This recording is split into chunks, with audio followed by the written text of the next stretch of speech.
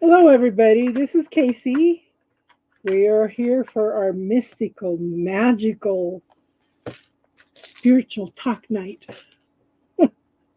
How's everybody doing? I hope you guys had an awesome week.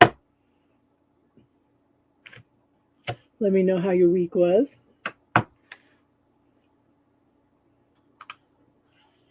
noticed last week we had more views on our chat than we have in a long time. So, all the people that are coming back, welcome back. All the people that listen afterwards, welcome. You are part of the family, and we are one big family. Come in, ask your questions, concerns. We talk about spiritual stuff. We do some readings sometimes. Lots of wonderful things. The best is to be able to just sit and do spiritual talk. I recently did an interview for someone in England, and she brought up, she goes, "And how long do your lives last?" I said, interesting that she would bring that up. I said, anywhere from 2 hours. I think the longest one that we've ever done is 9 hours long. It's like, what the heck? And I saw somebody on Facebook saying one time, they said, I would like to be able to sit down with a group of people and just talk spiritual talk for 6 hours. I said, we do that every Friday night. Is it even showing up?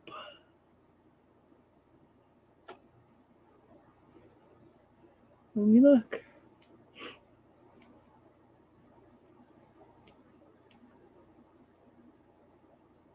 Yes, it is. Okay. Looks like we have one person watching now. So I'm just curious, you know, anybody had any interesting dreams? I had a dream and I had confirmation from a couple places with very specific words. And it's like, you can't tell me that it's not the universe reinforcing that the message was from the universe. And it just makes me cry because when I sit down and think about the universe, I want to cry from the joy, the gratitude, the knowing that I am not alone. you know it's just overwhelming to know that someone is out there and loves me and knows who I am. Hey girl, I get emotional. I get emotional with gratitude. I know I'm not alone. And hun, the last week especially, I can say that I'm not alone. A lot of people have reached out to me. Yes. Yes, you filled my brain last night. Yes, you did. Jenna and I had a long talk last night. Yeah. Yes. And it seemed to be we were meant to talk after I talked to the doctor yesterday. So yeah, it's all divine timing, all of it.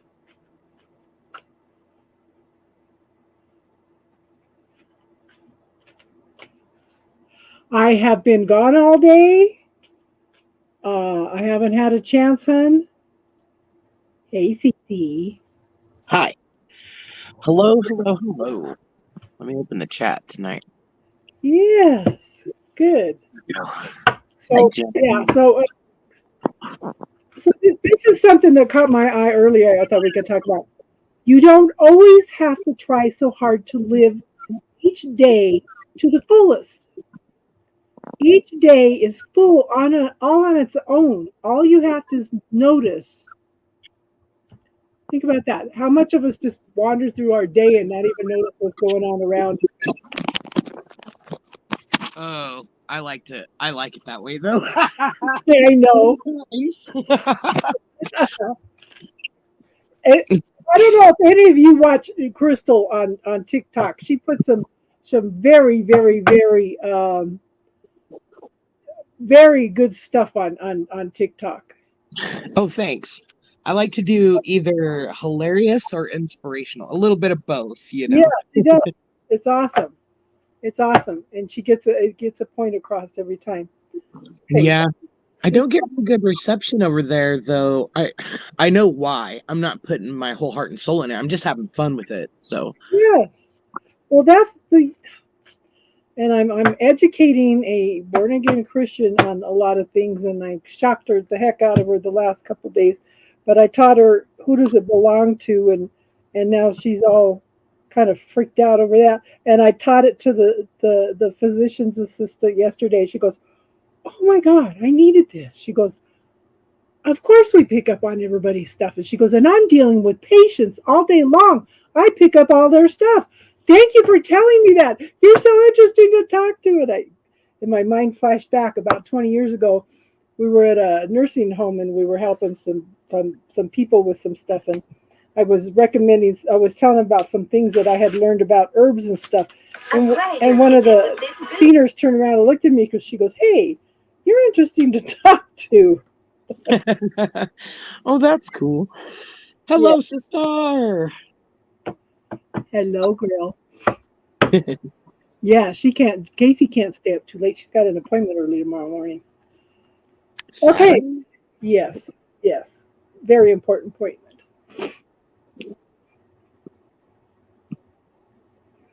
She should post some of it on Facebook also, you know. Yeah, I do sometimes. I I don't cross post very much because I up until recently, I kind of kept my what I do private, you know, but I'm really getting ready to just launch everything. I post her stuff on Facebook. Oh, you post my stuff over? Yeah, you do. I have seen a couple of them. Yeah. Yeah. Yeah. Yeah. I post her stuff. Yeah. Yeah.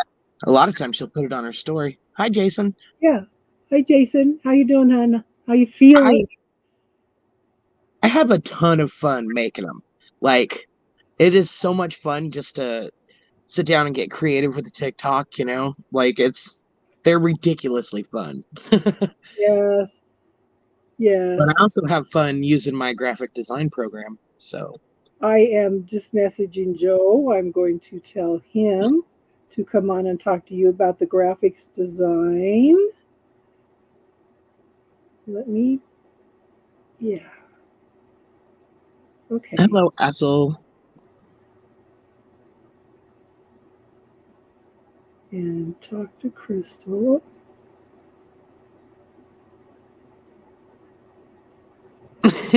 Jenna. Yeah, the fruit ones, those are actually what's funny is those are actually coming up. They're like a year ago, that little series that I did of motivational fruit. They're coming up on this day. TikTok has a on this day feature now, so they show you what you did a year ago. And the pickle one was today, so I reposted it. What did I say in that one? Um, oh, um, how does a cucumber become a pickle? It has to go through a jarring experience. That's funny. That's And then funny. I said something inspirational at the end, like, if you're going through it, blah, blah, blah. I don't know what. But that's what we need, you know? We need that. Okay. So energy for the week starts out as the Two of Swords. What should I do? What shouldn't I do? Should I? Shouldn't I? Should I? Shouldn't I? What? He just says what? Come on. Okay, so we're stuck in our head, can't make a choice, can't make a decision. Everything's all up in the air, okay? Maybe you don't have all the information. Is what I'm kind of thinking. There's some information in order. You need more information in order to make a decision, okay? Jenna, who does it belong to?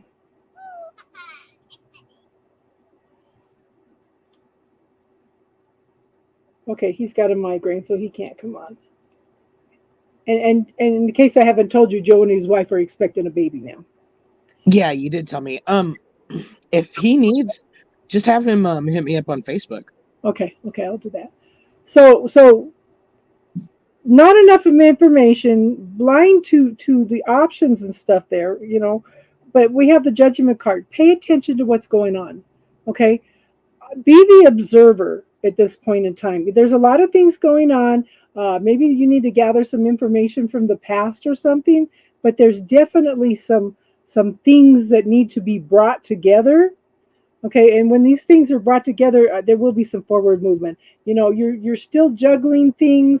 Things need to come together, but there is progress.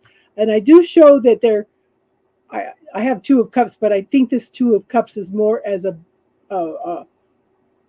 upfront personal business relationship, bringing things together.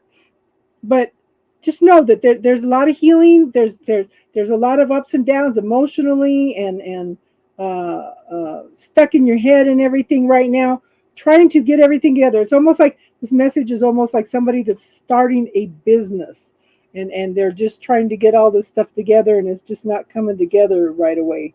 Okay. Resonates. Yeah. So, but there's a new day dawning. There's a new day dawning. Look at this. The sun is coming up. The sun is rising. There's your new day dawning. Okay. But to me, this is Akashic Records card. Okay, it's the High Priestess. There needs to be some balance. You need to listen. You need to pay attention. She dances to the secrets of the universe. She won't tell you what those secrets are unless she's given permission, okay? But there's some knowledge out there that is waiting for you, okay? That there may be a contract that you made with somebody in the past. It could be just information coming in, but pay attention to the things that are going around you. And it seems like you're starting out that way, but this is more of a positive, pay attention to stuff because there's some things that are not known at this point in time, okay? But that's kind of what I was saying about the Two of Swords at the beginning too.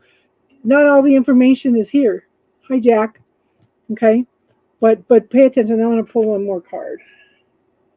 Let's see what that one says. Hi, Hierophant. Okay? Hierophant is a teacher. Okay? What kind of decor do you do these, Casey? Okay. So the Hierophant is a teacher, whether it's you getting a teacher, becoming a teacher, finding your own personal teacher, but it's knowledge.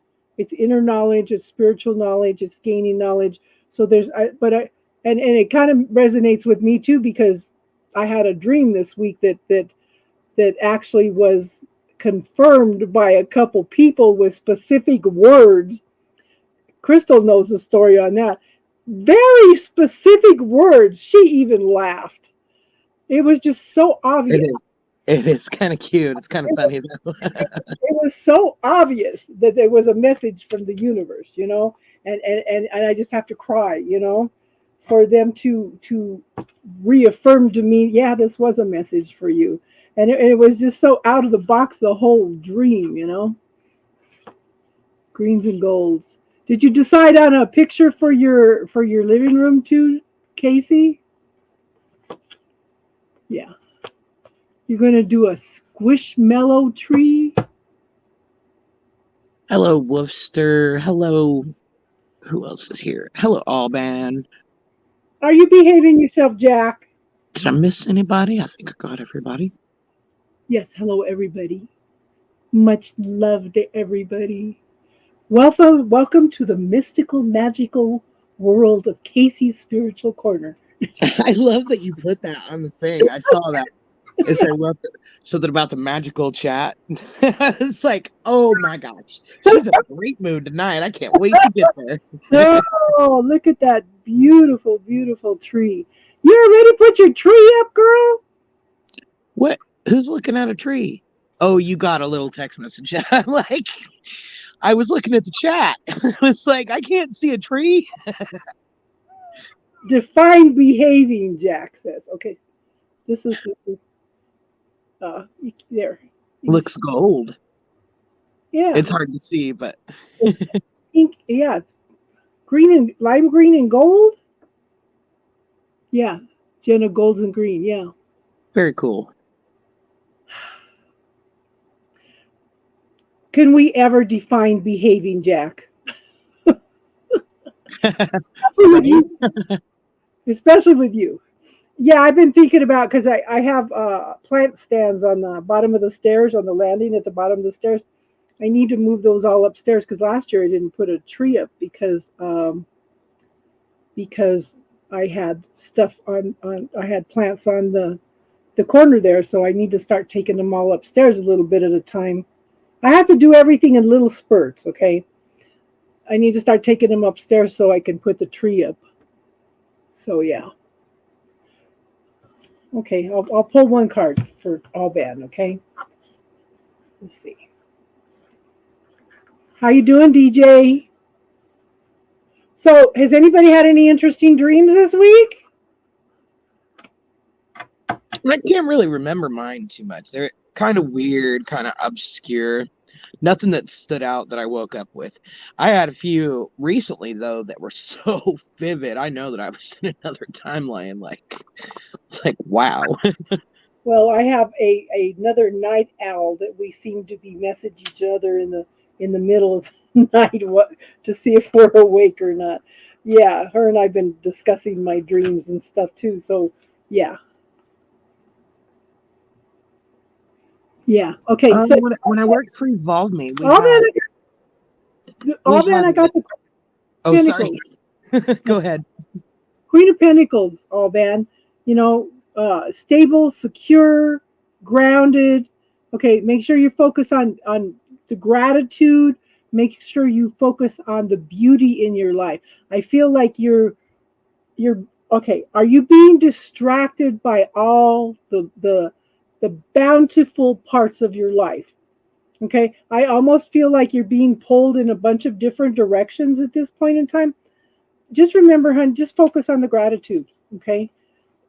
Thank you, universe, for everything you do for me, seen and unseen. You know, you do all these wonderful, marvelous things. And like I said, this dream and reaffirming, it was such, I have to tell you, I wasn't going to tell you, but such specific details, you know, it just blew my mind.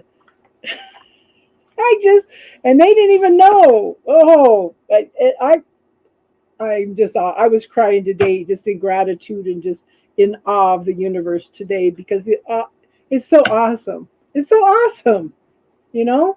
And It is awesome. I just trying to affirm to people, you create your reality. The universe is neutral.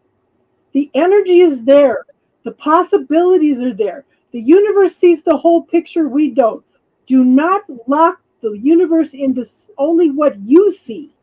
Allow the universe to expand what's possible for you.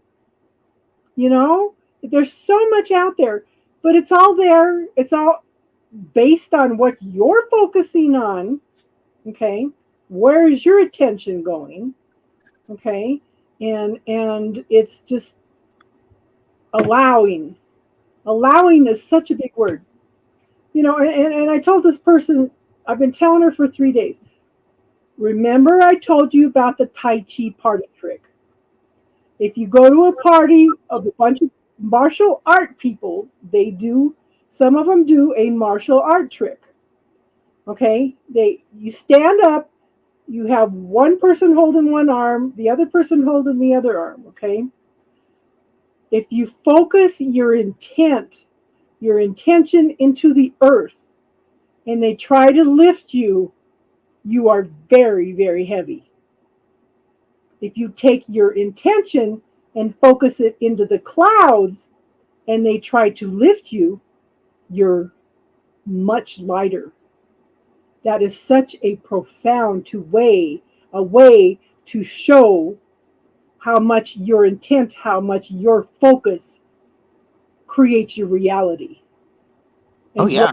yeah, that is and I've been kind of yelling at this person all week because There are kind of that reminded me of how they showed that our thoughts have a direct effect on our physical environment by doing a love-hate rice experiment. I don't know if any of you guys have seen that. If not, go check it out. Just Google love-hate rice.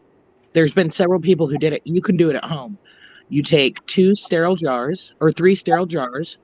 You make one a love jar. You make rice, and then you put rice in the 3 jars. Same batch of rice, right? You just make a pot of rice and put some in the 3 jars.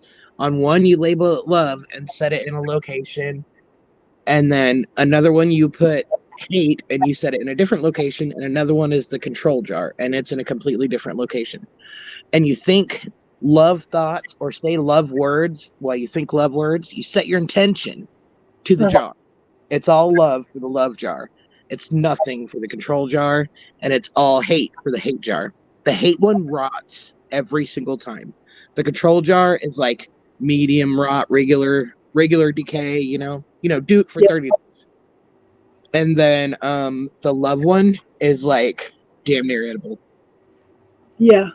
It's insane, but it works every time. Colleges have done it. Lots of people have done it at home. I'm going to do one just to document it. I am not going to do it because I don't want to put that intent out to harm anything, even if it's rice. Yeah, that's true. That's probably why I've been kind of hesitant to do it. Huh? Yeah. Hesitant to do it, maybe. Yeah. I've been pretty hesitant to do it. Crazy. So maybe this is a good time to talk. Okay, Pam Grout has a book called E2. Okay, and she has a series of experiments. She talks about how the universe works. She put out an experiment. Okay, so let's have you guys. This is your homework for the week. I want you to put out an intention to the universe that you would like to receive a gift from the universe within 48 hours. Leave it open-ended. Universe, I would like to receive a gift from you within 48 hours. Keep track of it, and we'll talk about it next week, and we'll do the next part of that. Okay. That sounds great. Something else I wanted to bring up is has anybody seen the 100, or have you heard about the 100 monkey effect or phenomenon? I heard about it, but yeah, you brought it up the other night with Jared too. Yeah. Oh, did I? Yeah, it's really incredible phenomenon. The study started in 1952, and what they did was, they were observing monkeys, and these monkeys really liked these sweet potatoes, but they didn't like the dirt outside of them, so it learned how to wash it, and then that knowledge spread throughout the whole island. Even baby monkeys and stuff on this one island were all washing their sweet potatoes. Monkeys miles away across the ocean all of a sudden started washing their sweet potatoes. It was a learned behavior because it was in the energy, and that's how they're kind of trying to prove like collective consciousness or energy, or that if enough people know one thing, then it becomes regular knowledge for everybody. So I just thought that was pretty incredible how one thing can affect the collective consciousness. Yeah.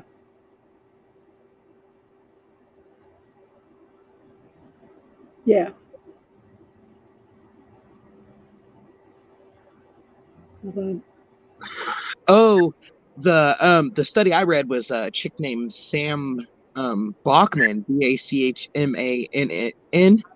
And what's funny is I was looking up a different Sam Vaknin, which is Vaknin, because he's a psychologist who teaches about narcissism and stuff. And I had learned about telepathy that narcissists use to, not in a good way. It's not like, oh yeah, let's both have a sandwich. It's like they get in your thoughts and in your mind, and they use that to manipulate you. Yeah, Jack. Yeah. Emoto, one of the reasons I have you guys have any of you taken the time to watch What the Bleep Do We Know? They reference Emoto in there and the experiments that he did with water. I have the book. Okay. Um, when he did experience with water, when you do love, it forms this beautiful, beautiful crystal when you freeze it. Okay. Oh, okay, yeah. And I've s- when you do hate, it will not form anything. Okay. When you listen to Beethoven's music, it forms a beautiful crystal. If you play some hard rock music, that is some pretty distorted water. I had I had a it's fight pretty with cool. my son one night. He was really into some heavy metal music, and I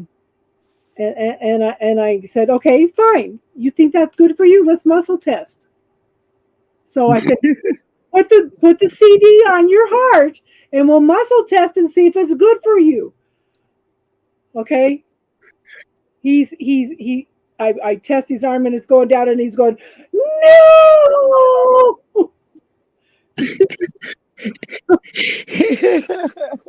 Oh my goodness gracious. I love heavy metal. But what's funny is plants really respond really, really well. It Yeah, stimulates their growth. To heavy metal and classical the best. yeah, yeah. Okay, so Jack, what the bleep do we know is a movie? Okay, this was the first documentary that was put out there on metaphysics. They thought it would run like 6 weeks. It ran at theaters for like over a year. Okay, it took the documentary world by storm. But it's what the bleep do we know, and it talks about quantum physics and how we create a reality. And when I listened to that, okay, Native Americans have kind of been telling us this stuff for centuries, Centuries. They Yes. just said it different, but science, I mean, science is catching up, and I'm here for it. I am so here for it. The age of knowledge, like, finally, it's happening. Like, they got last year, they got the Nobel Prize for quantum physics, for quantum theory. So I Um, want to give you something to think about, though. Okay, sorry, Crystal. oh no. Uh, the ancients talked about the evil. They talked about the demons. Mhm. When you sage, it kills viruses. It kills bacterias. Yep. What we call viruses and bacterias, they call demons and entities. Okay, it's just different wording. Right. You know, That's I like to mind boggle normies with you yeah. know, can you imagine when they discovered bacteria all this time, you just thought you'd been cursed by a witch, but it's because you didn't wash your hands that you got, that you got the plague. Well, Oh, I we laugh about it. It's morbid. I should laugh. know, and it's funny because somebody says, "Well, somebody's casting on me," and I said, "Well, that's intention, right?" I because they believe that witchcraft is bad, but that's a program. There's good and bad energy, just as there is in making choices and decisions, and it's everything comes down to choice. And they made a comment, well, I wish God hadn't given us free will, then we wouldn't be going through everything we're going. And I said, that's the purpose of why we're here, is the free will choice. The universe is sitting back and watching everything that we're going in. The universe actually expands and grows as we expand and grow. And they just kind of looked at me because they're born again Christian. And so, but it's, and Greg Braden brings up a point because he goes in and looks at a lot of the old ancient records of temples around the world and stuff. It takes people on tours. What they called the sun is hydrogen. What they talk about, the wind, is oxygen. H2O, is water, and they all have periodical names. But if you go in and interpret the way the ancients are talking about things and put it to modern scientific terms, they're so in tune, they're so right on, and they are so much smarter than what we are even now. So much knowledge is lost because every time the world resets, we're in the fifth world now. Every time we reset, we lose a lot of knowledge. And we're trying to come to some kind of completion, and we keep missing the mark. Oh man, yeah. You have a good night, Julia. Thank you for stopping in, hon. Okay, but it's I keep asking you guys, go in and watch What the Bleep Do We Know, and let's talk about it. You know, because where you set your intention, also, you know, when you set your intention on something, it changes the results. Yes. When they are doing experiments and they're shooting certain rays in a certain direction, when it knows it's being observed, it acts one way. When there's nobody observing it, it acts a different way. Okay? So, yeah. Hello. Hi, honey. Hi. Hello. Hello. Oh, Yes. hello. I Casey, was what looking was at the that? chat. I couldn't Oh, tell by the voice who it was. Hi, sister. how are you? Good. How Yeah. are you? Good. My shoulder hurts. I need Star to come on here and heal Do me. some work. Yeah. Yeah. I had So, surgery 2 weeks ago, so okay. Yeah, that's Yeah. what you said last week. yeah. I set this other person down that's having Did they problems with her rotator cuffs and has had a bunch of surgeries and other stuff. I put some arnica oil on her today, and she called just before I came on. She goes, "Why didn't you tell me about this stuff before?" have you tried arnica gel? I haven't, no. I've heard good reports of it, not just here too. I use but I've been using the arnica oil. You can get arnica oils in a lot of places, but I put the copica in it. That helps with pain also. I just decided it's all mental. Like it's this has to be just in my mind, and I'm healed. I just have to convince myself this is in my mind, and I'm fine. I'm totally fine. So for a backup, try to lead them also. What is that? I said for a backup, try to lead them also. Okay. Yeah, I have. Yeah, and I tried to give one to Kathy, but she won't even. She's like, "What are you, a witch?" That's what people say. Yeah, Schrodinger's cat. Yes. Hello, Kelly. Hello, Jano. Hey, Yeah. Kelly. There's a copy of the documentary online. Yes, DJ. So, sister, how did that? You never got a chance to say last week. How did it go with your boss? What about him? Well, a while back you were saying how to deal with low vibe and Pisces, and I Yeah, was like, from his perspective that it's probably I'm he's just probably ignoring selfish a him. little. I ignore him, and hope he Yeah, goes away. No, I mean, like, I don't know. We're just like different. We're very different people.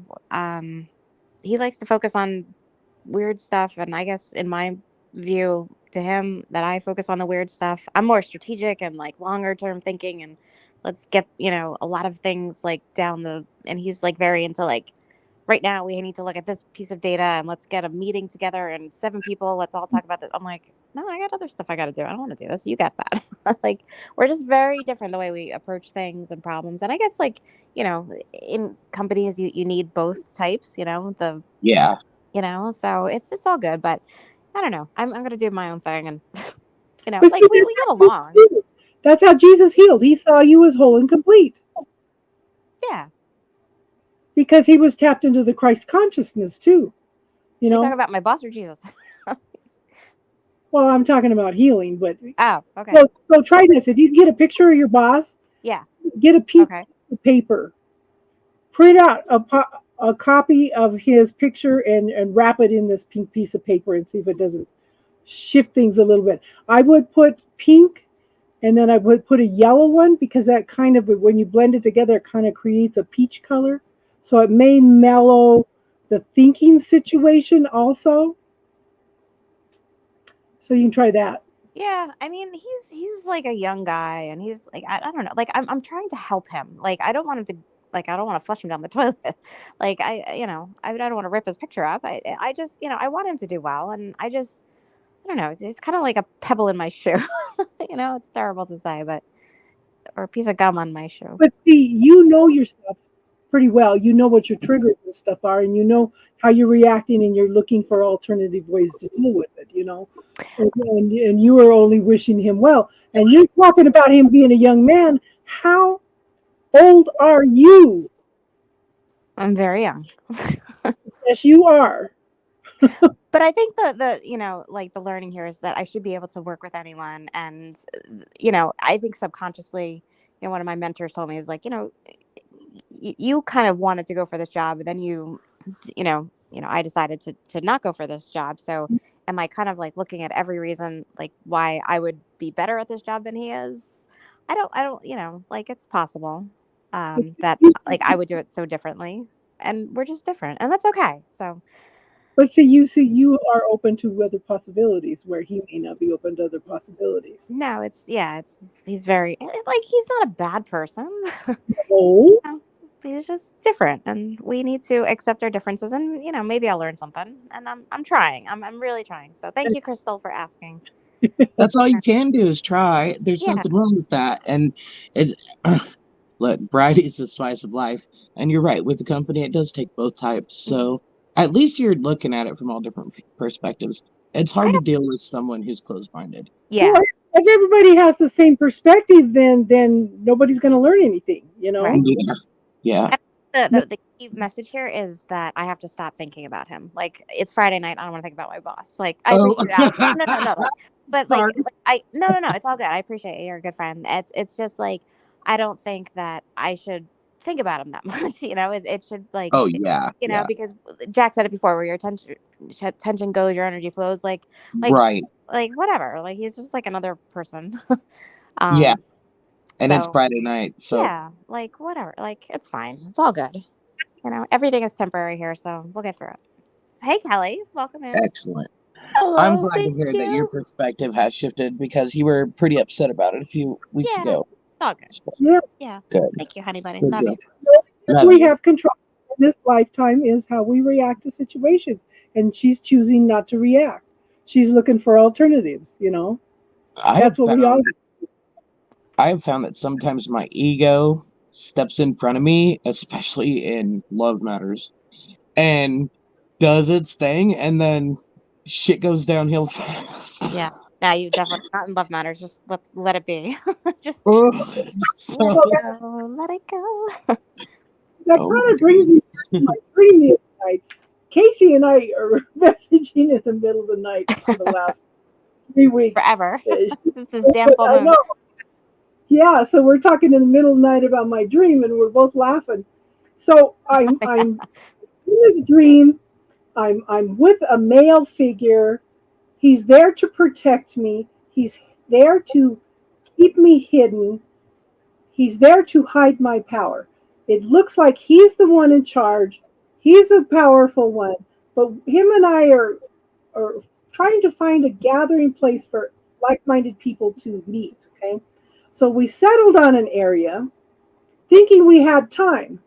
Okay, so we went from there, and we went to we were in a grocery store, and two men and a woman were attacking us, and I don't know what happened, but we ended up in a different building, and the men were freaked out because we were transported to a different place, and they've got their fists up, they're ready to battle it out, to duke it out, and this is and I laughed in Love my it. in Love my it. I can't wait. okay. I gave him a makeover. And I laughed. I said, "A makeover?" That's what we all need. And that's kind of what Casey's talking about. She's giving him a makeover, but she's doing it by changing herself, because as she shifts and changes, she's also changing how he's going to react to her. Okay. Am I? So, May I ask a question about your dream? yeah. Yeah. So let me. Was it a lucid dream? I don't know what a lucid dream is, but it was definitely a different feeling dream. So then I'm like, I swear to God, it's like I'm in a Parker, Colorado area. I'm looking west toward the mountains, and everybody's milling around. They're uneasy. They're uncomfortable. A couple people were scared. I was feeling uneasy. And then somebody was talking about the threat, not a threat, that something was coming. And I looked to the west, and there was this giant snake head in the distance. And I said, okay. And they said, yeah, they're reporting that 3 giant snakes are coming. They are huge. And I saw one of them like go up on the tip of its tail and come back down. It was hundreds of miles long. Whatever's coming is coming fast, faster than we expected. Because then this guy and I had to regroup and find another area for communing closer because it was coming faster than we thought. And it's like, okay, so snakes, it didn't feel evil. Snakes are transformation and change. Okay? Giving somebody a makeover is also a transformation and change. But for them to come in and say makeover, so I'm talking to somebody and I'm telling them my dream, and they said, oh my God, last night I had a dream about a snake.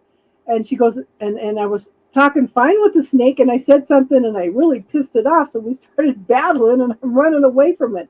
I said, are you sure you're not running away from yourself? She goes, I don't know. So I thought, okay, there's one confirmation of a dream. So then Daisy called me 2 mornings ago. She goes, oh, I was calling to tell you about my dream. I said, okay, and then I'll tell you my dream. She goes, I gave myself a makeover. It's like, okay, is that not is that not confirming that something's going on? The universe has given me a message that something, a makeover. Why would she tell me she's dreaming about a makeover when I'm giving somebody a makeover in my dream? It's like confirmation that, yeah, this was a message for you, That's the key here. Venus just moves into Libra. You're a Libra, everything. Yeah, and it's like it was just crazy. And snakes are transformative, right? Like they Yes. They're a Transformation. symbol of transformation and change. Yes. Shedding the old skin. So, funny story, right before I started at Evolve Me, there was a damn snake in my bathroom. Like days before. Yeah. Like a real snake? A real one. I was like, what the Oh my God. Time to move. Yeah. Yeah, and then so I was telling Carly, my bestie, about it, and she Googled it right away, and she said it was transformation and change was a spiritual meaning. Yeah. Well, that's crazy. It was just a little one, thank goodness, but it was alive on my shelf. But what else does a snake do? It sheds old skins. Right, exactly. It expands, it grows, and Isn't there something, what is that called in the medical field? Like the snakes, like there's something, and even like religion too, the snakes and the serpents. well, the Native Americans have a snake ceremony. You fast and you pray Yeah, fasting. and the snakes bite you and you go into hallucinatory and give prophecy. Ah, My dad the belly rollers. My dad back in the 1930s was a white man going to Native American ceremonies. He went to sun dances. He went to snake ceremonies. He went to sun dances. He went to naming ceremonies, everything, and that was unheard of way back then. And I just think it's kind of interesting how it seems to fall into my lap a lot too, so it's yeah. I need to find more of that stuff. There's not really that kind of stuff in my area. Like, they're just hicks here, When I lived in Missouri the second time on the mountain, there was one of the guys on our crew. His mom was a medicine woman, and she would come out and hold drum circle and stuff like that. That was great. Yeah. I really missed that crowd. They were great people. Yeah, and it's like we keep losing everybody. Jano, we lost. Hey. Kelly. Yeah. Hello, Yeah, Jano. I'm here. Yeah. The symbol of healing is two snakes wrapped around the sword. You know. That's true. That Hi, is Paul. is. I thought it was a staff, Well, it not could a be. sword. It is a staff. It's a staff with wings, isn't it? Hmm. Oh Yeah, yeah. I'm pretty sure it God, is a what's that staff. called? Um, damn it. Woofster, can you Google that real quick? Does it start Yeah, with a that's it. C? They're saying it in the chat. Cauticus. A Yes, physician, Cauticus. That's what I was thinking of. a And I knew physician it started with staff. a C. I'm like, Woofster, can you Google that? And they've already got it in the chat. Yeah. The physician staff with a snake wrapped around it. Yeah. Yeah. I read about that a long, long time ago about why it was that, and I can't remember the exact story. I'm curious Oh, now. okay. I'll have to go look it up. In some of them, it's a single snake on a staff. There's a staff with wings at the top with two snakes wrapping around it. You know, there's a couple of them. So yeah. I Yeah. think most of them are the one with the one staff in the center and the two snakes that go around it for the medical field stuff. Yeah. Yep. Yeah. And then of course you got the Ouroboros, which is a snake eating its own tail. Mm. Yes. But that can also represent, like, sometimes I've seen a Mobius strip, Oh, the infinity. infinity. Yeah, Yeah. that's exactly what I was. That's what. Quit It, reading my mind. No, I'm yeah, just kidding. its own tail, but that's you trying to clear stuff, but you're not clearing it all out of the subconscious mind, so you're still going through it again because it's the energy's still there, you know. And it's funny because I brought up Mobius strip, then all of a sudden everybody was messaging me with things, asking about situations that Hi, in Judy. the strip, you know. Hi Judy, we haven't seen you for a while, hon. Hello, Judy. So it's I never know what's going to pop up. Yeah. I had a beautiful dream last night about my counterpart. We actually had a full-blown conversation. Cool. Yeah. Healing conversation, I hope. Yeah. Just spending time with each other and getting to know each other better in the 5D. Cool. Lasted quite a while. We talked about quite a bit. So Good. And I have I no doubt she had the same dream. So that's awesome. That's yeah. awesome. But I had to laugh because, you know, I here they are ready to duke it out and punch it out, and I hear give them a makeover. What? Hermes. That's why I knew about it because I was probably studying the god Hermes at the Oh, time. the Hermes. Yeah. Yeah, that was my sister's married name. And Hermes I'm is sure the he's the messenger god, winged right? messenger god. Yes, he's the winged messenger god. And I'm Yes. sure that at the time I was studying everything about him and came across that. And I was like, oh, now I know. Yeah, And I now remember Hermes, the Hermes sandals. mm-hmm. Yeah, yeah. So With the wings on the back. Yeah. I think there's a lot of shift of energy going on, and I told Crystal, I said, I think that I kind of feel like the channel's going to go through some kind of change also. So I don't know. There's some kind of shift in energy coming in on here also. So I don't know what's going on. I'm just open and receptive. You know, I kind of Right. go with the flow. So yeah. And I am preparing to I'm going to finish up that class that we wrote. Finish up the documentation or the presentation that I'm putting it together in. Yeah. And then once I do that, I don't know if you're ready to make TikToks or not, but I'm getting ready to start reading on TikToks and stuff. I haven't got my whole setup in here yet, so it'll be, I would say, by the end of the year. So I had this long 10-month waiting for getting into the gastro doctor, getting all the tests. So the results came back, and she goes, "We know that you're a not obvious what is wrong patient." She goes, and we were talking, and she goes, "Man, I may end up writing a paper about you." But she goes, "All your tests are beautiful. Everything is just absolutely awesome. There's nothing obvious." She goes, you don't show acid reflux. You have a little hiatal hernia. She goes, your colonoscopy is beautiful. Her voice changed when she said that. And I said, when is a colonoscopy ever beautiful? She goes, you have to be really disciplined with what you eat. And I said, yeah, I've had to do that.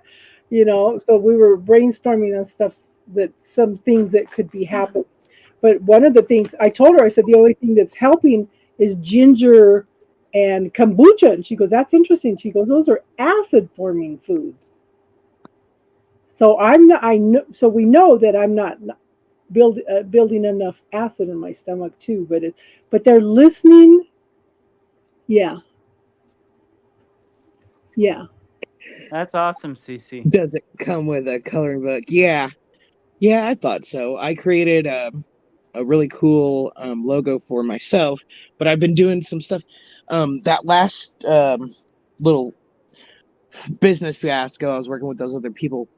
A couple of the other people from there started their own thing, a little bit different from that, but still the same focus, helping the homeless. And they've actually got their shit together. They've got like $10,000 saved up. They've got all the paperwork they need. They're applying for all the grants. They've got the 501(c)(3) enacted. It's good to go. They went through all the right laws. They wrote the bylaws. They got 5 people on the board. She wanted me on the board originally, but because they were starting it so close to after everything fell apart over there, I was like, nah, I don't want any drama. I don't want to be any part. I'm just going to observe, if you need some help, let me know on, other stuff or whatever, but I'm not committing myself to anything else right now either. And, it's been a few months. I've seen the way everything went, and it's not in any kind of competition or anything. It's completely different. It's like they're giving out tents and blankets and food and sponsoring families for Christmas, stuff like that. You know what I mean? It's a different kind of charity. It's not like come live here type of thing. So there's no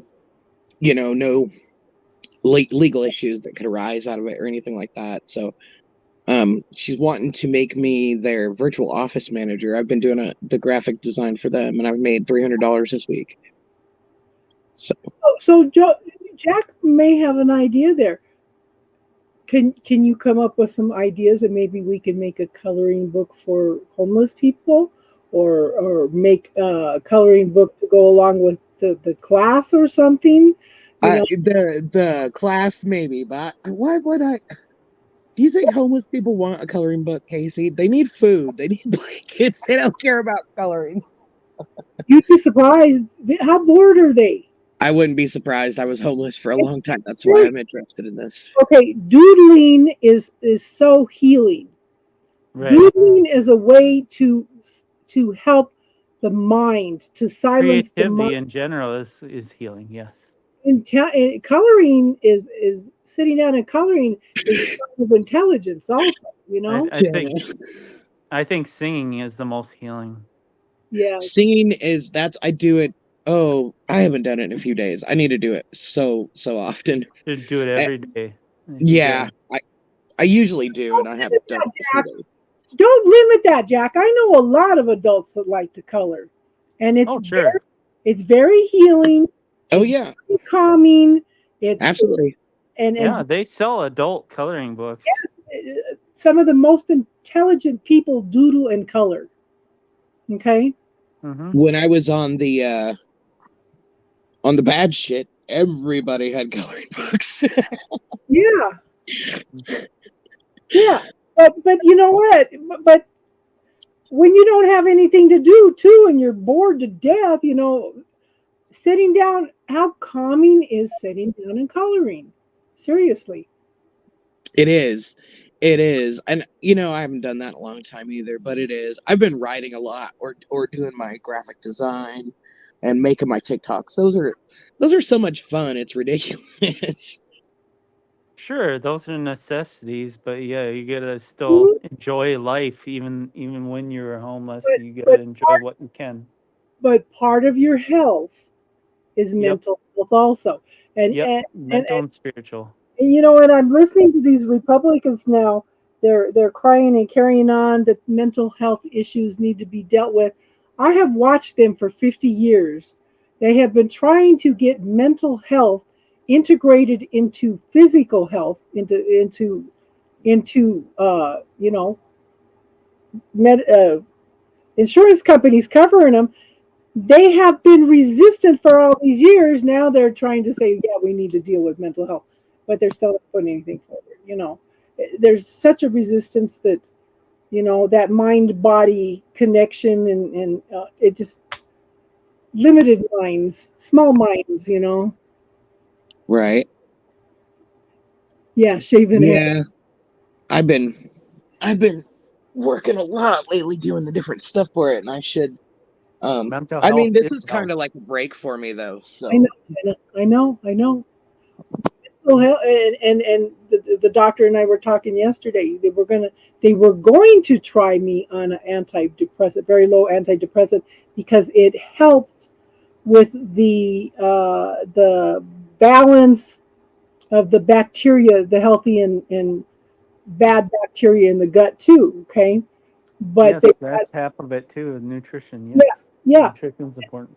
And so she called today and she says they can't do it because it'll interact with my potassium. So they were supposed to call in something else, but it's like, at least they're listening. I told JoJo this morning, I said, I feel better just because somebody is actually listening to what I'm having to say, because I went in there ready to do battle because somebody asked Crystal, somebody posted on, in fact, I think it was Crystal. Somebody posted, you're telling the doctor, my stomach hurts. The doctor goes, liar. And then there's that'll be $60,000. yeah, that'll be $60,000. Yeah. I said, Yeah, I tagged you in that. I was like, oh goodness. yes, Hey, yeah. Judy. I was all set to show that to the nurse, but she was a physician assistant, but she says, and it's funny, I educated her on who does it belong to, and she goes, oh my God, I need this. She goes, I carry my patient's stuff home every day. She goes, I need to clear all this. She goes, The doctor said that? yes. Good. He says, I need to do this. That makes so much sense. Right? Because then she's stressing and thinking about her cases and stuff. Yeah.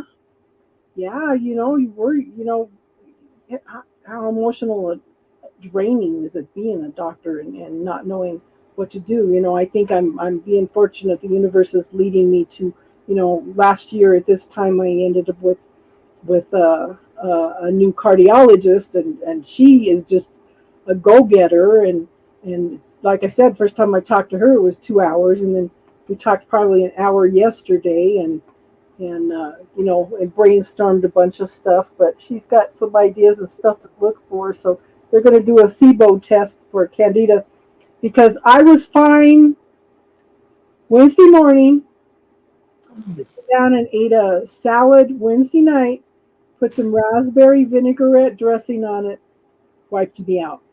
And I'm thinking, well, maybe it's the Candida, maybe it's the sugar. They're ignoring. I've been asking them to test for the Candida for a long time, but that really messed me up bad. So who knows? We're narrowing things down and stuff. So, but I don't know what happens, Jenna. Is I retain water like a balloon. All of a sudden, I just okay. You can buy an alternative cream cheese made from cashews. You might want to look into that, Casey. B5, okay, B5. There is, yeah, you can make cream cheese from cashews, and they do have some good alternative cheeses out there that taste like cheese. So there are things. Well, my daughter makes a lemon garlic dressing that I like, and I like like Italian dressing and stuff. Things without. I usually don't eat things with sugar. I am craving a pineapple upside down cake, but if I do make one, I'll make it with stevia, not with sugar. So yeah.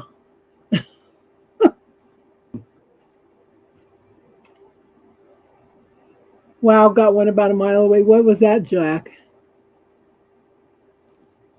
Okay. Oh, Joanne's Fabrics. Yeah. There's all kinds of things. There's groups that crochet baby blankets and hats and stuff for the homeless. And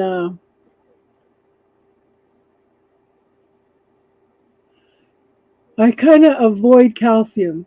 I don't know why, because my aunt had osteoporosis, but I think that's because it runs in the family lacking the magnesium. You know, eat the calcium. Yeah. Jenna, you should just come on and talk. Don't take it, eat it. So I know there's a lot of calcium in broccoli, right? Leafy greens, yeah. I eat a lot of leafy greens, yeah. Oh yeah, everybody knows I do magnesium. You're trying to stay in bed. Well, you got to get up early in the morning anyway, hon. You got some important business to take care of. Yeah. Yeah. So definitely been an interesting week. Oh yeah, has it? Yeah. Scary sheet, yeah. Scary shit. Yeah. Yeah. You know, when you get toxemia when you're pregnant, when you get toxemia, when you get the, what is it called? I call it toxemia. It was funny because I had never heard of it, and I watched it on ER, and I had no idea what it was. A pregnant woman went into toxemia, had seizures, and died, her and her baby. And I had no idea exactly what it was until I came down with it in the hospital. It's like it planted a seed. Give you It definitely does. Your mind creates your reality.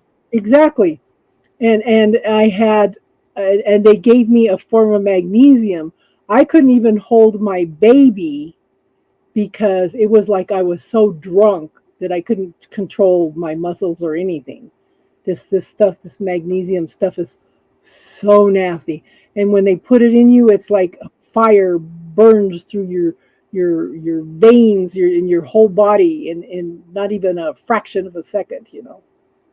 Mm-hmm. Oh, to do a scan, contrast for a No, no. This type of magnesium they give you when you come down with toxemia, they give you magnesium in order to keep you from having a stroke, dying. Yeah. Wild. Preeclampsia. Yeah. Thank you, Jack. Yeah.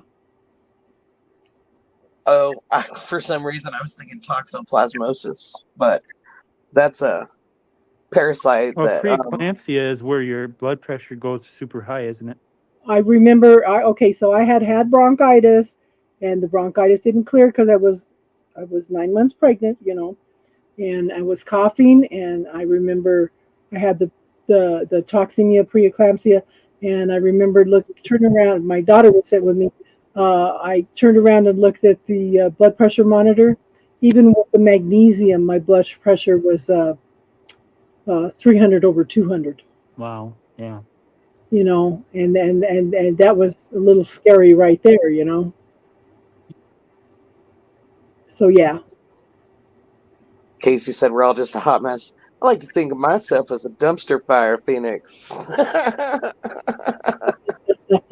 I instead of looking for something that where I'm broken, you know, I'm looking at, you know, for one thing, if I hadn't listened to what the anesthesiologist said, I never would have realized that the Xarelto was tearing up my stomach. And I imagine some of what I'm going through right now is the stomach trying to heal from that trauma from the Xarelto, you know. And I told her yesterday, I said, I'm not taking a blood thinner. I said, I'm doing aspirin right now, which can also give you a bad time. I said, but I took Sorry, the cat's eating me. I said I took the other blood thinner, And I said, and I don't have a gallbladder, and I was like I was having a gallbladder attack. What is my body telling me? This shit's bad. Yeah. Thank God that they covered it all.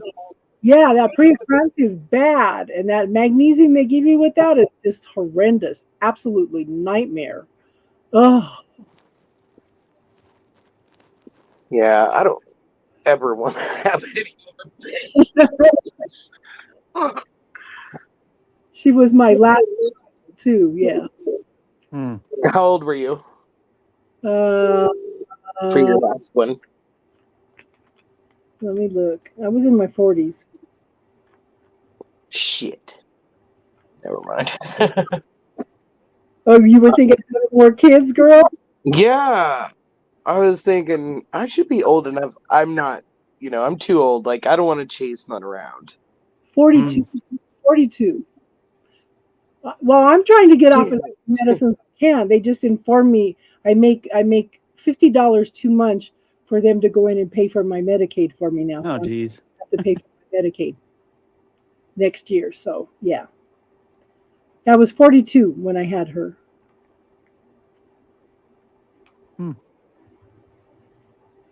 But I had no idea, in fact, I never even had watched, what was that main doctor show that everybody watched? Oh, ER? I don't know. And I had, Yeah, years ago. yeah, ER. and it was on a Friday night, and I just happened to watch that show, and it's like, okay, it doesn't, either it warned me or planted a seed, Mm-hmm. Yeah.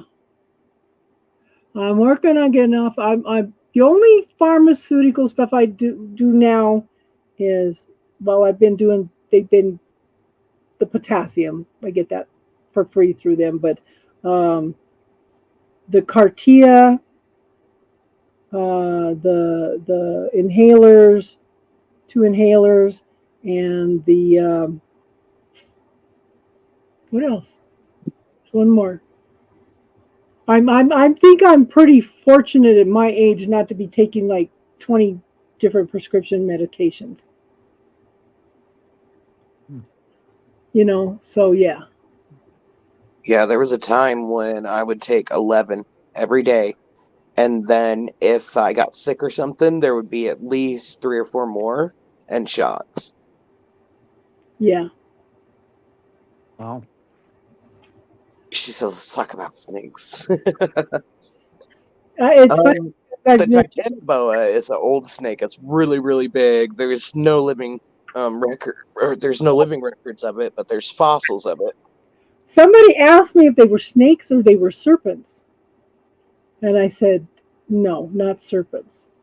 Not serpents. And they, because serpents can also be interpreted as dragons, but I only knew through impression and through somebody saying that there was 3 snakes. 3 is a spiritual number also, I just saw the one, but I did see another one next to it. It actually went up on the end of its tail and it came back down, and it was hundreds of miles long. So this is why they were coming in faster, because they were huge.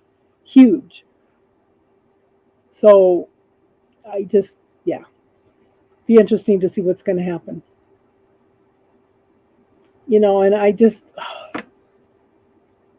I was crying this morning just out of just acknowledgement that the universe is there and listens and speaks to us. And, it's just emotional, just being overwhelmed with all this emotion, Snakes and makeovers. Snakes and Makeovers. It's funny because when I looked after they said, well, give them makeovers, I looked at them.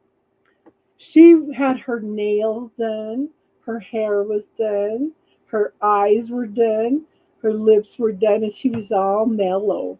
Okay. And the guys were all dressed up and they were all chill. I said, that's funny. And Casey and I, we're talking about this at 3 a.m. Casey goes, yeah, I think that's what we all need to do. Instead of fighting back with them, we just need to give them all makeovers, you know? Oh, it's crazy. Jano, your devices are not connected. Your mic or your camera. So and I told her, I said, I'm laughing in my sleep. Makeovers. Oh my goodness, my smile muscles hurt. Oh, I had a hilarious Jojo went live earlier. I was in the chat over there and I was laughing till my smile muscles hurt. And then she said that, oh my gosh, I had to mute myself. I was laughing so hard. Oh, my smile muscles are so sore. Well, it's funny because the snakes represent transformation and makeovers are transformation too. You know? True. Yeah. Very true. Ooh, you just put that together in front of me. I should have got that before. Hi, Nameless. How are you? Hello, Nameless. So we're kind of talking about dreams a little bit tonight, hon, if you have anything to contribute. You know, so it's yeah, change is coming, and it's coming quick. Whatever's going on, it's coming quick. You know, I have all these notes here from Jenna yesterday. I have a whole page of notes. Yeah, Nameless, do you need a makeover? Oh, There we go. I'm back now. Nameless, I'd like to get some recipes from you. Some recipes on how to use the teff flour. I love teff. Hey, Nameless. It's so good. Yeah, yeah, yeah. And sometimes we exchange recipes on here too, Nameless. We talk about everything. We talk about everything. One night we just sat and talked about music for 4 hours. Yeah.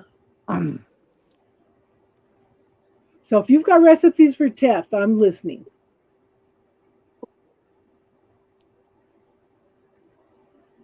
Yeah, I keep notes on a lot of things. I keep notes on everything. And then a book, you know. In fact, I've got some spiral notebooks that I need to tear them out because I have spiritual stuff intertwined with writing some recipes down. So I need to break them in 2 books and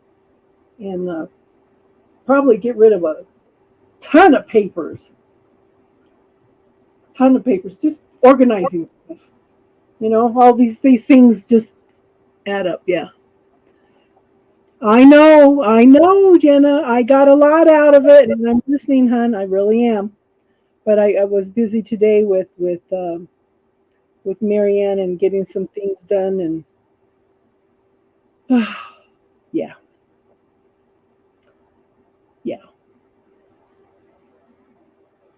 The challenge is the spices if you want to do some authentic cooking with it.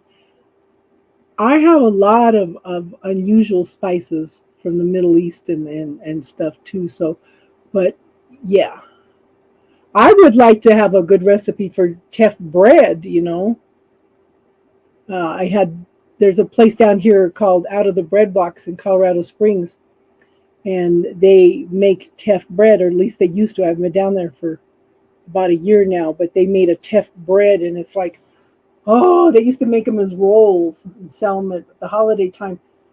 I remember one of my son's friends tasted them. He goes, oh my God, if this is gluten-free, feed it to me every day.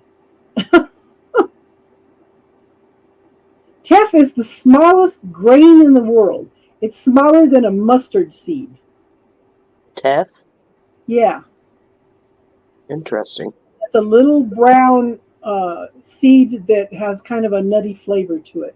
It tastes so good. Never heard of it.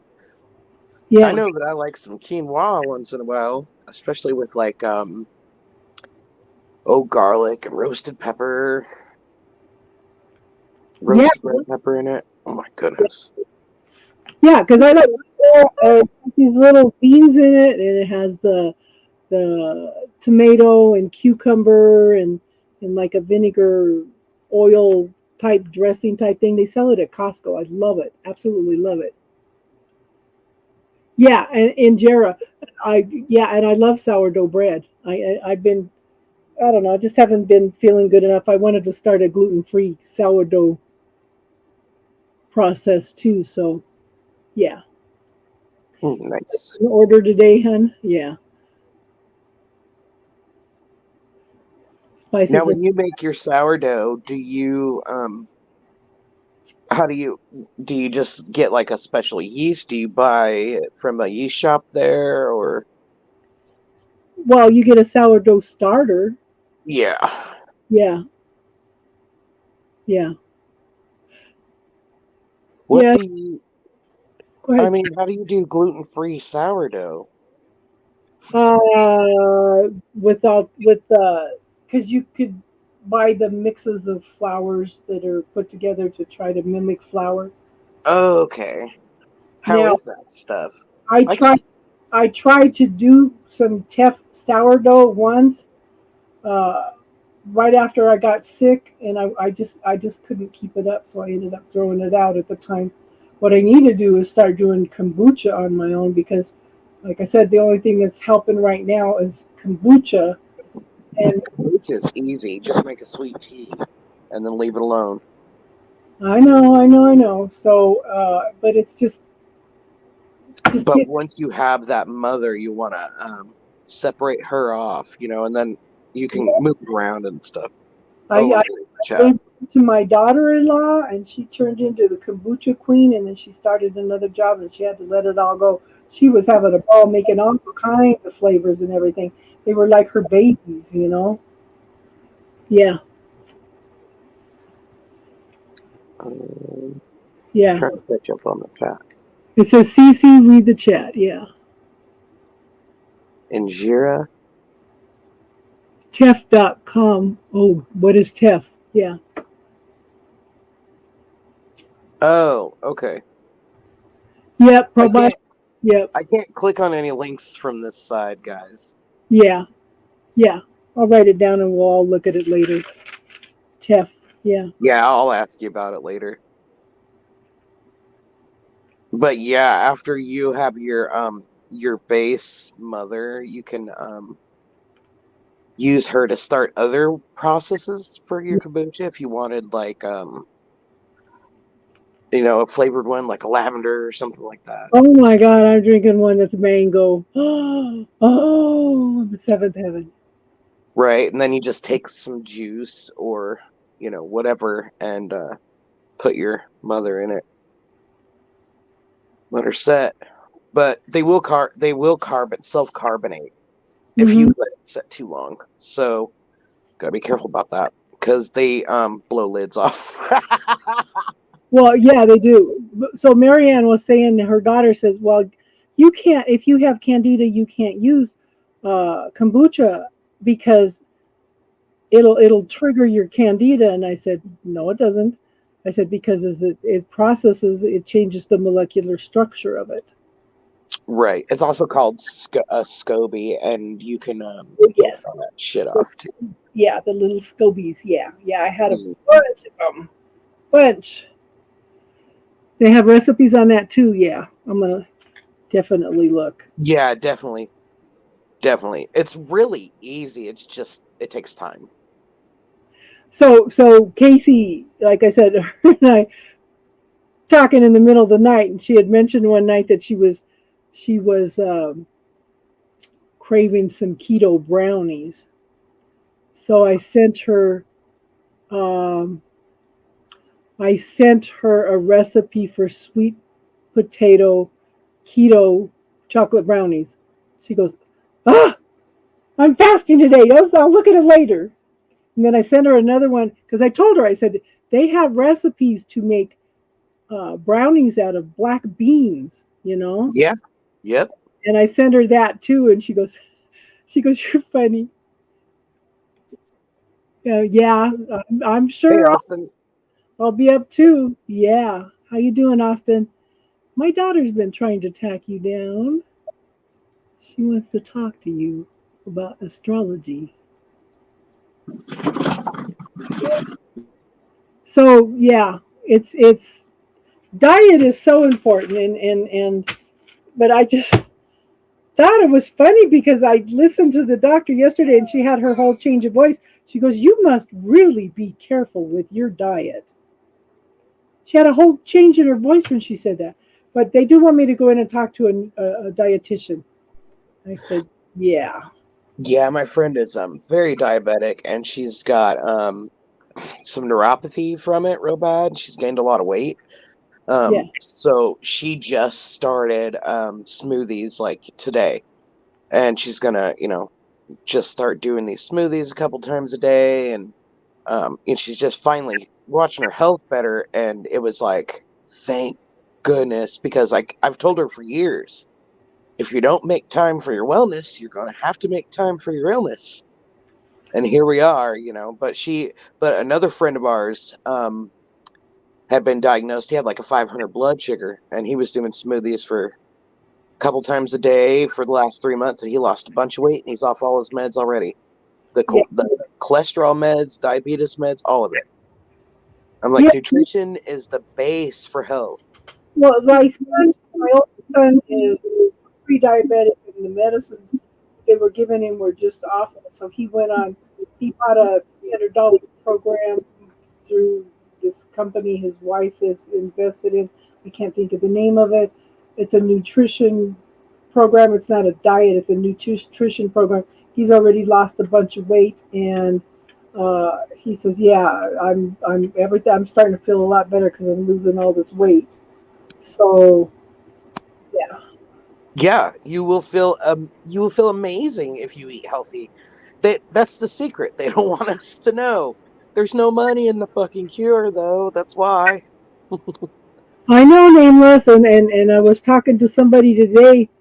Um, we stopped at one of the churches and was talking to one of the ladies that works at a food bank, and we were talking about nutrition and probiotics and how they are actually doing fecal transplants now from healthy people with healthy bacteria into people that are sick. Okay, and their health are improving, they're losing weight, everything.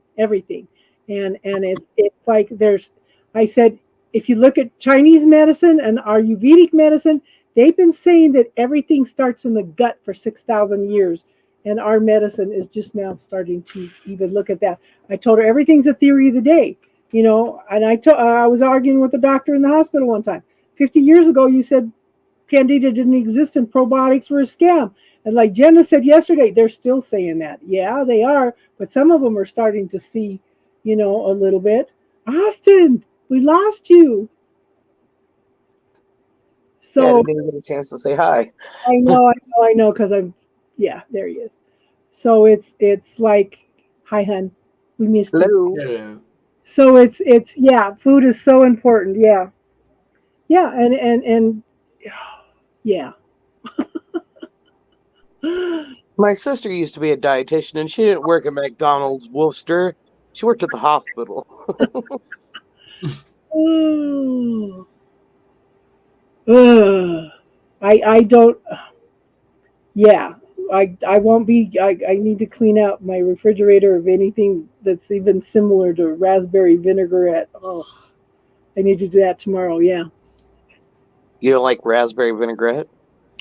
that's what triggered me Wednesday night. Made me so sick. Oh, Yeah, yeah. It immediately got dizzy and sick and couldn't move, and yeah, it was instant. Yeah. Of course, they're trying to capitalize everything.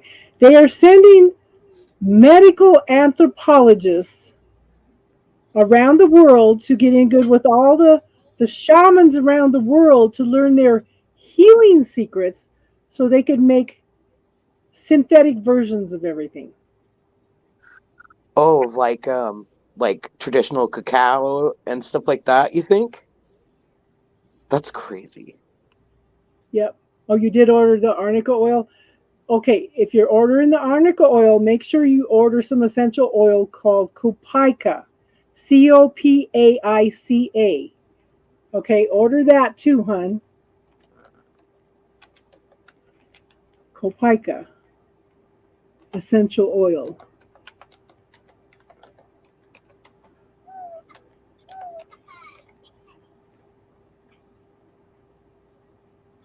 Yeah. After I just hit submit. That's okay. They'll send it out in the same order. Yeah. So it's and when I did that interview in England, she was asking what started me on my spiritual journey, and I said, my health. I said, but if you think back, I have to look back younger than that. How many of us knew as a child that we came to do something special? That we came to do something specific. Look at Austin's face. Did that ring a bell with you, Austin? Oh yeah, it did.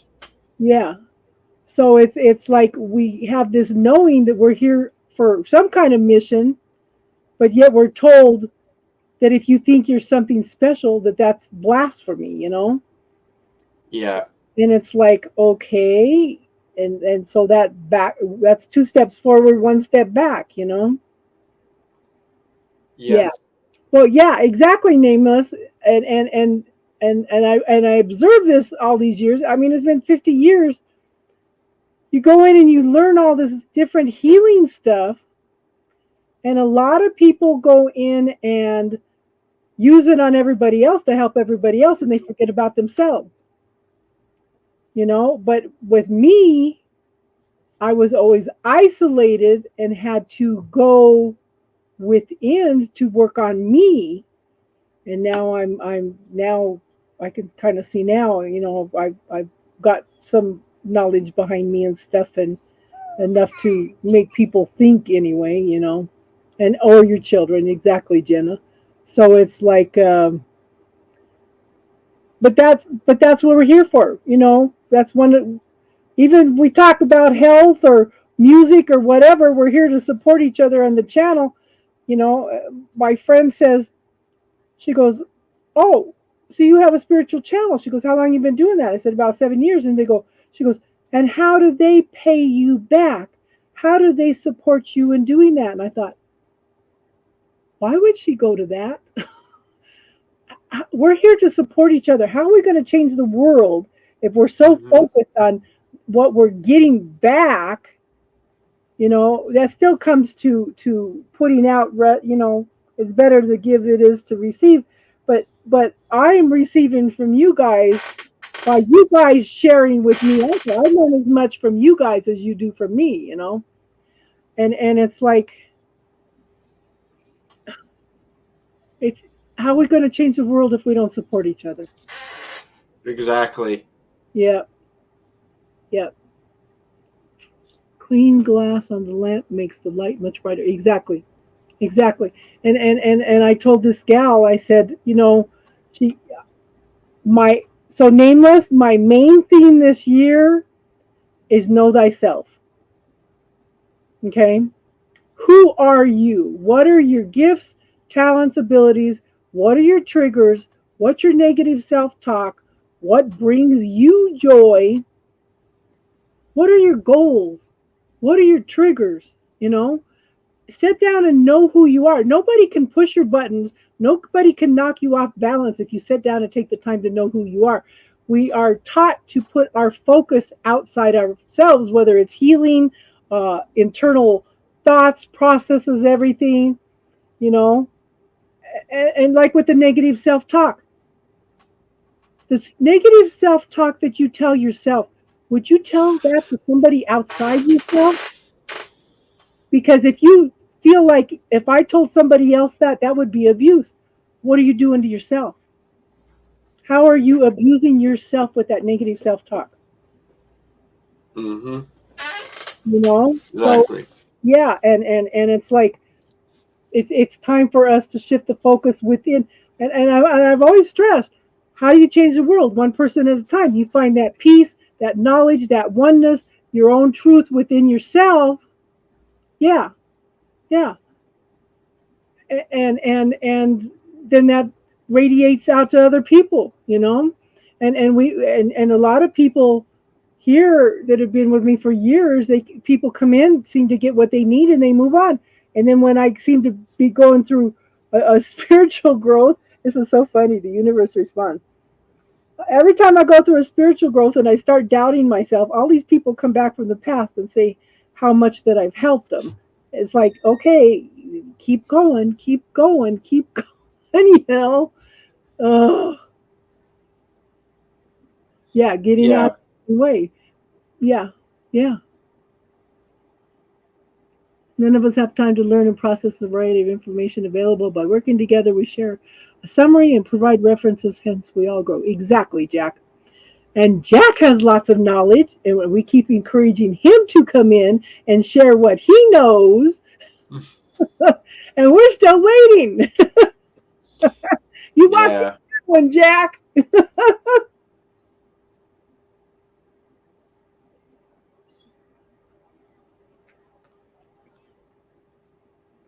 It's like that saying, you are what you put out, you are what you put out into the universe. And if you keep on like telling yourself that you're not good enough, or that you're flawed and all that stuff, it's just gonna reflect back into the universe, and it's just gonna be showing who you is. It's like really putting who you really are out there into the universe. And if you keep on like saying, "Oh, I'm not good enough," "Oh, I screwed up," and I'm different from everybody else. I don't follow society. It's just gonna reflect back into the universe, and it's not gonna do you any good. It's not gonna do anybody any good. The way we need to put our true selves into the universe and stop living in imposter syndrome, and really just like stay in our own lane. And Well, that's one of the reasons I teach the bubble technique, is to help clear out all those programs. You know, and another program we probably all need to clear is, how many times have we heard, even indirectly, you have sinned and fallen short of the glory of God. Is that not yeah, a way of also saying that you are not worthy of asking God for help? And how can you allow God to help you if you believe yeah, something like that, you know? Yeah. So it's a this is what we were talking about, a Mobius strip. It's like a infinity symbol, but it's more like the snake biting its own tail, you know. You're going through everything over and over and over again because you can't clear the cycle till you yeah, clear the program, you know. So but yeah, you brought up a good point, Austin, you know. We're already whole and complete, but what do we allow ourselves to have? And I've been listening to a lot of people lately that says the universe needs to step up. I have done the work. The universe needs to step up now. The only thing I can say is, what are you not allowing the universe to do for you? Yes, you can be added butterflies. Okay. You know, if you do not allow yourself to accept from the universe, how can it help you? And if you do not yeah, have to know how to receive from anybody, how can the universe help you? You know, yeah, the Stepford Wives, yeah. So it's just a vicious cycle. And that's one of the things we do here. We kind of talk about things that we're stuck with. We offer, you know, programs, and I tell you guys all the time, you know, I teach you guys these techniques, and if you use the techniques, you're my hero. Adapt them to whatever works for you. Look for something similar. I encourage you to go out and find something that helps you clear everything, you know. And yes, and we're doing an experiment. Okay, Austin. Okay, everybody that came in, Ask the universe. This is your homework for the week. Ask the universe for a gift within the next 48 hours. Don't specify Yeah. any. Just ask the universe for a gift within 48 hours, and we'll talk about what you get next week. And we'll do the next Oh step. yeah. Okay? Are you So are any of you still doing the shielding? Are you receiving gifts on the new moon? Because it's almost the end of the year. Yeah. That's what I wanted to talk about. Talk about.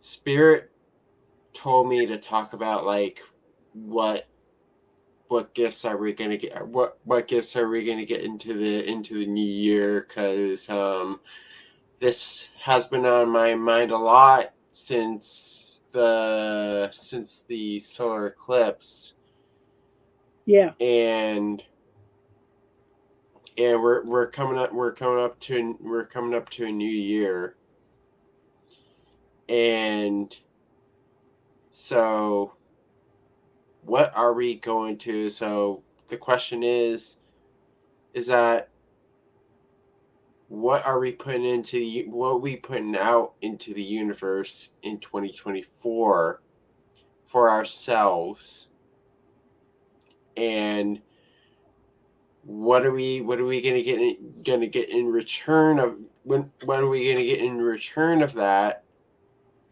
from the universe? So that's what got in my head about like we need to start like making vision boards for ourselves and start making shields, manifestation shields coming into the new year. Mhm. Start writing down like what do you want to put out for 2024, and what do you plan on having in return from the universe for the new year. So And I've been crying about this all week because, they're putting out things about, is it Palestine or is it Israel? No, they're human beings. I don't care what your philosophy is. You are a human being and you are hurting other people, and no, we are not Palestinians. We are not Israelites. We are people. We yeah, we feel we are the same. Fuck the philosophies. We are yeah, people. And I've been crying about this all week, It's just it's been that all week, yeah. you know? It's crazy. Everybody wants to everybody's in this energy of like choosing sides about this, and I'm just like, I'm so sick of like wars being started over religion, religious philosophies, and stuff like that. I feel like I know. I know. I feel like this energy is really going to be waking I'm people up. Yeah, I'm pro people. I'm pro Yes. human being. Okay? Like Mother Teresa said, if you have a pro war rally, I won't be there. If you give a pro peace rally, I will be there. I am a pro human being person. And I've been posting it on everything on YouTube, on Facebook, everything. And it's like, we are people. Wake up, people. Yeah. Yes, Yeah. exactly. And that's yeah. And I'm glad you brought that up. So maybe that's something we need to work on for between Thanksgiving and Christmas, so we can have it all. We can try to have some shields done for the beginning of the new year, but we Yeah. could, and it's like I just, this emotional roller coaster, and I try to stay balanced.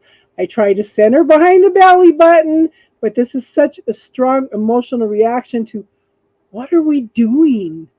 What are Yeah. we doing? And like I was talking earlier, Austin, about in setting your intention. I don't know if you ever heard me talk about the Tai Chi party trick. Okay, uh, you stand there and you bend your arms at the elbow. So you focus your attention into the earth. When two people try to lift you, you're very, very heavy. Okay, if you focus your attention into the clouds and they try to lift you, you're a lot lighter. That's a perfect example of how focusing our attention is. So where we focus our attention, so if we start focus on the pro-human, you know, maybe we can help shift things more, Yeah. Hello, Star. Who else is here? Hello, Suze. Yeah. Anybody else? Thank you for being here, Sister. Yes, thank you, Star, for coming in, hon. Come and join us. Susie, you should come Star, and talk. yeah. Susie is a head witch. Yes. Nice.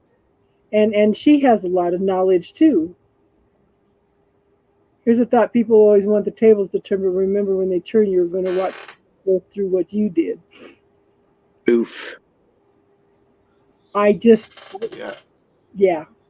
It's hey, nameless. Yeah, it's just my emotional trigger this week. So it's yeah. Hey, Amanda.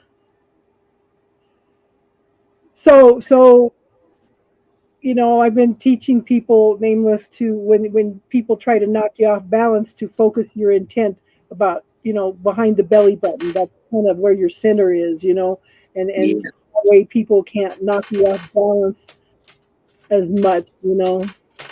So I don't know how many of them do it, but I try to teach. Ground and center. Ground and center. Yes. In center. Clearing ground. Yeah. Ground, center, and clear. Yes, we're talking about food, Casey. And when I was telling them about your sweet potato brownies and your black bean brownies.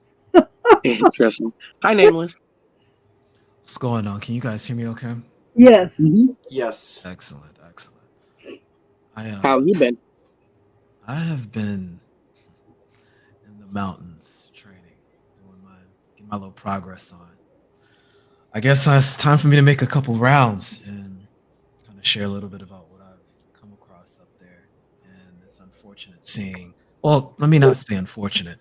Really, this is right on schedule, if we're really honest with things. This conflict is not only long overdue, it's a necessary process. And we understand that ultimately what's being expressed here is the decision, which are really, and this is my subjective opinion, is the only choice human beings are making here. And it's to determine the degree to which an individual is going to be self-serving so that they can decide if they want to go with that black hole modality I talked about before and continue to aggregate on the infrared spectrum, or go towards a more solar spectrum and gravitate towards that ultraviolet.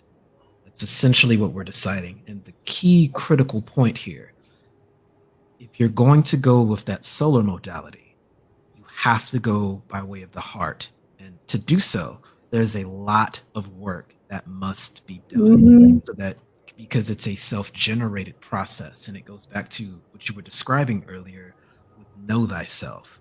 If you can't come to terms with that root energy to get into that nitty-gritty and then progress forward upwards that ladder so that you can see where you stand in your place in time space, and then learn how that's supposed to share with others. In other words, relationships.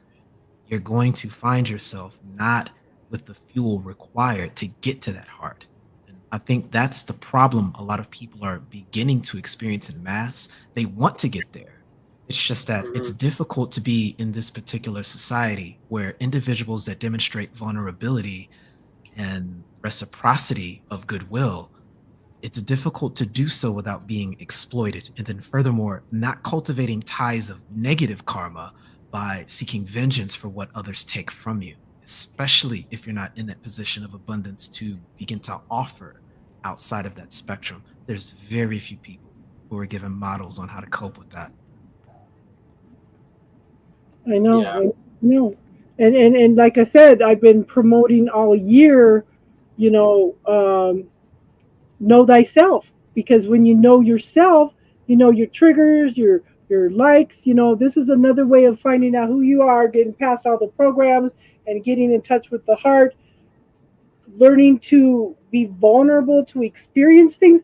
Because how are we going to create peace if we won't lower those barriers down in order to allow experiences to come in to help us find that peace within first? It's the trust question. It's we don't allow ourselves to experience vulnerability. How are we going to change anything? How are we going to experience anything? How are we going to let anything better come in if we do not allow the experience?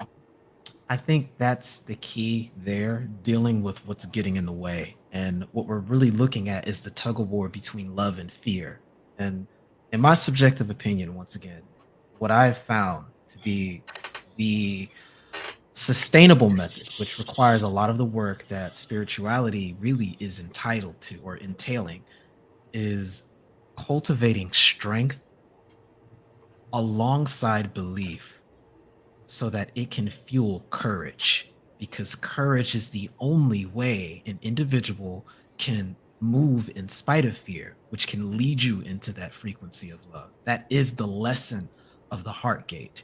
In fact, it's the outer core lesson, because your entire heart being guarded as it is, that's how you overcome those guardians that you've set to lock your heart away. If you don't have the strength and you don't have the belief in that strength, in mind, body, and spirit to do so, you're going to revert back to your previous life, which is all about fear. And fear is all about dealing with scarcity by taking, I guess, that axiom, I got to get mine, so I will take yours. And that's what keeps people in that mistrust. It's not easy. Fear underlies everything. People, I ask people all the time, what's the opposite of love? Well, they all tell me hate or indifference or something like this. I said, no, underlying every fear that's out there, underlying every hate that's out there, it's fueled by fear. Yep. And people don't look at it like that, Interesting you said it. Oh, go ahead, Fab. I'll follow up after you. Go ahead. Interesting that you said it that way, Nameless. That was actually my most recent lesson from the universe. I had to conquer my fears in order to be vulnerable. It was crazy. Learn how to open and love, and then get hurt, and then continue to love, but from a distance. It was sucked. You know what I had to learn the hard way, which helped me tremendously with that process, Crystal? And it may assist you further, because the test is going to be when you have to interface with other people infringing on your free will. Mm-hmm. That's another part of it. Yeah. But go ahead, tell me, please, Nameless. Yeah. What I found, and maybe this is getting a little bit morbid, and it's a infrared lesson, we'll say. It's a lesson you learn at the root level, and it's that there are only two guarantees in life: death and pain. And taxes. Well, that's a form of pain, right? Economically. Oh, death yeah. And pain. My grandma always said that, death and taxes. I used to always say death, taxes, and change. Well, it uses those two things as a currency so that you can get where you need to go. And when you learn to make those things your ally, they stop having power over you by way of fear. And you can see it as an opportunity to continue in your conviction to accept things for what they are, and thus accept those around you. That's how you get into that love modality, because there's so much love you have for yourself that it begins to spill over around you. and then you now don't necessarily need people for love. They are understanding that they are a kind of other you, if that makes sense. And Oh you yeah. stop Oh yeah. having so much Absolutely. expectation. Yeah. Go Yeah. ahead. And That's the problem. Expectation. That was the exact problem. That's the lesson I had to learn. That's the thing. and that still brings us back. If you know thyself, what are your triggers, your beliefs, your self-talk, what makes you happy? If you know yourself instead of focusing outside of yourself, then you can start to change things, you know? Right. And I've also been doing a ton of deep diving shadow work. Hmm. I mean, We you have to already know. embrace all parts of ourselves, you know? Right. I mean, there were things that were rooted from so many years ago. I forgot those events ever even happened, you know? Hmm. Interesting how that worked. You know, and I was yelling at somebody the other morning. She's a Libra, okay, and I know Libras overthink things, but this woman drops into the negativity immediately. Looks for the negative in everything. And I told her, stop it. You drop into the negative immediately. You look for the bad things in everything. You nitpick, you expect the bad things, and then they all happen to you. When are you going to empower yourself to step forward and let go of all of that? She messaged me later. She goes, "You're right. You're right. I need to empower myself." And she did get a bunch of things accomplished and stuff that day. But I told her today too. I said, "Look, 99% of what you worry about that you think is going to happen does not happen because you right away go into the negative, or you're such a powerful manifester, you're manifesting all these things happening." Mm-hmm. And so she's listening. I cut her off like 7 years ago because I felt more like I was inhibiting her growth rather than helping her, because she needed to step forward and do some things for herself rather than calling me 24/7 and crying all the time. So I cut her off, and she is more open to listening now, but it's kind of like, okay, this what it's triggering a few things in me. Well, that's the whole thing about fear. Like, there are ways that you can work with it, and it's a legitimate path to follow. It's just that I Mhm. don't think most people, I don't think it's in alignment with their true nature. It's just that the Mm-hmm. society and the few people who do follow themselves or are in alignment with that modality of existence, much more like a black hole. They're the ones that run the society. And Mhm. so, to cope with these environments of artificial scarcity, these tools become coping mechanisms to deal with life. And so they bring that to their spiritual practice, not understanding. It's why things such as anger and pride, they're so expressed for a lot of people because they are ways of dealing with fear and still getting things done. The problem is, with any negative modality of existence, it's not self-generating. So it requires a source to siphon from. And we all know the inevitable conclusion of continually draining something. So what you see happening when there's nobody else to drain, they drain themselves. So there has to be this reinforcement of the negative perspective that created that negativity to start with. That's how you get those negative behavioral loops you're describing here.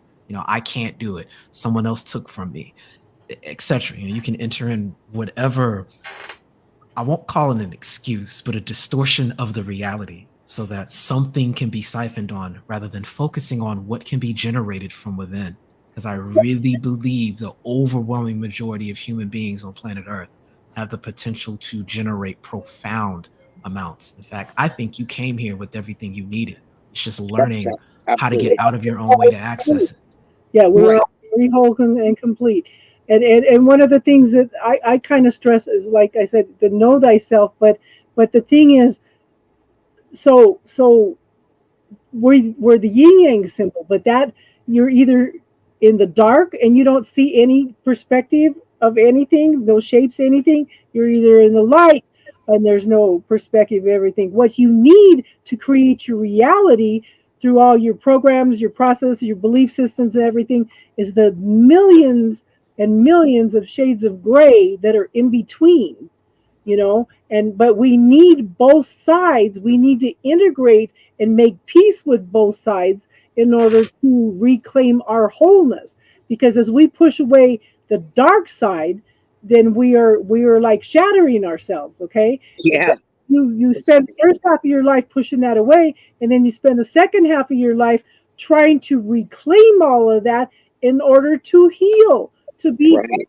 again. But we are already whole and complete. Why are we letting all these programs and everything shatter us anyway? You know, it comes down to programs and belief systems and points of view. You know, Whole and complete or not, after so much trauma, people, you have splits. You have splits, and then you have these ego aspects that try and protect you. You know, I've had trauma since I was a very young child, and I'm talking very, very bad trauma. I've seen people killed. I've had people, you know, ex-lovers kill themselves. I've had, you know, way too much trauma for someone at my. Some of it I can't even talk about right now. But all of those things, you know, and then the other things that happened to me during relationships, whatever, because I've been abused, I've been, you know, mistreated. I've done a little bit of that myself in the past. Like it really is. It's a healing journey. It really is. Like when you have that much trauma, it's never ending. I do shadow work on a daily, but once in a while I have to like take a break and just be, because it's heavy. Well, eventually you I get to don't a base. come in. Sorry about that. I was saying, eventually you get to a baseline where once you've recovered from that, Hmm. you learn to get out of your own way, like I stated earlier, Hmm. and you become more like yourself. And the interesting thing that happens when you begin to do that is you begin to see more of yourself in others. And certain things just don't offer you the same level of emotional stress anymore. And you can dedicate Yeah. that energy to other things. Right. Right, exactly. I think I think I see myself in others all the time. Like I've seen myself at, you know, mirror, like it's a mirror effect, you know. I've been able to look at other people and think, "Oh, well, I understand what the root cause of that behavior was," you know, because I've been there. So, Indeed. So I was at Walmart earlier, and this girl was standing there talking to the cashier, and she was talking about some teenage drama and all this. And I just turned around and I looked at her. I said, "I want you to pay attention to what people accuse you of, or what they are projecting you of, or yes, what they are saying that who you are." I said, because they are projecting on you who they are rather exactly. than who you are. This girl followed me around the store and was telling me, "Thank you, thank you, thank you." That is so important to know. You know, it's like, I just, you never know what's going to happen, you know? It is. Most people are just reacting from their level of awareness, their level of perception, you know, and you can often, I don't know about you guys, but I can often see what the root cause of wounding is because I've been there already. Some, Kind of, sometimes I visualize myself, everything's in a circle, okay? And I'm walking around the outskirts of that circle, observing everything that's going on. And that's kind of what your soul, your spirit does anyway, is it's the observer. But I try to teach you guys to try to learn to do that, to step back from everything and tap into that observing mode, so you can see and experience and uh, unobjectively, is that what I'm trying to? and Unattached. objectively, So when you're the observer, you literally are not attached to Yeah. what is occurring. You're literally looking at it from the outside perspective Yes. instead of like buying into the situation and maybe possibly destroying yourself, Like if you Yeah. just take a step back and be detached as an observer and then think like, I'm going to contribute this negative, bad energy or perspective, or I'm just going to sit here and watch it and I'm not going to give it no energy. Yes, exactly. Sometimes I expand out into the universe as far as I can and just find that sense of peace, no attachment to everything, and just turn around and observe everything that's happening on the earth. It's just getting away from that energy and like I don't know if that's a way to help cleanse the negative energy or what, but it helps change the perspective and see things without any. I feel like that's true because if you buy into it one way or another, let's say you buy into it good or you buy into it bad, being the observer, you just experience it and you literally do not change your energy. You're just watching the situation occur. And I want to tell you, Mom, you are a master at that. Like, this is you completely true, real and like, okay, I'm working on it, but it's hard to not fall into the light or dark And in situations like are up close and personal. how many years have you girls beat me up for acting like that too? And I've tried to explain to you this is why I don't react to how a lot of people treat me and stuff because it's their perspective doesn't matter. But yeah, I feel like I was younger and I didn't understand. But now that I'm getting older, it's completely clear to remain detached and let people be who they are, and you don't have to buy into like the good or the bad because you are literally centered yourself and you don't buy into it. And I'm your number one protector, so I always buy into it.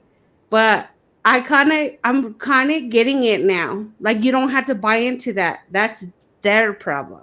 Thank you, God. She's understanding now. I'm so grateful. Oh. I think that can also be Austin, I useful missed too you. Missed you too. I think What were you gonna say? I think Hold on. Astro should go ahead. He hasn't talked a lot. Okay. okay, so I think the way we can target this like negative self-talk and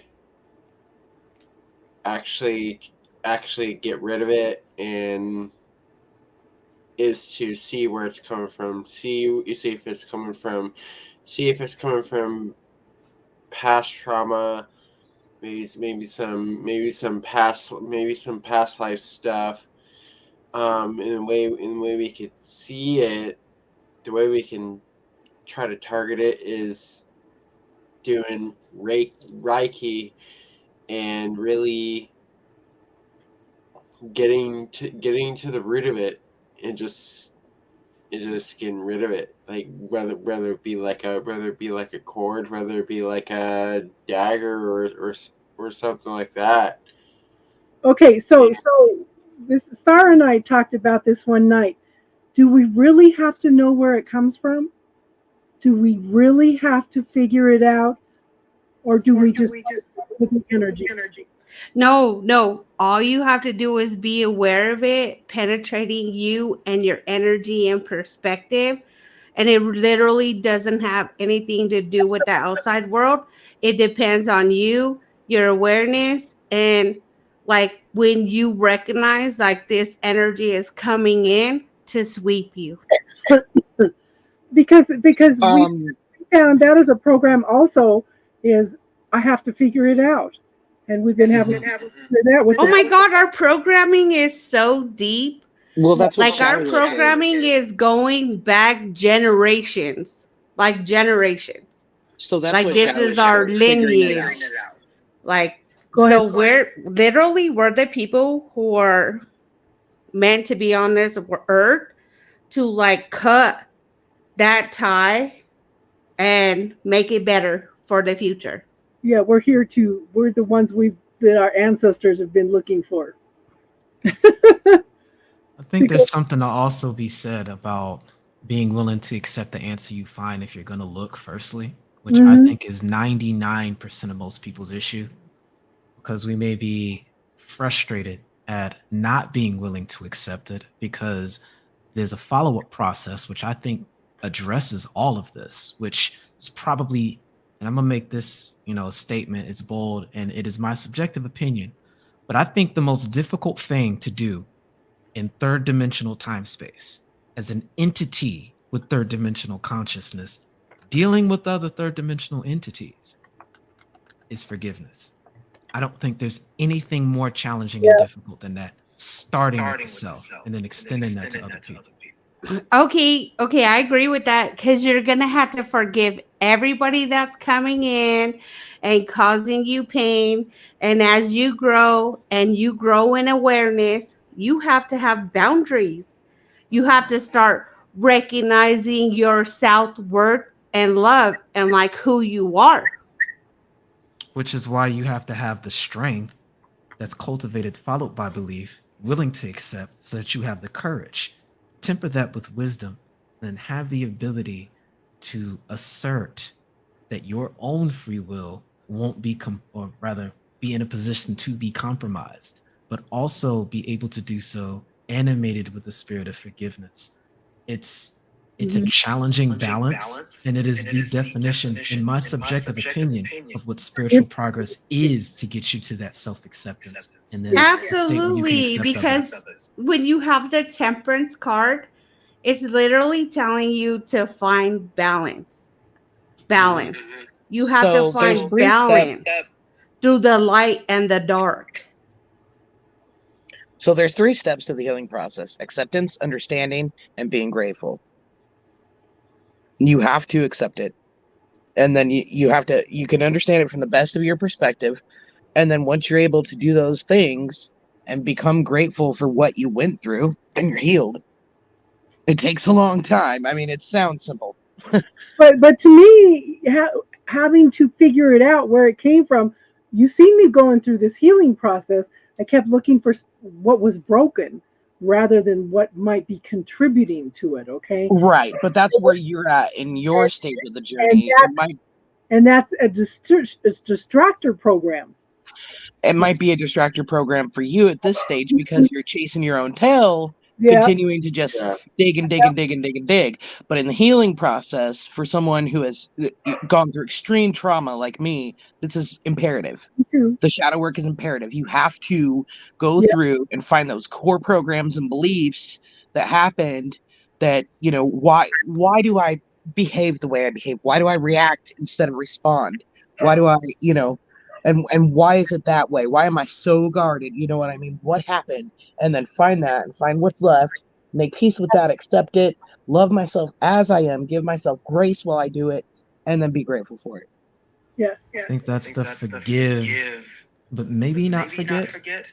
You can transmute that experience into wisdom.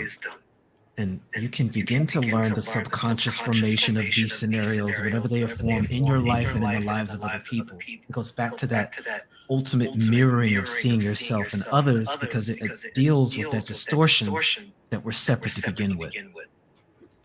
Okay, so let me address Susie's statement. She says, I understand the forgiveness. No. So, Susie, the forgiveness is not for them. The forgiveness is for you. Yes. When you forgive, you are saying, I am no longer willing to carry this energy, that is holding me back. It doesn't mean that what they did was right. It just means that I am no longer going to hold on to it, and I'm going to move on. Because holding on to resentment and anger is like drinking poison and expecting the other person to die.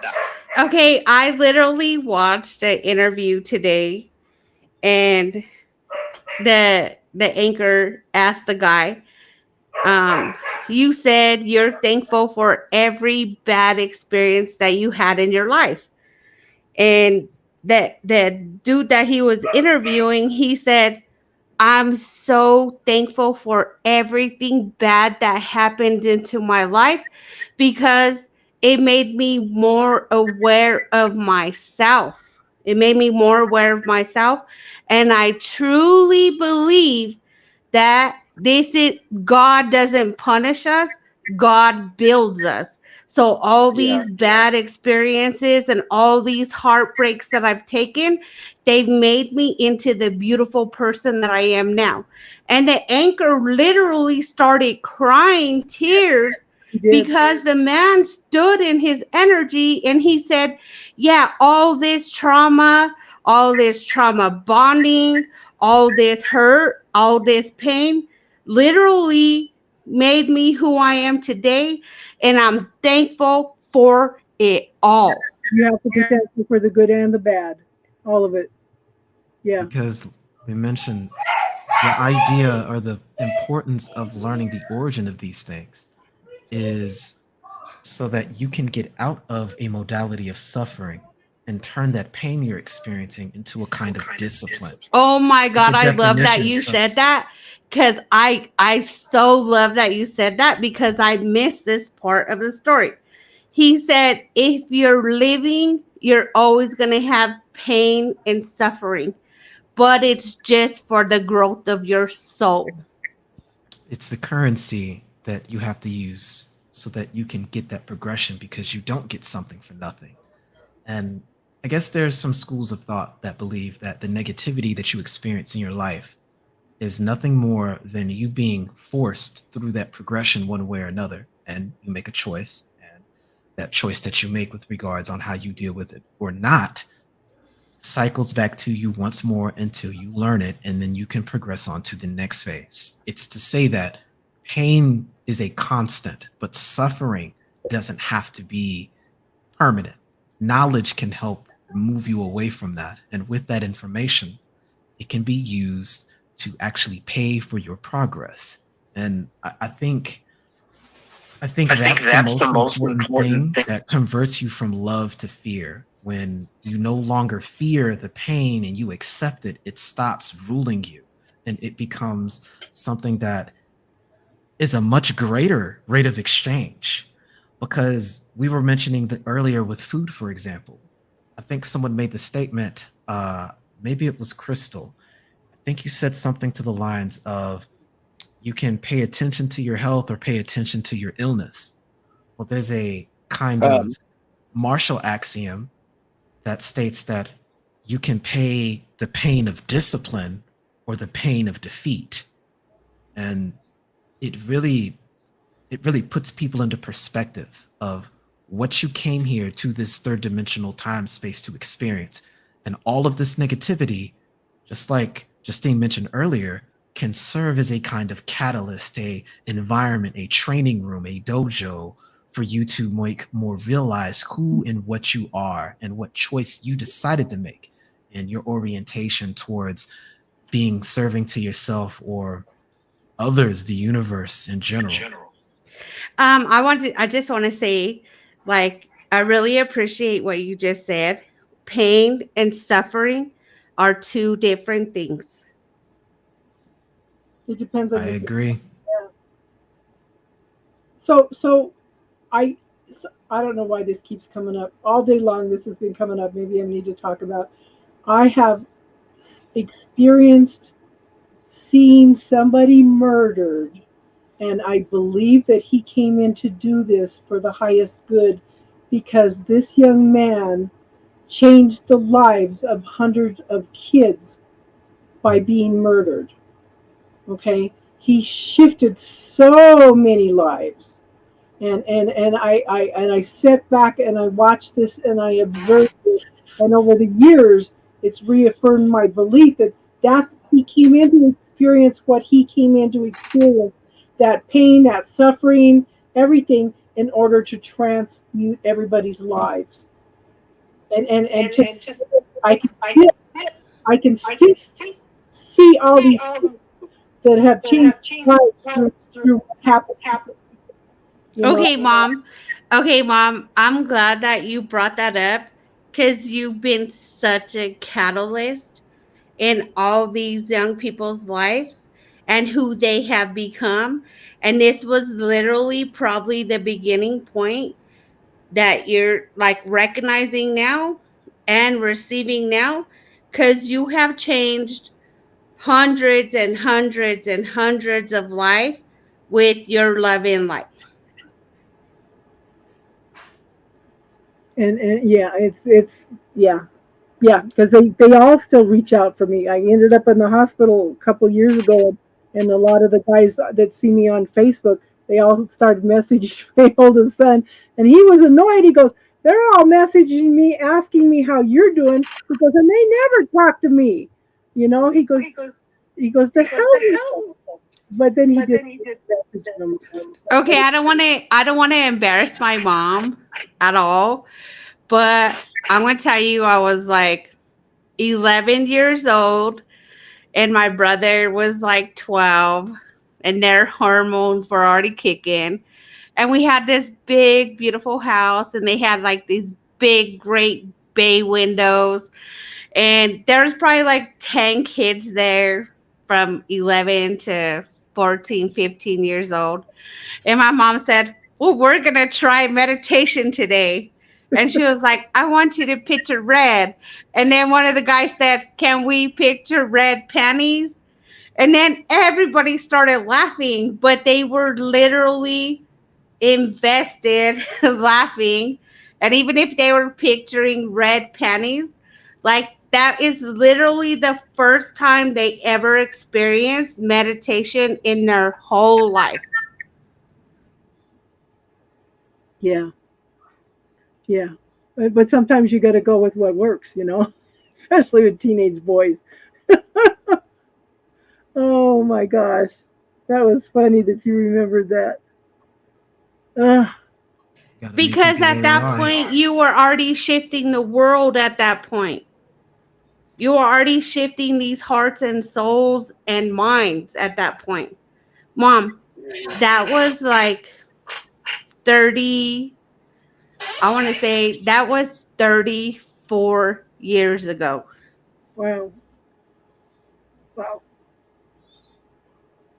Yeah, yeah. We were just, but you know, I don't even know what to say. I don't even know what to say. I don't know what to say. Well, I have to say is like you're still contributing now, and look at all the lovely people that you have around you. And God bless you all. Miss you, Austin, We have an for sure. we have an awesome. Just you too. Yeah. And what is your name? The gentleman that's talking. It's the Moonless. yeah. Like you're amazing. Where have you been? I've been on here for weeks. I haven't seen you. So God bless you, and I'm happy you're here. Much appreciated. We lost her. I think she logged out. But Yeah. with that said, I should probably go ahead and start getting ready for the next day. I gotta get up early to train. Well, thank you for coming in. All right. Thank you for coming in. Absolutely. Thanks for having me up, and you guys definitely enjoy the rest of your day. Yeah, it was good to see you, Nameless. You too. Thanks, hon. I'd like to hear more about your mountain adventures whenever you come next time or whenever you come again. Yes, yes. That is definitely a figure of speech. Have All right, y'all have a good night.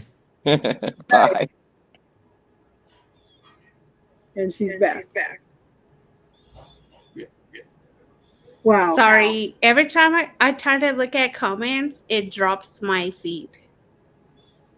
Because you have your YouTube open. Close out your YouTube, hit the more button here, and then comments is the top one, and then you can it says chat at the top and then comments, and then you can be there. If you close out your YouTube, it'll stop the echoing. You know, couple of weeks ago, I was watching this movie called It Follows, and it's basically this horror movie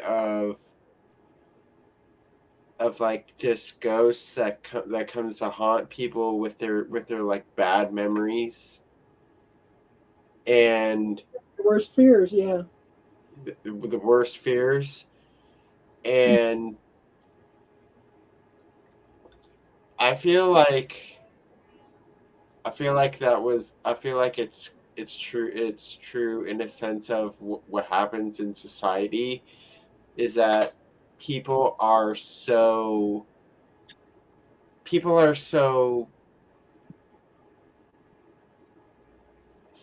attached to trauma, Yeah. attached to trauma, and You they know what just Des calls it? She calls it trauma bonding.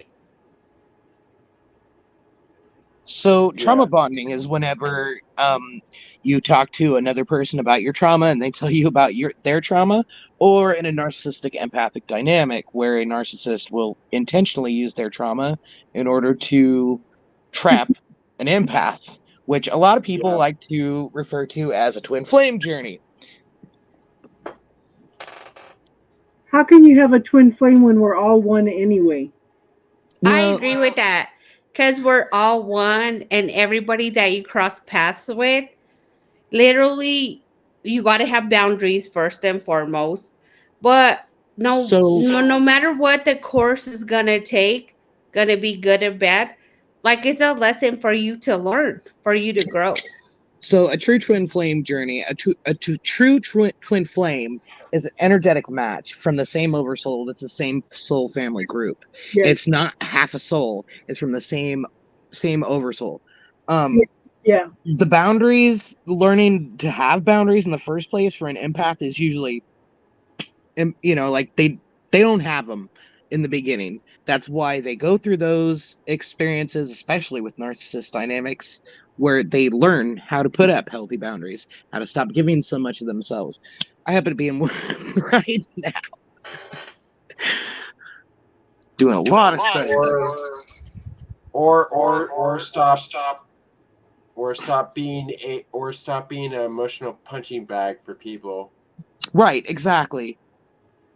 I'm telling Learning. you guys, if I ever get in another relationship, I'm sure you will all be holding my hand through the whole thing.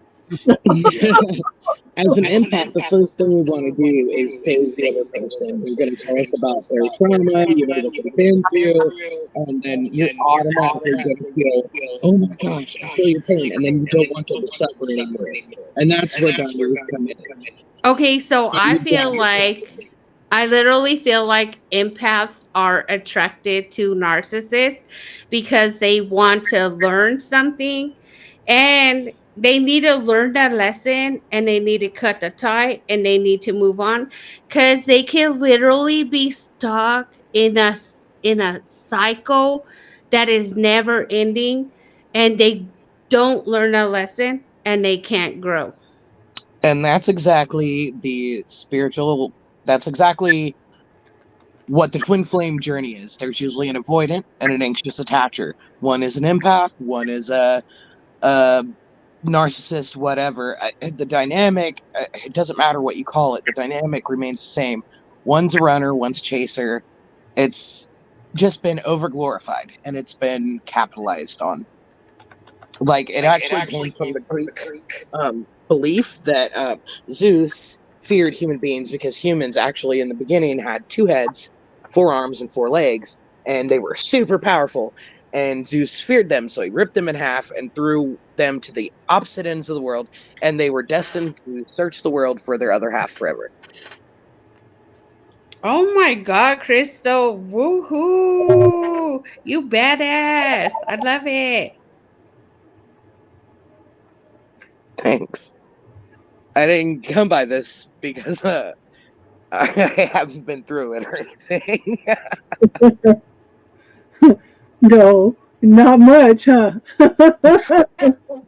If I But just think about it like this.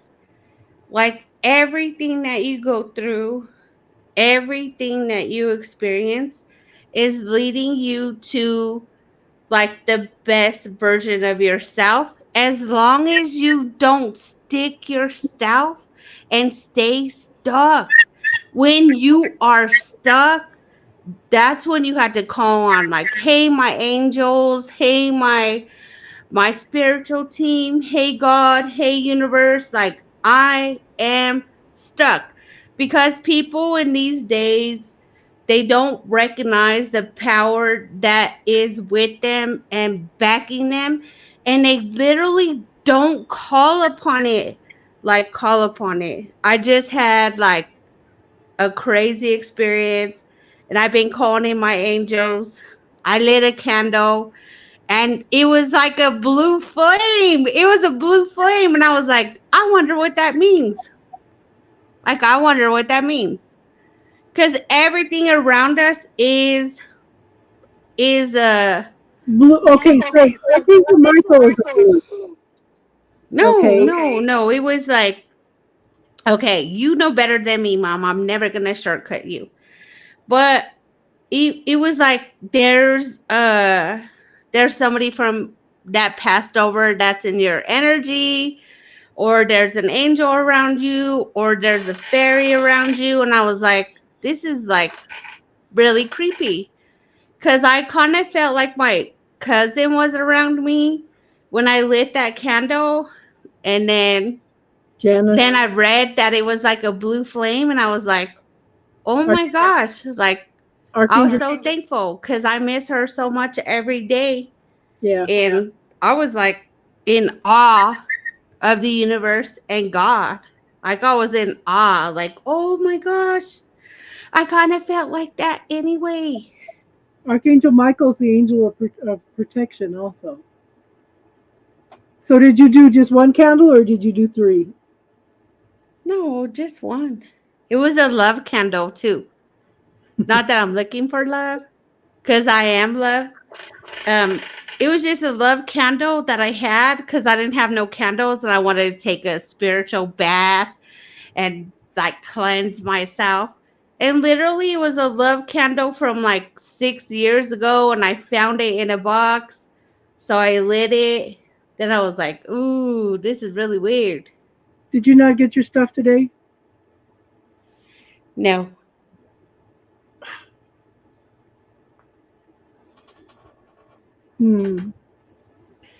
Austin, what have you been up to? How's your channel going? What's up? I want to know about you, Austin. I've been basically been wrapped up in work that more like my schedule's been out of control lately with work, and I'm trying to put myself out there near where I live, and that's with this I'm joining this terror group around where I live in Florida, and they're meeting up, I think, in the next couple weeks or the next month. So I'm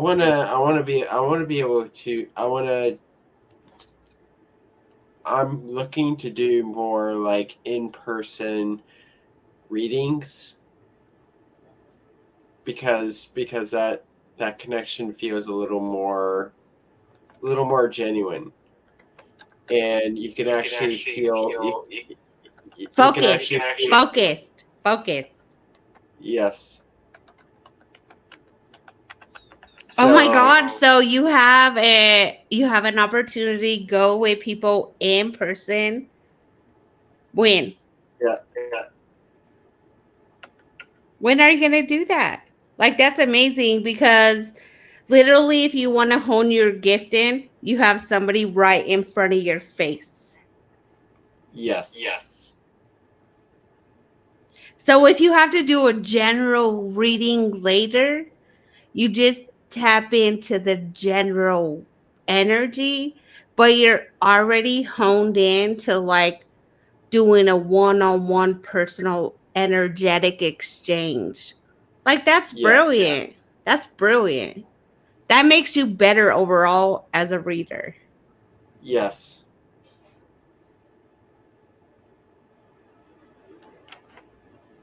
I'm excited you were able to get out and meet some like-minded people.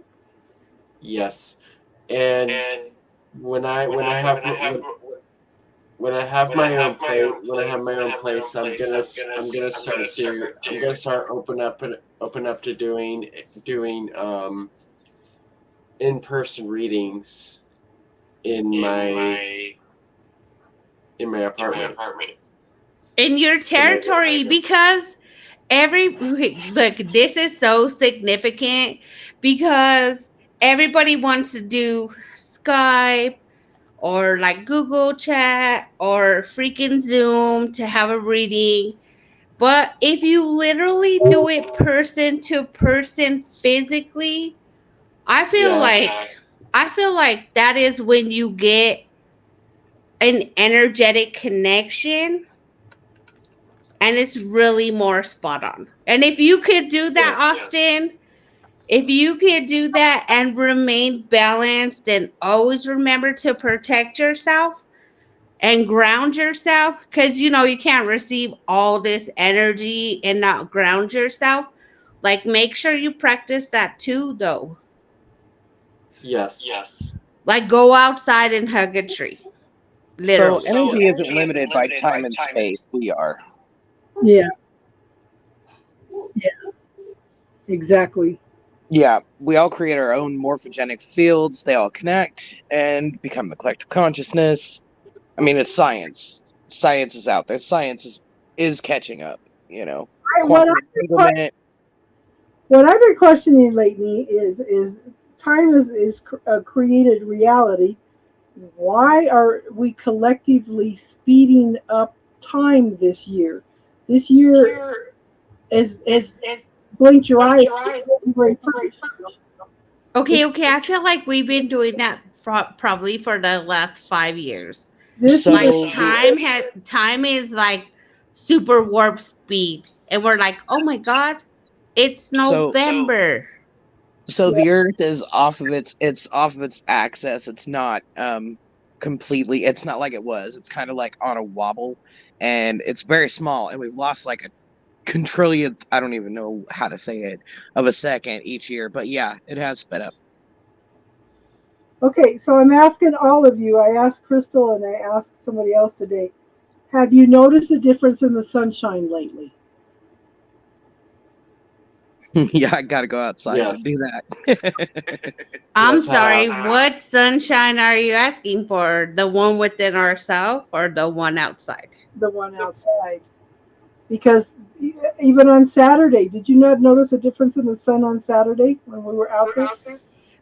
Like 5 years ago, an Eskimo said, the sun sets this degree my whole life, and then now it sets here because things are shifting and changing with Earth too. And we're a part of Earth. That's Gaia. Gaia is the ultimate ruler. Yeah. And if an Eskimo is going to say, like, my whole life, the sun set here and now it sets here, like, okay, yeah, shit's changed. No, I'm talking about the color of the sun. The sunshine, the energy, it's shifted. It's almost like a hazy. It's almost like a hazy color now, but nothing's hazy. The color of the sun has shifted. I've noticed that too. But the Earth is becoming more polluted. Like, no, this is I don't know. To do with pollution. Something has shifted with the color of the sun. Because our planet is polluted.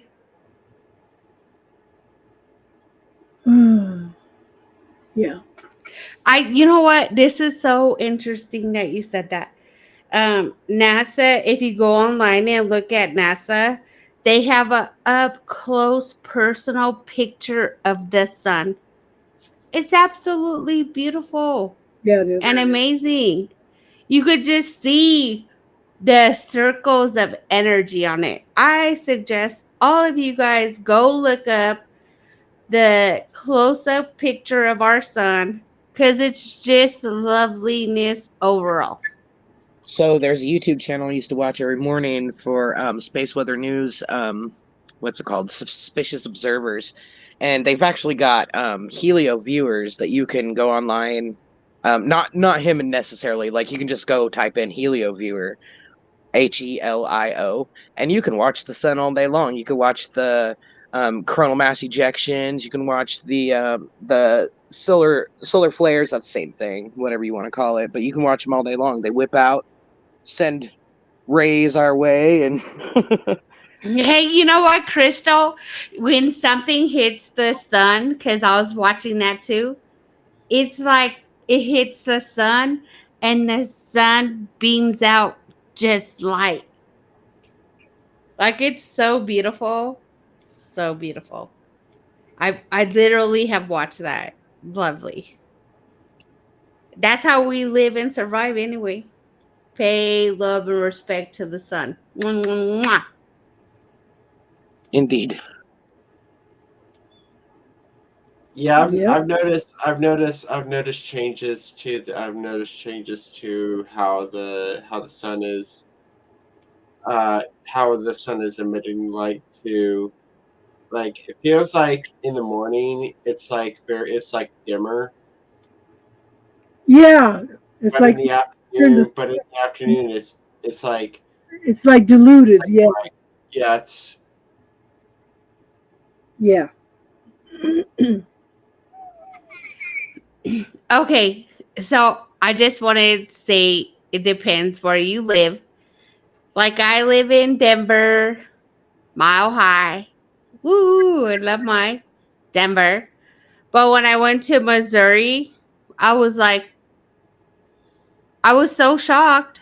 I was so shocked, and I was like, the sun is not bright here.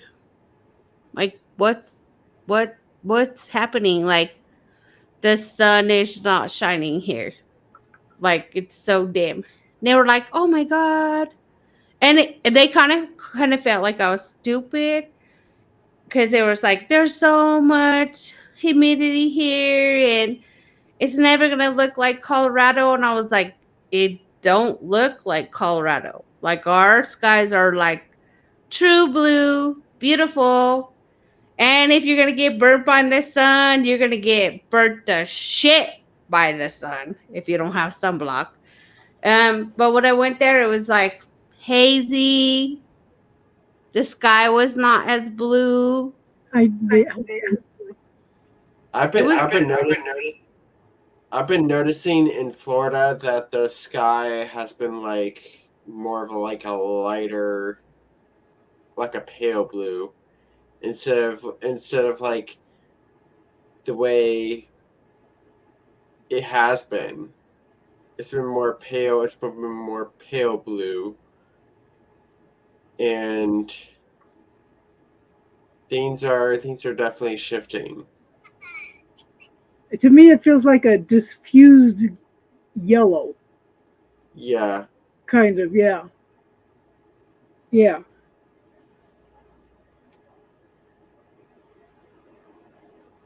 Well, as we shift, the earth shifts. So we're a part of Gaia, and so we all are responsible for a contribution to Gaia and each other.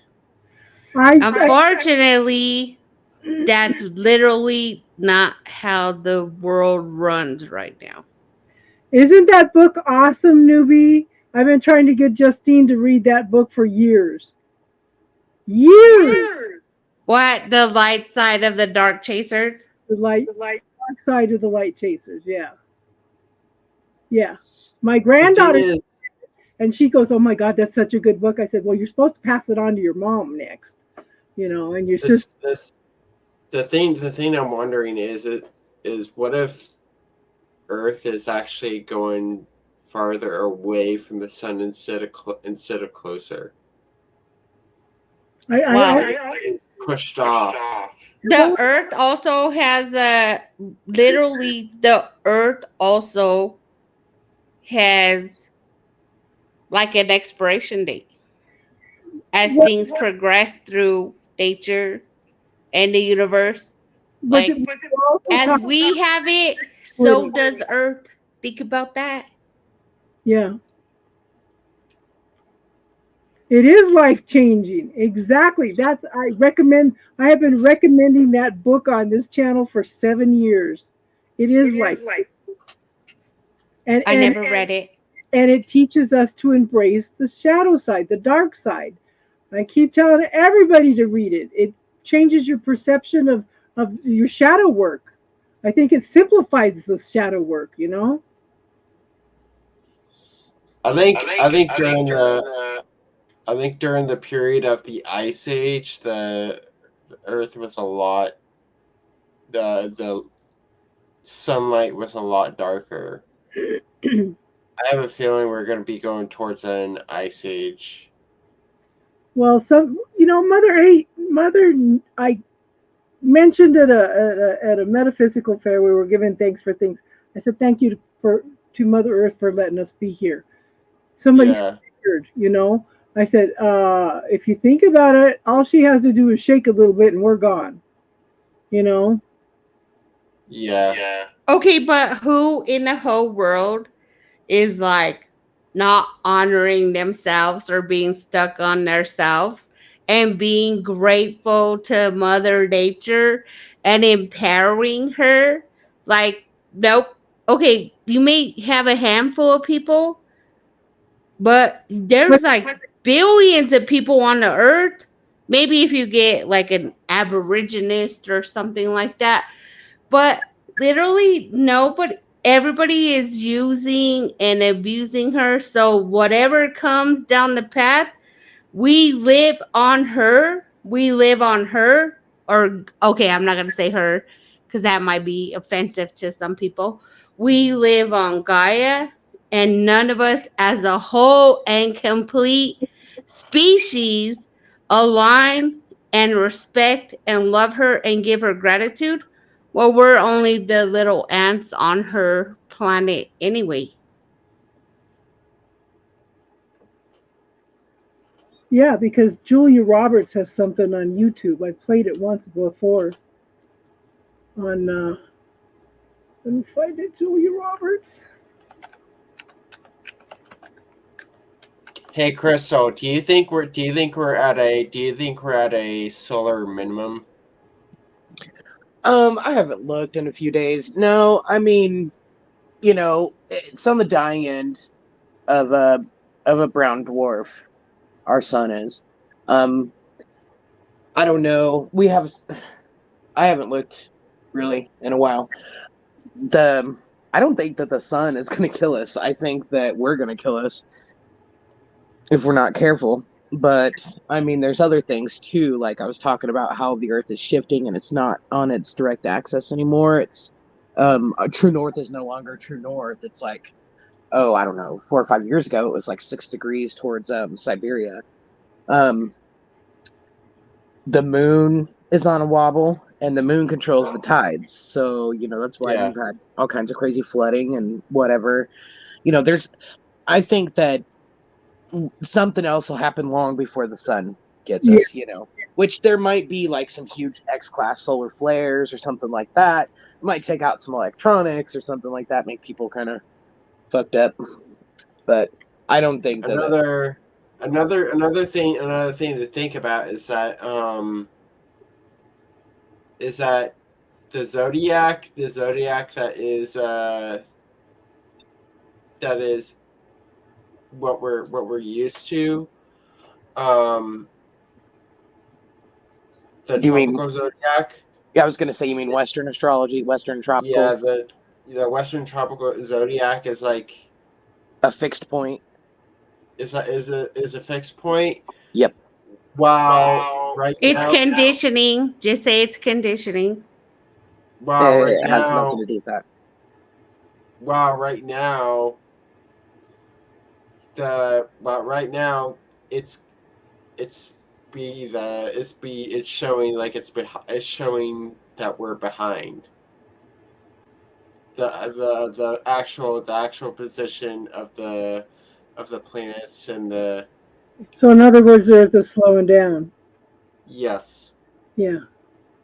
So let me Like play this real quick. Watch. So the universe is constantly expanding.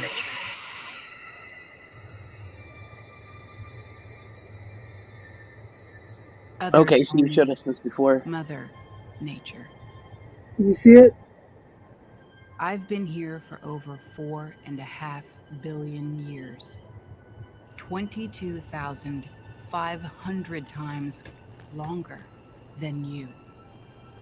I don't really need people, but people need me. Yes, your future depends on me. When I thrive, you thrive. When I falter, you falter. Or worse.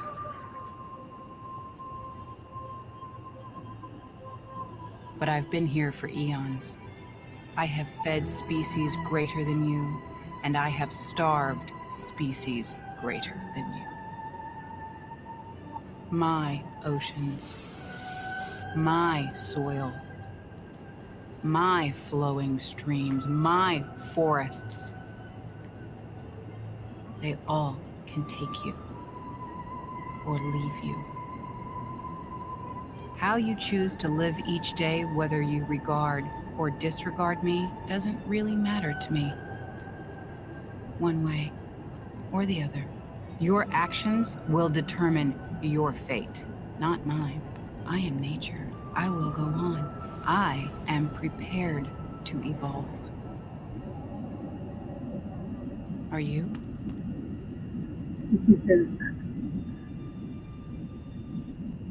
yeah. Wow, that's deep. That's deep. And I'm sorry, Yeah. nobody is focused on our mother nature. Everybody is focused on selfish fulfillment, money. Like, I mean, this is just the conditioning that everybody has been taught. And people are waking up slowly. They're waking up slowly. And I don't know. We're still abusing our mother. Yes. I mean, just facts. That's just facts. Most people are, but some people are awake and they're Oh trying to my take God, care of her. but- I have a friend who runs a project called the Eco Preservation Project, and it's only to preserve the earth and to, help get the crap out of the oceans and stuff. There are people who are focused on it, but most people Share aren't. it. Let's all share it. Anybody who literally makes a contribution to our Mother Earth, like, they should be recognized, because if we depend on politicians, like Young freaking kids. laws, like, you know what? That all that stuff is just destructive anyway, I think. I am jubilant at the kids that are coming up because they are the ones that are going to change the world. Yeah. But they are the ones that are coming in the most strong and powerful and battling everything. Oh, Like yeah. the younger, okay, I'm gonna say two. I'm gonna say one bad thing. I'm gonna say one good thing. Like some of the younger generation, they're really lazy, and they're like blah, and they really don't give a shit. And that's like half of them. Like, oh, I just want to earn a paycheck. I'm good, whatever. But the other half are like catalyst for powerful change, because they don't align with any of us or politicians or anything like that. They're warning. We are coming. We are coming for you. Yeah, yes, I agree with that. I agree with that. Yeah, I see Gen Z as like they realize what they're truly worth, and they don't define themselves to a particular job. That's why they're kind of a little obstinate with with work, people view them as that way because they may view them as like lazy or stuff like that. Like you hear people talk. You hear people talk about Gen Z. Oh, they don't want to do any work. They're entitled. Things like that. More like in reality is more like they're more in tune with their self-worth. I agree with that because I literally agree with that because I was an office manager of Gen Z, and I'm telling you, they went one way or the other. Hi, Mojo. Hola, what's going on? Mojo, hello. But Austin, you're right because they either go left or they go right. It depends on their conditioning. Everything we've been talking about tonight has everything to do with your conditioning. Yeah. So, are you like gonna In let? the modern society, though, you're Yeah, exactly. you know, we're raised to, we've got to work, we've got to make money, we've got to do this, we've got to do that in order to have it, anything at all. And then we're placed in a society where everybody says, well, you've got to have, therefore you've got to work. I mean, Yeah. It's gotten to the point where nobody's bothering to live, nobody's bothering to look at nature, nobody's bothering to find out who they are or what their talents are or what they love. They're so conditioned on getting and having and getting and having and getting and having that nobody is seeing the big picture, and so everybody's kind of blanketed with that.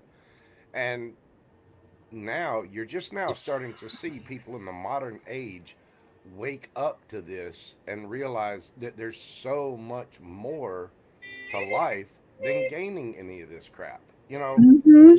It's one of the reasons why. And that's why we have all these. That's why we've had all these strikes go on, like with SAG and Right, and the people are. That's just WGA. it. People are waking up. They're tired of sitting here, wasting their time, wasting their lives to do what? To make a product for somebody else. I mean, Yes.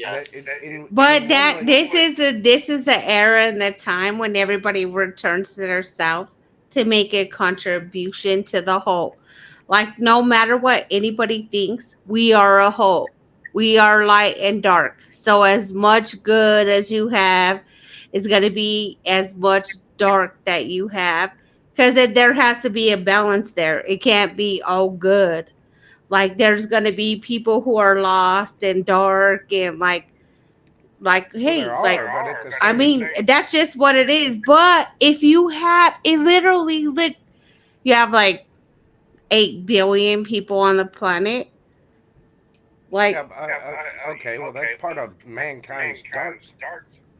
Yeah, because you have to have a balance. That's the balance. Like the good has to be as powerful as the bad. That's part of the problem for the movie, the little thing with Julia Roberts that we just watched. 220 years ago, roughly about 220 years ago, it took mankind all of recorded history and pre-recorded history to get to the point where mankind was at 1 billion. And it's only taken us 220 years to get to 8 billion from that. Yeah. That is a lot of horizontal two-stepping going on. Okay, so there is some evidence out there that what happens is we hit a certain point, the earth or something resets us. This is why they say we're in the fifth world. Mankind has to start all over again. They rebuild up again. Something happens to destroy civilization. We're in the fifth world right now. And all this Okay. I agree with that because like we're in third dimension and the fourth dimension is already like integrating itself. And then you have fifth dimension and where we're supposed to go. Like, this is some real true stuff, Well, but not everybody's gonna align, and not everybody's gonna make it to that. Period. Mathematically, there are only 11 dimensions. The fourth dimension, we live in 3 dimensions. You're right there.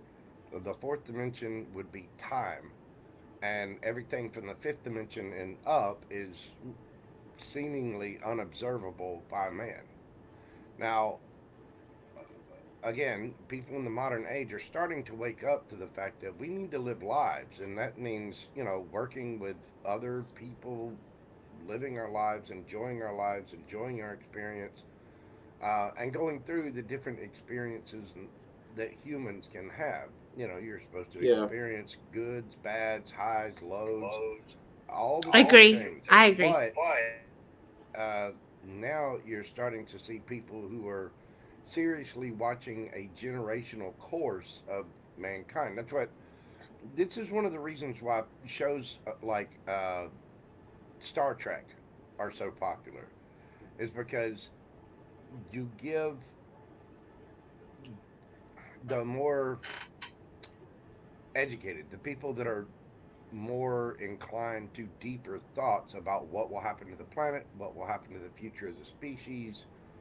It gives them a little bit of hope to see something like Star Trek, because that in that show, society has grown past money for the most part, and it's your worth is based more on your intellectual prowess, your program, Your ability. But there's an awakening going on with these younger kids. I just watched a few TikToks, and one of the gals was saying, I just finished college, okay? I had a part-time job. I was studying all the time. I still had time to have a little bit of a social life. Now I am working 9 to 5. It takes me 2 hours to get to work in the morning, 2 hours to get home at night. I don't even have time to go buy groceries. When am I supposed to have a life? They're all the way. Okay. My son is 25 years old. He started his own business when he was 22 years old. He is a powerhouse. And his success, literally, like if he wanted to get a business loan or whatever right now, he's like, Mom, I need a business loan. And it's not available to me right now. But he just went and did a job today from his girlfriend's referral, and they gave him 4 more jobs. And this is what I told my son. Like, listen to me. I told my son, oh my God, you love what you do and you're good at what you do. You went and did one job and you can't get a business loan to like help you progress in your business. Literally, you went and did this one job today and he got 5 more jobs. He got 5 more jobs. And I told him, son, like, do something that you love and something. That's what I told him. That's what I told him. The word of mouth will spread. Mm-hmm. I mean, I've never done any advertising for graphics or illustration. People have always just come to me. Now that business is sort of dwindling because you're starting. Well, hey Mojo, I heard about your like collective reading, and I heard that it was fire. So good for you. I feel like you're honing things in. Yeah, you're owning that shit, and you're showing up because literally, my friend said Mojo called me out 150%. Like, thank God. I love that. I love that. Good for you. Because if you love what you do, or you put your heart and soul what you do, like, it's automatically going to manifest for you. If you love what you do and you care about it, you're not going to worry about advertising. You're just going to be worried about being the best version of what it is that you can do. I know I've given y'all the example of Lamborghini. I was talking about that today. Lamborghini does not advertise. Yet each and every single one of you knows what a Lamborghini is. This company has never advertised. They always just concentrate on building the best and finest luxury sports cars in the world. They do not advertise. And so whether it comes to the planet or whether it comes to you as a person or it comes to, the evolution of mankind, we all just need to focus on being the best version of ourselves. Exactly. Agreed. I agree with that wholeheartedly because everything comes from within. Look, everything comes from within. And you can repeat a lesson 10,000 times and you're going to keep experiencing that until you learn the lesson. But as for being a contribution, like people forgot, like we're a collective and you have to be a contribution to society.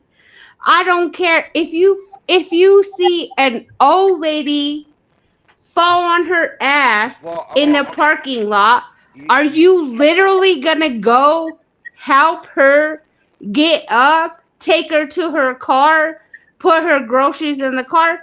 Hell no. People will literally walk by like, sorry for you, bitch. Like what? What? Like that's literally not a connection to the collective. Like you're honoring your like disconnection from what really truly is, and you won't get up and help her stand up. Again, you're what you're talking about is it was the same thing that was addressed if you've ever seen the movie Boondock Saints. Mojo, your audio is crackling. Yeah, it's crap. Yeah. Of course it is. I've got 3 different mics sitting here in front of me. The only thing I know. One thing I see this energy is all this energy like from like 2020 from like 2020 to 2023 is like this is like it's like mirroring the way the American Revolution was. Is that Americans the colonists of the different 13 colonies were sick of like the way the British were treating them or Spain or France were treating the colonies like they were sick of it. Sick of it, yeah. Yeah, they were sick of the taxes. They were like, "Hey, you know what? Why don't we create this new nation? Why don't we just like kick England out? We declare independence." And that's the way I see like this current generation is like it's a mirror of the American Revolution where they broke off for independence, and this is the same time that when Pluto was in Capricorn was like the breaking down of old structures and building the new ones. And this is exactly what's happening, now with Pluto and Capricorn, but now Pluto's in retrograde, so now people are like trying to break down old structures because they're seeing. So Pluto in retrograde is kind of like seeing like it's an awareness. It's an awareness to like how how things are broken. People are realizing that. People are realizing that with the economy, with like how our country is like treating the world in that way, is that people are now starting to realize that these old structures aren't working. Mhm. So they Even try, I can see that. Yeah. and You know. that's Amen, baby. Amen, and baby. that's the thing about Pluto and Capricorn, and how this whole COVID thing happened. More like COVID really made people realize that. Is that It woke him up. It woke him up. I used to tell your generation, Justine, that you guys were going to be the ones that changed the world, but it's my grandkids. Okay, I agree with that wholeheartedly, but you still have to experience life, and you have to have the experience to then grow and choose. Like, are you going to be bitter or are you going to be better? Like, I mean, literally, it comes down to that. Mm-hmm. Austin, I'm so happy you're here today. I missed you. Missed you too. Yeah. I feel like my generation, the millennials. I feel like they have the energy to change things, but they're just afraid to do it. I feel like, how old are you, Austin? My kids are 25 and 30. Okay, my kids are 25 and 30. And I feel like they are a contribution to society. They're a contribution, literally. Like, okay, so I was talking about my son earlier or whatever. His best friend is in a financial bind, right? He has 2 kids. My son told him, "Come help me today. Come help me today. I will literally give you $250 just for coming out and help me today." Then when I talked to my son was like, "Man, Mom, I'm so thankful that I called him out and I paid him this amount of money. And I don't care about the money, Mom. I literally care about him showing up and helping me do the job. And the job is magnificent and it's perfect."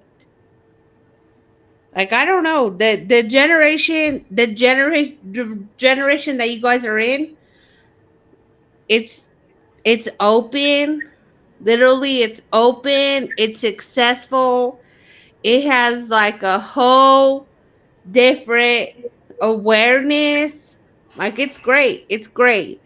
But when you have a whole bunch of old people running our country, like, it doesn't align with the energy of the people in your country either. But you're talking about God, both my sons are old men. You're talking about the indifference of men. That's you were talking about this a minute ago.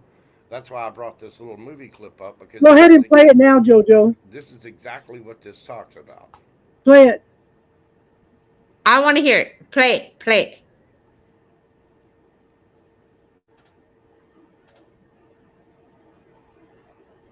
Oh. I'm not getting any sound. What's the link for it, JoJo? No sound. No sound. Okay, hang on. Send me the link on Instagram or something. All right. Well, here I can I'll put it in the private chat part. Yeah, another thing I want to talk about. I'll talk about my generation is about I feel like they begrudgingly do things just because they feel like they have things to lose. And I think that they're letting go of that fear of things to lose. You know, I think that I don't know. I feel like that's 50-50. It all comes down to the conditioning. I swear. It all comes down to the conditioning. Either they say fuck their conditioning or they fall in line with it. It's like 50-50. okay, let me get this up here. Hold on. Well, what this talks about, that's part of the Boondock Saints um, movie. It's the very opening scene. And the difference, the opposite of love is indifference. And this was a famous case from up in, I believe, Boston, probably back in the 70s or early 80s. Kitty Gervais, this was that was a real case. It's a little bit different than what was portrayed in the movie, but that's exactly what this talks about. Okay. Is you can live and be good all you want to. The fact is, if you're not helping out others, you're not Yeah. doing your part. Yeah. Let me play it here. Now,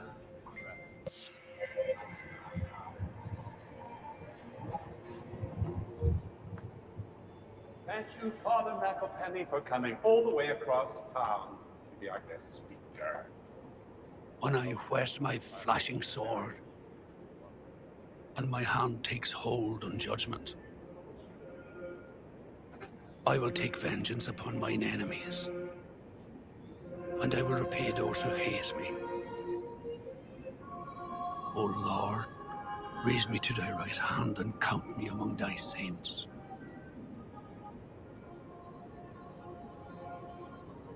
And I am reminded on this holy day of the sad story of Kitty Genovese. As you all may remember, long time ago, almost 30 years ago, this poor soul cried out for help time and time again, but no person answered her calls. Though many saw, no one so much as called the police. They all just watched as Kitty was being stabbed to death in broad daylight. They watched as her assailant walked away. Now, we must all fear evil men. But there is another kind of evil which we must fear most, and that is the indifference of good men. That's what's happening in Lebanon and Palestine. Israel and Palestine. Indifference.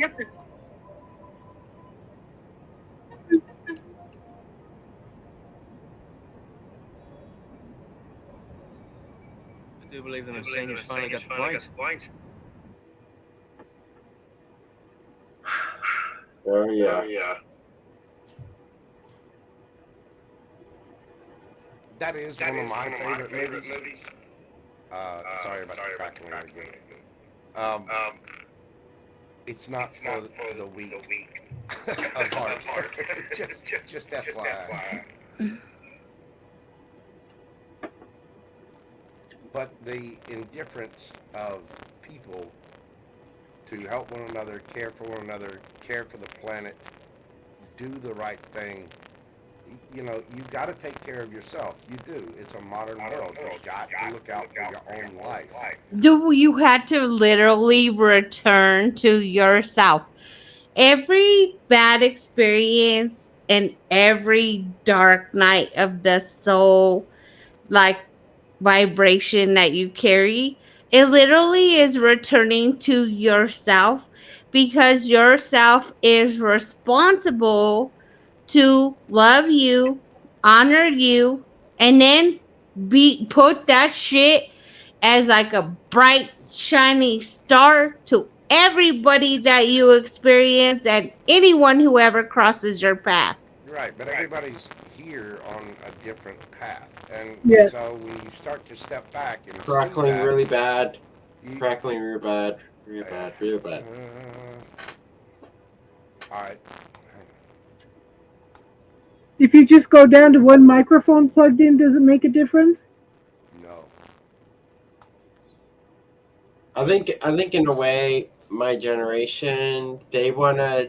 I think they want to lead by example, instead of like how instead of how like Gen Z, they want to be like,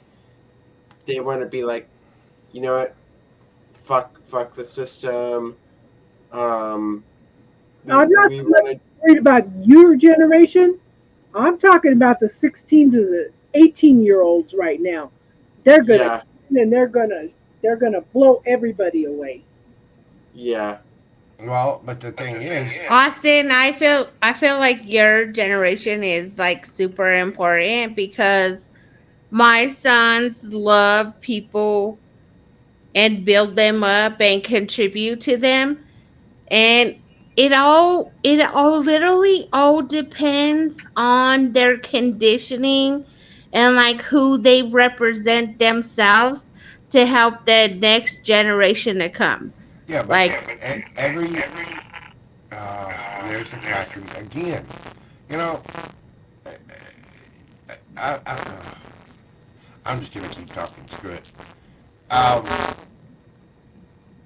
Everyone's here to be tested in different ways. When you came down here, you chose a path that you were going to go on. So when you look at different types of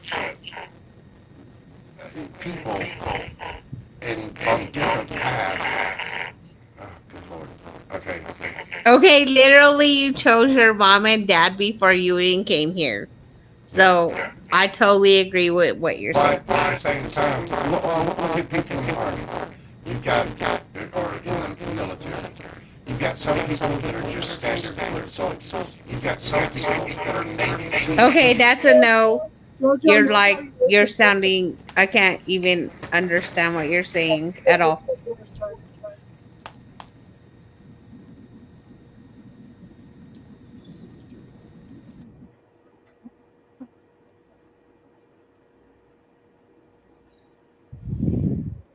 Austin, call me. Call me.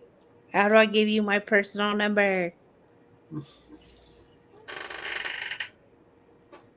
Another thing about the millennial generation is that they're the comfort generation, and they'll do anything.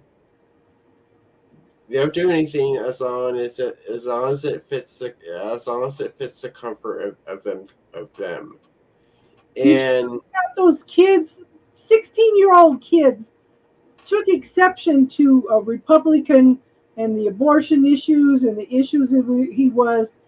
These 16-year-olds in high school got together and ran a campaign that ran him into the ground. He was the favorite. They ran him into the ground and he was lost. He thought the kids had no power and they defeated him. So I think that these, like I said, the 16, 17, and 18-year-olds are going to come in and they're going to just well, we have a shit anyway. But it's so important that the contribution we are now. Like we are now, the next generation is now. Like this is so important. Look, my son is raising a 10-year-old son. It's not his son. And he's getting in there at 10 years old. My son is literally pouring his heart and soul into him being a good man, doing the right thing, having to put boundaries up, letting him know like what's right, what's wrong, and being a man. Because it's a single mother with a child. Like, I mean, that's a generation that Austin is. Like, they have so much contribution, but the contribution came from us, like his mother and his grandma. So I'm telling you, like, it literally has everything to do with your conditioning. Let's say, like, I feel like that's so important because our conditioning is always so controlling and dictating when it doesn't even align and it's not even the truth. Okay, so Brandon is just coming. Okay, Brandon just is 30 now. Gino's 29. Adrena's 29, isn't she? Mom, Gino just turned 30 in September. Yeah. So Brandon's 31. Gino's 30. Adrena's probably 29 and gonna be 30 in February. Jalissa's 30, and little Steven is what, 28, and D is 26, and they are all within that energy of the first Saturn return. Okay, and that when Saturn hits its mid return, that creates a midlife crisis. When it's at the quarter turn, it makes you step back and start looking at what you really want to do with your life. Where do I want to go? What do I want to do? And all these kids are in that. The only one that I could see that has been really, really structured and not changed what he wants to do and stuff is Brandon, But the others are all going through all these life changes and evaluating and decide what stuff. DeMarco started a business at like 22. Like, DeMarco says, never change his path. He's really powerful. And you know what? DeMarcos is like, this is who I am. These are my boundaries. Like, he doesn't even need to reflect his mom, his dad, his lineage, or anything that he is.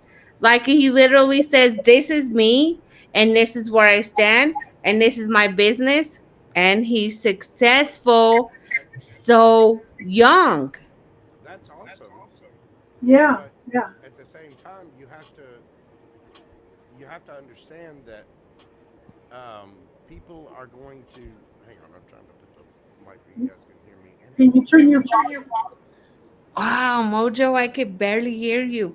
So what blew me away was Jalissa. Okay, I planted the seeds 10 years ago with Jalissa on spirituality, and you heard her Saturday. She's shifted and changed her opinions about a lot of things, but for her husband to say he just went and did Ayahuasca, how do you say it? I blew my mind. He says my mind is opened up, and he says it's just running all the time. He says I'm just perceiving all these different things. But if you look at your granddaughter, literally she posts every day to the world her gratitude. Yeah, she lives in gratitude, and she keeps her energy open for blessings, and she practices it every single day. Yes. Every day. She is 30 years old, and she has the secret, and she literally practices it every single day. I'm thankful for my family. I'm thankful for opportunities. I'm thankful for love. We each have a path, right? We each have to come here and learn our lessons and go through whatever it was that we were going to come here to go through. So facts. When you get to the point where you're actually doing that and learning what you're supposed to learn, then you step back and you start looking at the rest of civilization. But right now, there's so many different confusions that people are getting messed up, and they have been messed up for quite a while, at least 2 or 3 generations and several generations before that, because you've got people that just are not connecting with nature. They're not looking at the earth as a whole. They're not looking at society as a whole. They're just not seeing it. Okay, I agree with that wholeheartedly. But if you literally watch a person like express gratitude to the world every day, like she has a piece of it, because gratitude. That's awesome. But what I'm saying is, you've got people at different stages all along the path. Absolutely, I agree with that. Again, it's just like the amount of training that you're supposed to go through. You've got one person, they're only trained to be a cook in a kitchen or be a foot soldier. You got another person who's trained to be a highly trained engineer or a Navy SEAL. You know, think of it like fighter pilots. Fighter pilots don't want to kill people. No, they're highly trained pilots. But the fact is, if they want to fly the fastest jets on the planet, they have to be taught to kill other people. Yeah. When really all they want to do is fly the sports cars of the air. Okay, I agree with that, because that literally goes back to their conditioning and experience. And literally that's what they chose and that's who they are. But sometimes that gives you trauma. And when you experience trauma, like, you have to return to something. And then when you return to something, the best things that you could return to are love and gratitude. It's This true, is what but shifts. that doesn't mean the rest of the world is going to do that. No, nobody knows how to do it. Nobody knows how to do it. This is not something that's handed to you when you're a child or when you're growing up or anything like that. You literally have to return to that when your ass has been beaten and your face is in the dirt. Again, that's precisely what I'm saying, is that happens at different stages to different people, because we are all on a different path. Again, if you picked your parents, you picked your path when you came down to this planet to go through the human experience. So one person might get that at the age of 6 years old. Another person might not get that until they're 96 years old. Yeah, it depends. Okay, I agree with that. I wholeheartedly agree with that. But why shouldn't we just push that awareness and energy with our heart and soul? It's the same reason if you can lead a horse to water and it might not drink. It might literally die of dehydration right there by the stream. They have to do it themselves, and that's not for us to control. It's not something that we can control. The only thing you can do is return to self. Yep, I agree. Return to self and be an example and let them... Exactly. Be the light. That's where a lot of churches mess up. Instead of being a beacon for hope and light and care and love, what they do is take the light down and they go around shining that light into different people's eyes, which is just literally annoying people. Yeah. And it's one of the main reasons that I do not agree with organized religion. It becomes keeping up with the Jones party. Yeah. And well, Jesus is coming. He might be here any minute, so you need to be ready when we show up at your door. No, I've got other plans, and this is a okay. If Jesus is coming, okay, I want to tell you something, because like I just had a really bad experience. But anyway, I'm not going to speak on that. I just want to say, like, if Jesus is coming, like, I walk the walk, I talk the talk. Like, I'm the one who is showing up, and I'm the one doing things, and it has nothing to do with religion. It has everything to do with my heart and soul. Like, it doesn't take an organization to tell me like I'm living right or I'm not living Yeah, right. but most of the So I churches that are respect out that. there, I most of the totally churches that are out there dissect the stories that the Bible is nothing but a collection of stories. The Quran is nothing but a collection of literary stories. Yeah, because they want Preachers you and people, because they take these want you 2 to or take 3 the story. They want you to take the story like, hey, I killed my brother, but I forgave myself for killing him and I was forgiven because he forgave himself. Like, Right, but okay. at the same time, what churches are doing is taking these stories and they're dissecting it down into 1 or 2 sentence phrases and then telling you that you don't understand this and we've got to give you a sermon that's 3 hours long based on these 2 sentences and keep you so confused so that you need us. You're just the poor little sheep. We're the shepherds and you need to give us money because that's what God Yeah, says. that's what I was gonna And you say. need to But we please need to contribute stay to our confused. pot. You need to stay Contribute to our confused so that pot. we can make the money and we can do our thing and we can have our power. That's not religion. That's not spiritual leadership. No. That's somebody telling you that you are less than, you are weaker, and you are not good enough. Oh yeah, and you need to pay No. up. Yeah, you The have I stories love that that are there, Mojo. Literally, the stories that Mojo. are there Like I teach- love you because you speak it some takes real ass shit. self-empowerment. what comes to mind is you have fallen, fallen short of the glory of God, and that's like a program that's telling you you're never going to be worthy, you know.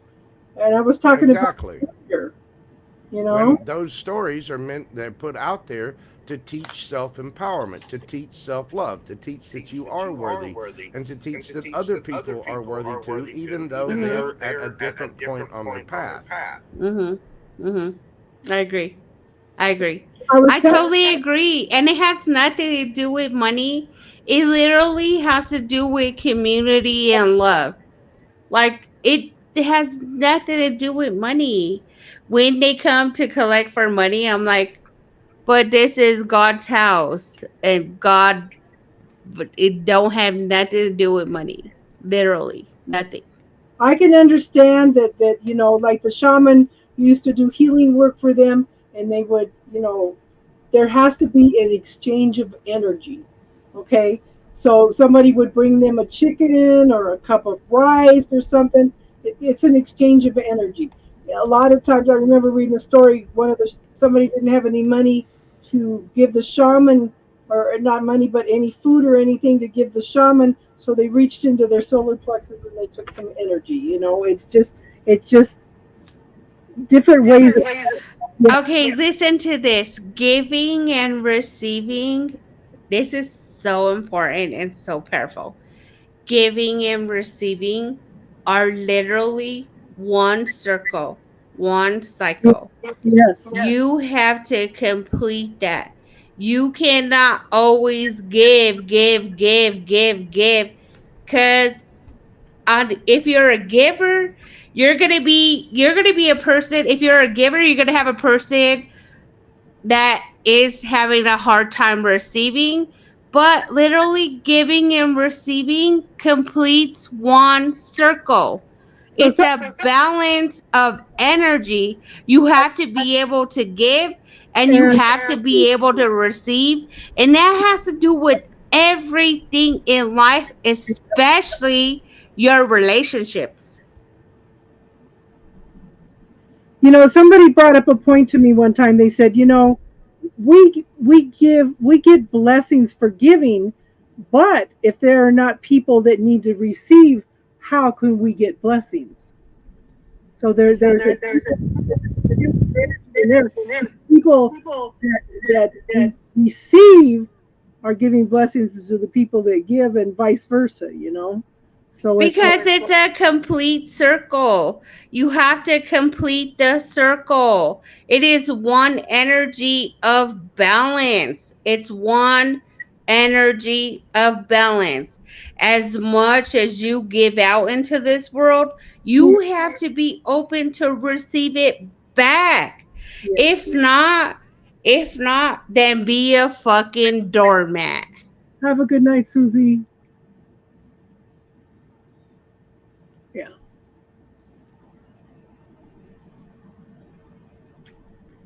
How long has Justine been learning now? We were just talking about 34 years. Who asked you that? Tar.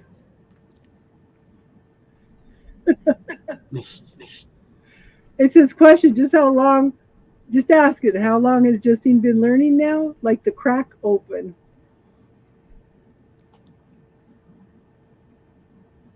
Well, the big thing is everybody's got to be put themselves. Through their test, they've got to be put through their pain. They've got to, get to their own point of understanding. They've got to be. I totally agree with that. You know what? As many cracks that you receive on the way, Mojo, is what lets the light into yourself and return you to yourself.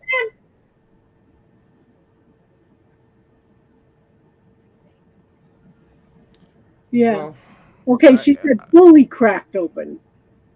She says you're fully cracked open now. Yeah, because we were talking about earlier. You weren't on here earlier when I was saying, thank you. She's starting to get it, Yeah. Thank you for bringing my son. It's one of those things that you just have to, and when you realize that other people are on different parts of the path and it's going to take them a while, they might not be cracked open in this lifetime. It might be the next life or the next life or the next life after that. And so that's where we have to deal with the shadow. That's the bad that we have to deal with. I want to, Mojo, let me tell you this thing that I watched. A therapist asked her patient, "How are you today?" He said, "I'm in holy hell and I'm wrecked." He said, and this is hilarious. He said, "I must have created so much carnage in my past life. I must have been Dracula." Oh, no. And he was like, "What the hell? Like what?" He said, "I must have been a spin cycle like instructor." It was hilarious because literally life was kicking his ass and he was like, "Whatever I deserve I get, because it's not coming from this life, it's coming from my past life, and I'm Dracula." And I was laughing so hard because I thought damn, like that's some real ass shit. For the actual guy that Dracula was based off, the Vlad the Impaler, he didn't actually start his little career of impaling people until sometime in his early 30s. But his deterrent was quite effective. I remember when I was a little kid, there was this place by my aunt's house. There was a old Baptist church out there, and there was this little old man that lived in a house not too far from the church, and he had this garden that was maybe about a half an acre's worth of a garden, not even that big. It was just a vegetable garden that he had, and in the tree there was an oak tree next to it. He used to collect all the dead birds and dead crows in the area because there were a bunch of sod farms out there. He would go get the dead birds and he would hang them upside down in this tree, and I'll never forget that image of an oak tree with all of these dead birds hanging upside down in it. And so I went and I asked him one day, why is he hanging all the dead birds there? He's like, well, that's much more effective than a scarecrow. There's no birds eating in my garden because they look at the oak tree next to it and see all of their dead relatives.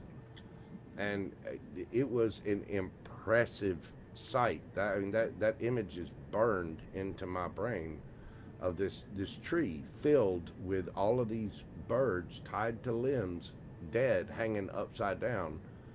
But he was right. There's not one bird that went into his garden. So Vlad the Impaler's, theory worked. He kept people out and kept people from committed Strategic. crimes. It's strategic.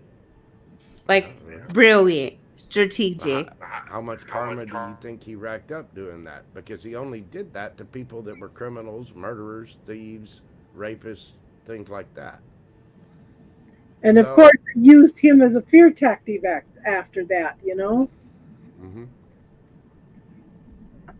I mean, telling the people, Okay, he was passing fear to protect his garden, and that was gonna feed him for, let's say, the whole next year. Like, I felt like he was strategic and smart. Like, Yeah, don't come here. Now, mind you, the But he's killing not of the one who bird- killed him, though. Is Yeah, he the one? He didn't. No, he Was didn't he the kill one that birds. killed the birds, though? Was he the one that killed them? No. Well, then what? That's freaking strategic and smart. Like, he ain't even the one, like, killing And the Vladimir soul. Taylor did not. He didn't kill indiscriminately either. It's not like you had the best of society or just innocent folks up there impaled on stakes. You're talking about people that were murderers, thieves, rapists. You're talking about the people that had committed crimes. So by the law in that time, that was quite common. If you're going to do this, you're going to die. And when you die, you're going to be put on display as a reminder to everyone else. Don't do that. It was a different time. No, but I feel like that is the strongest boundary that you're going to have. Don't come in here, you murderer, killer, child molester, motherfucker. Don't come in here and try to put that shit in my territory, because you already see there's dead birds all the way across the energy, and if you cross the line, I don't know what's going to happen to you. And then these people are already feeling bad about themselves. Why would they cross that line if they knew, like, hey, if I enter this territory? In this day and age, Austin, I remember having to ask young women out when I Star as a wants to younger know what's man. pulling on you. What? Star wants to know what's pulling on you.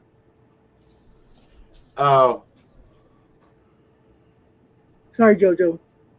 Oh, you're fine. Is Des still here? I didn't know that I had anything pulling on me. Well, when you put your head down like that, like, No, I'm just itchy. why are you itchy? Mosquitoes. Yuck. Are you serious? He's in Florida. Ew. Now we're getting down to who is Dracula. Something's pulling me. I guess that she said. Okay, so I was going to tell you and Justine. I said, you know how we're drooling over these Asian men. Okay, Mm-hmm. I got a message from OkCupid.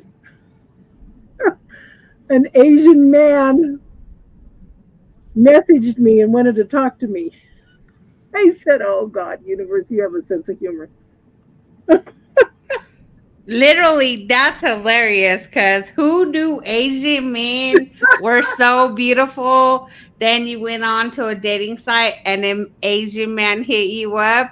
I'm like, woo! Those are heart chakra openers.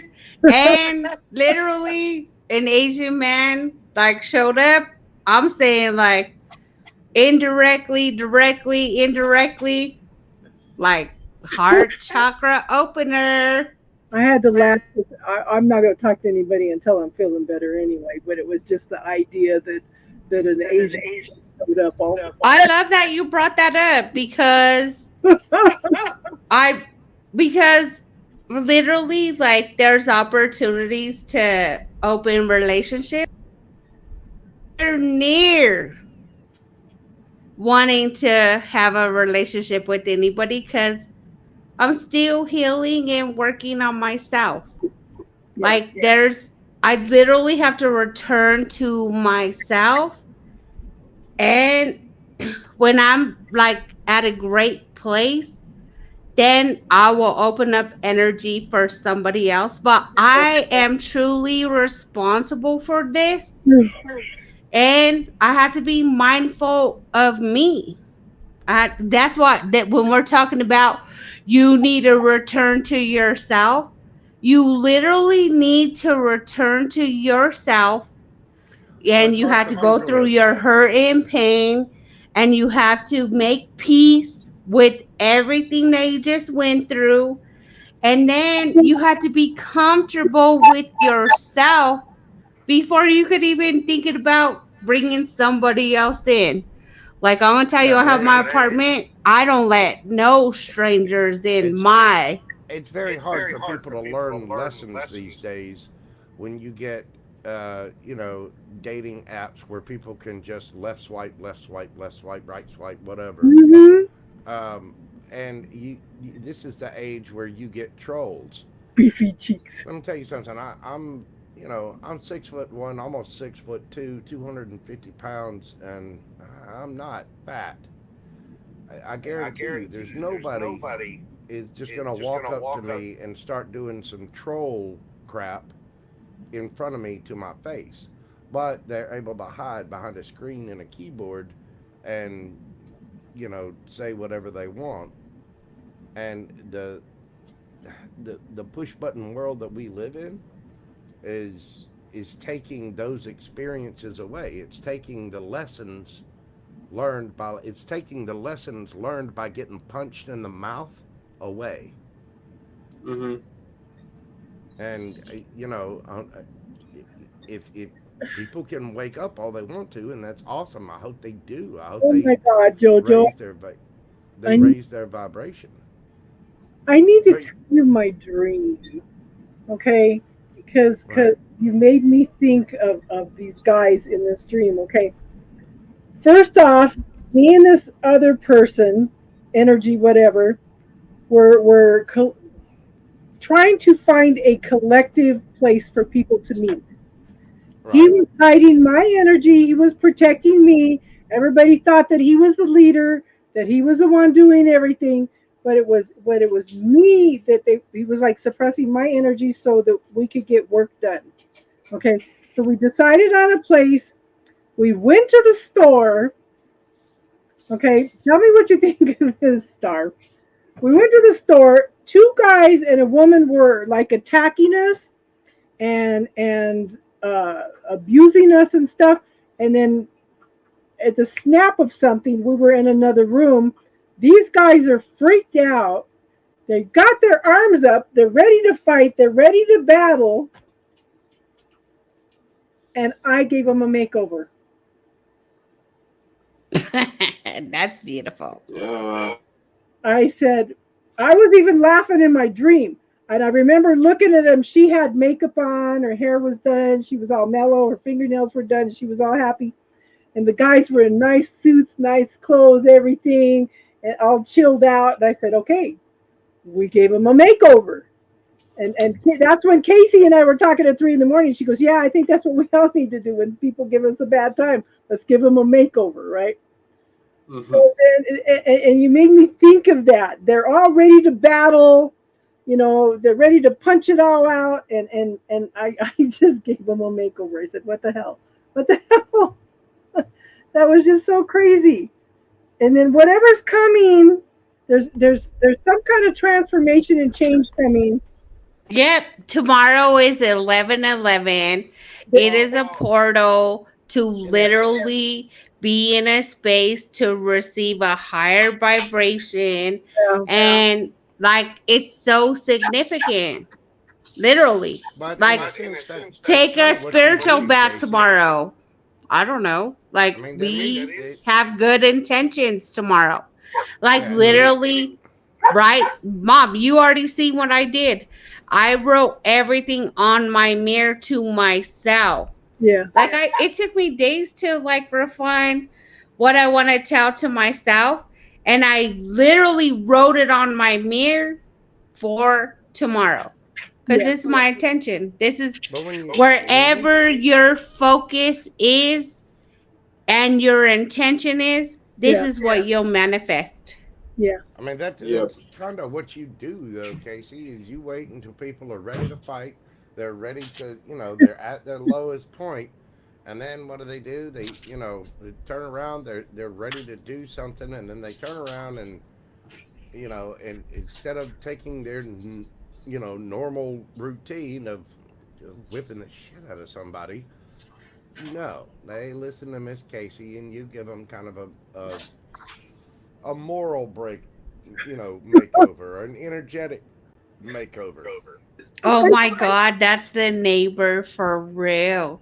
But listen, like Mojo just called it out for real. That's a real ass shit, Mom. I ain't gonna lie. If y'all come anywhere near me with anything that's hot pink, somebody's gonna be bleeding.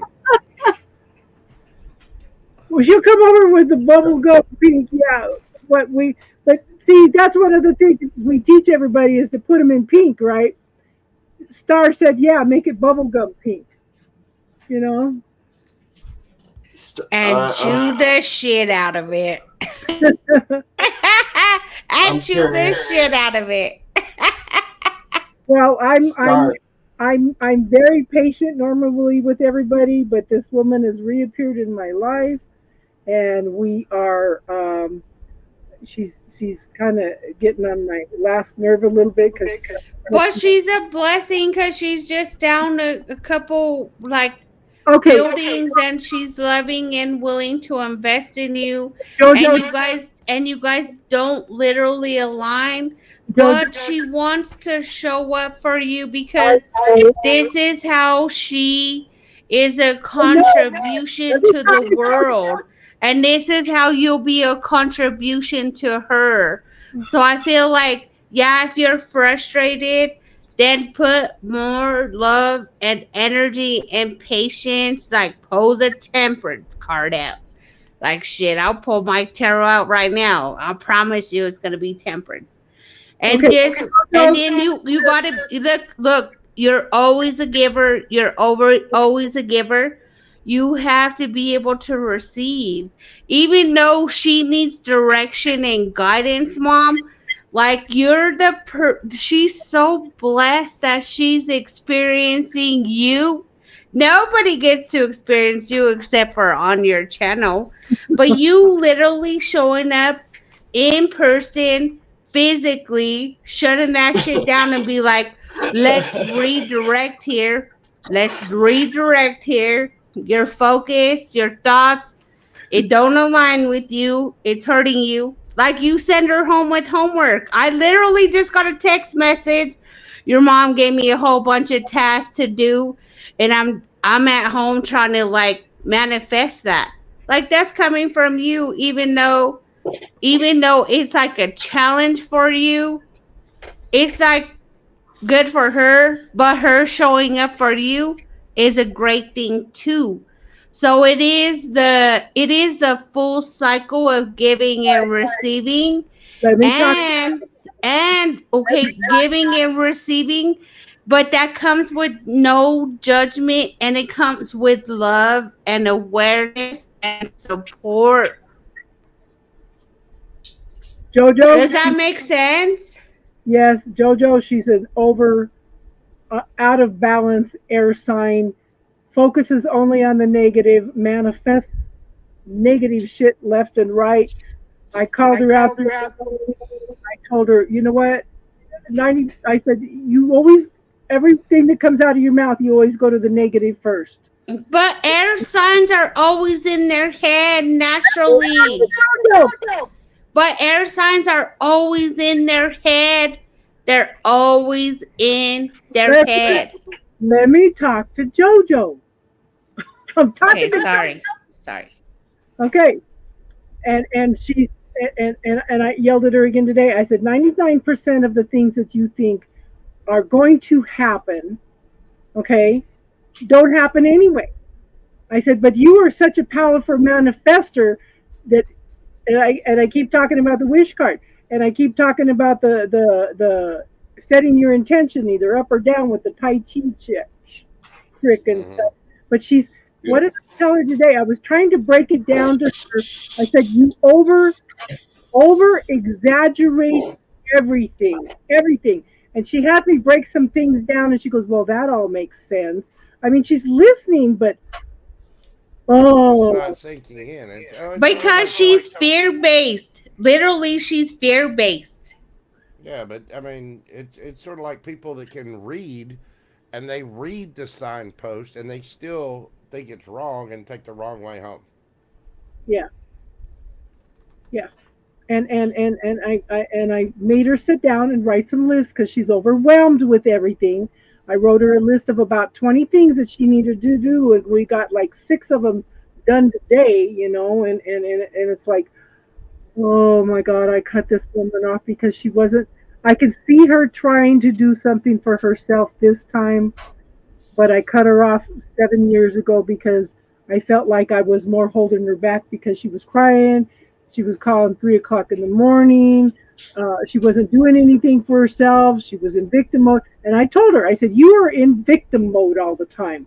When are you going to step forward, reclaim your power, and make some changes? Okay, she's still in victim mode, just so we're all clear here. But she returned to Kiowa, and she's like 4 doors down from my mom, maybe 2, and then you cross the parking lot, and then it's her. And she's a caregiver, so she's obviously an empath. She's obviously an empath because she's a caregiver, but she has no sense of self or self-worth. Like, it's obvious. Like, she is in victim mode all the time. So I'm trying to get her to do the know thyself. But she is a contribution to you, Mom.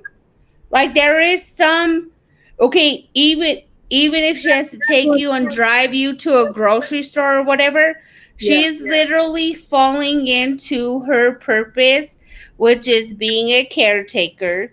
But she's all fucked up and a mess in the whole process.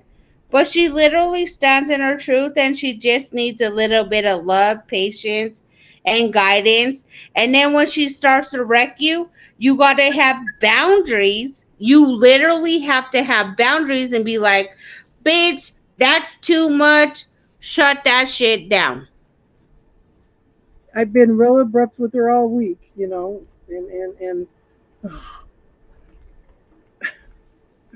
like, if anybody's aware of it or not, like, there's people who contribute to your energy, and then there's vampires, like people who just suck the life out of you.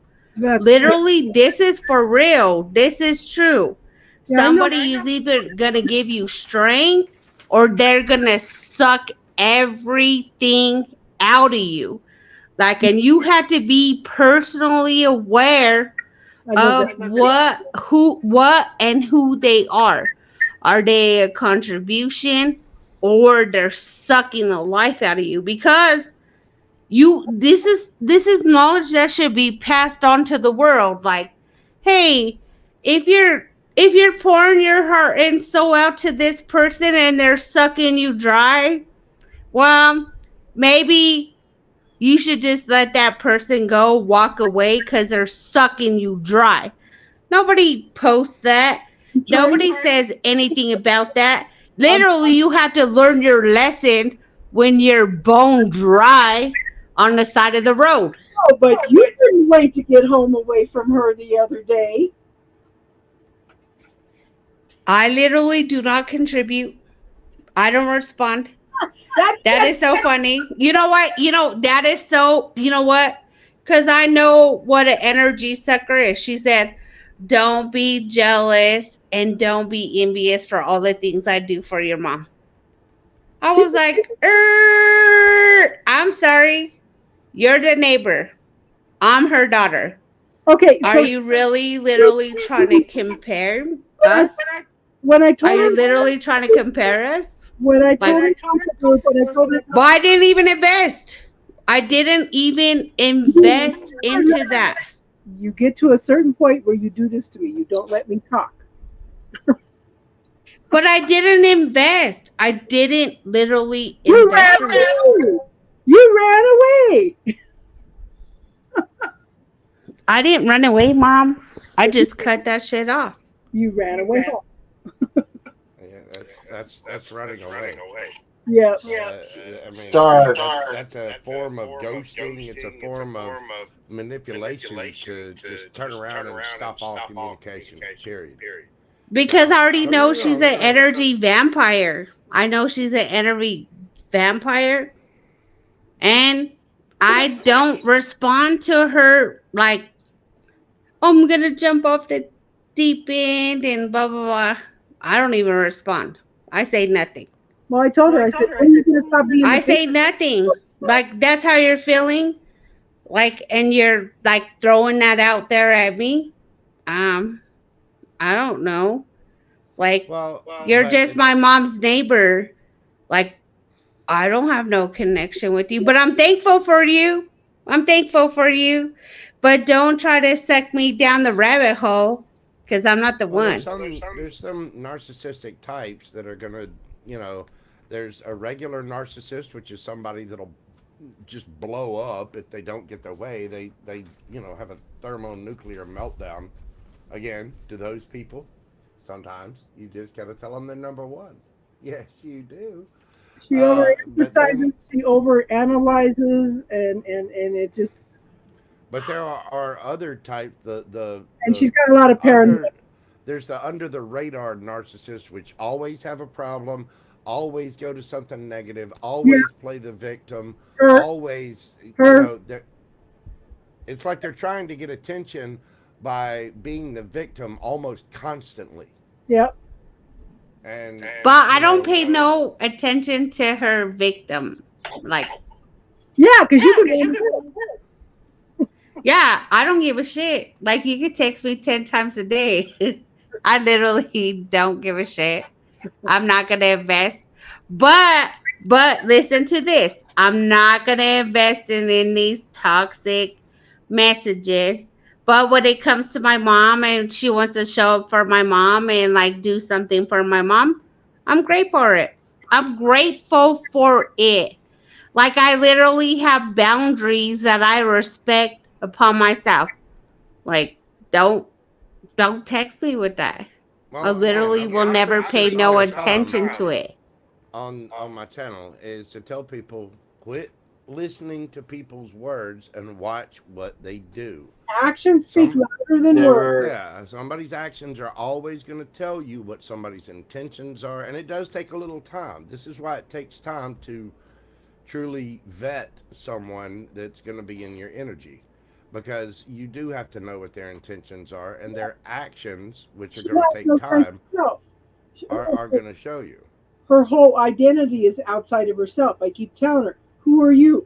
I said, when are you going to honor yourself? When are you going to respect yourself? When are you going to do something for yourself? When are you going to, listen to yourself? And I told her today, I said, listen to some of your self-talk. What are you telling yourself? Would you tell that to somebody else? And she went through a couple things. She goes, well, yeah, I would probably tell somebody that, but not this and that. I said, would that not be considered abuse if you told that to somebody else? She goes, yeah. Okay, well, the next time you have to go through this with the same person, take a voice recorder.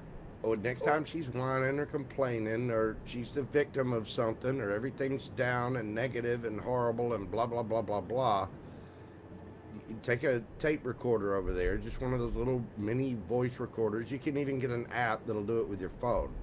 But go over there, show her something, anything happy. Doesn't matter what. It could be kittens. It could be a joke or a I told her to break her cycle of negative thinking, yeah. Yeah, just show her something that's happy, and it as she's complaining, and then okay. Complaining, then okay, I want to be Okay, I want to be completely honest with this situation. Like my mom, her health is fragile. And I'm in and out of her house. And Marianne is like a couple houses away. But Marianne is coming in like, you know, like broken. And and so my mom is a healer. She's always been a healer. She has a lot to offer this lady, which she needs it because she hasn't returned to herself. When you return to yourself, you start calling back all of your energy from everybody that you depleted yourself from. I mean, this is literally like how that works. Recall all that energy and then put it in yourself. And she's just not there yet. She's just not there yet. Okay, well, this is a modern world. You still shouldn't ghost people or just cut them off.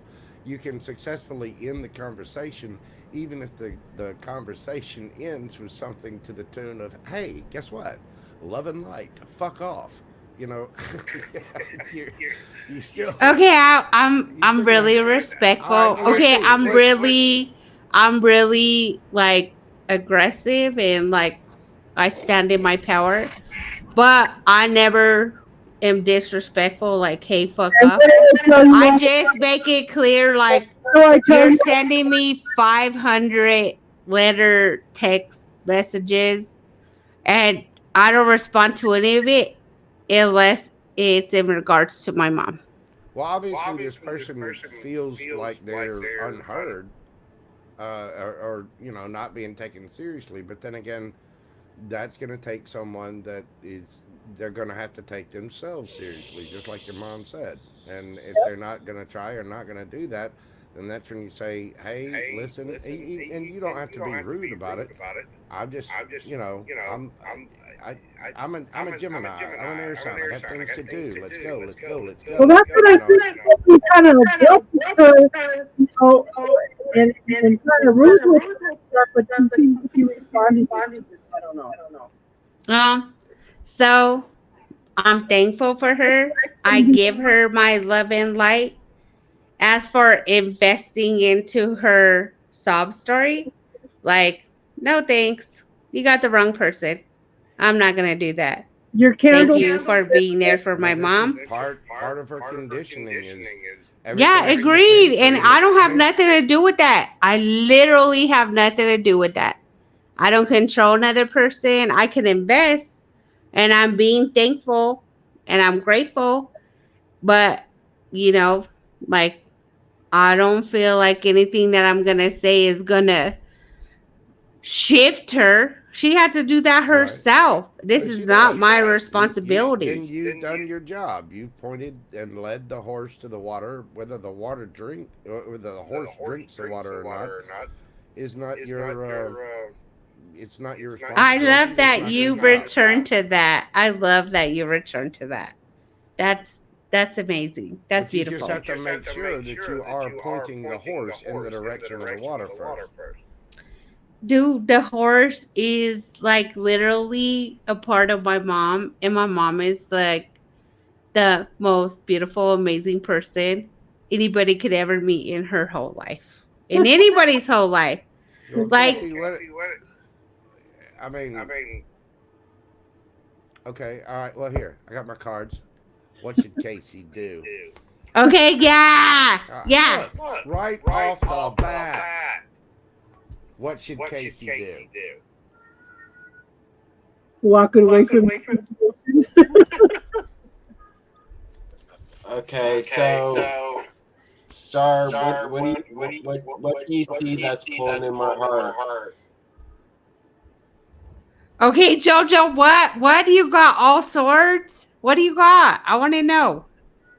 Oh, I got the Eight of Cups, the Five of Wands, and the King of Wands, which is the hell yes, hell no guy. In this case, it would be walk away, stop the arguing, and that falls under the category of hell no. Underneath the bottom of the deck, you got The Wheel of Fortune. Yeah.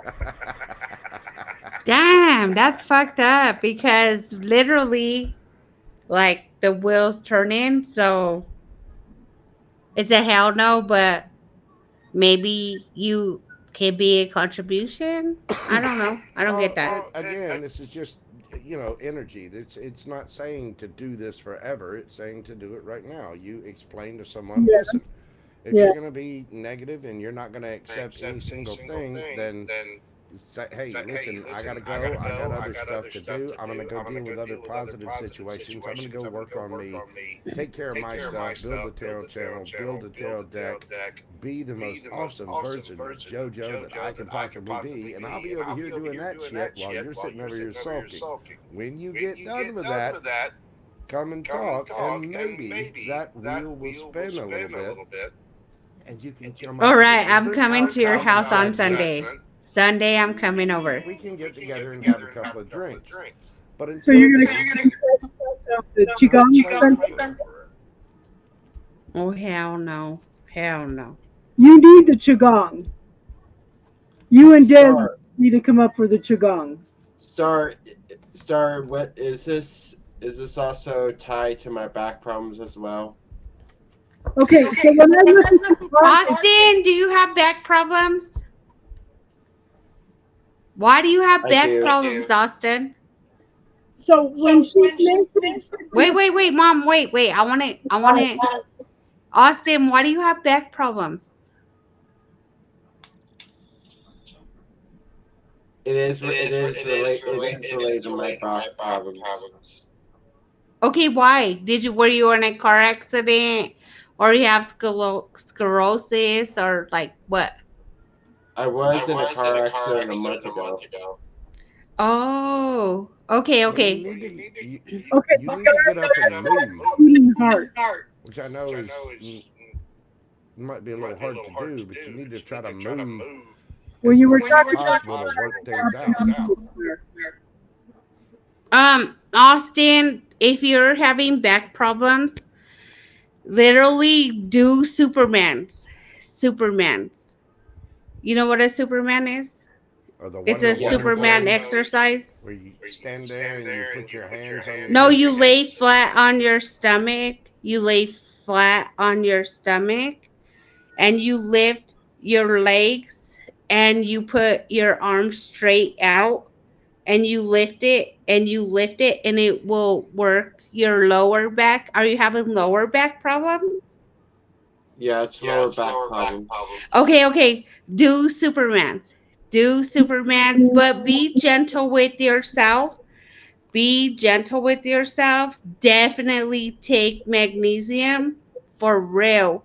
Because if you have an injury and your muscles are tight, magnesium is going to like ease the muscle discomfort, but work on your back strength and do Superman. So lay flat on your stomach and then put your hands out straight and put your legs out straight and then lift your legs and lift your arms and start working. But you're going to have to be slow because you have an injury.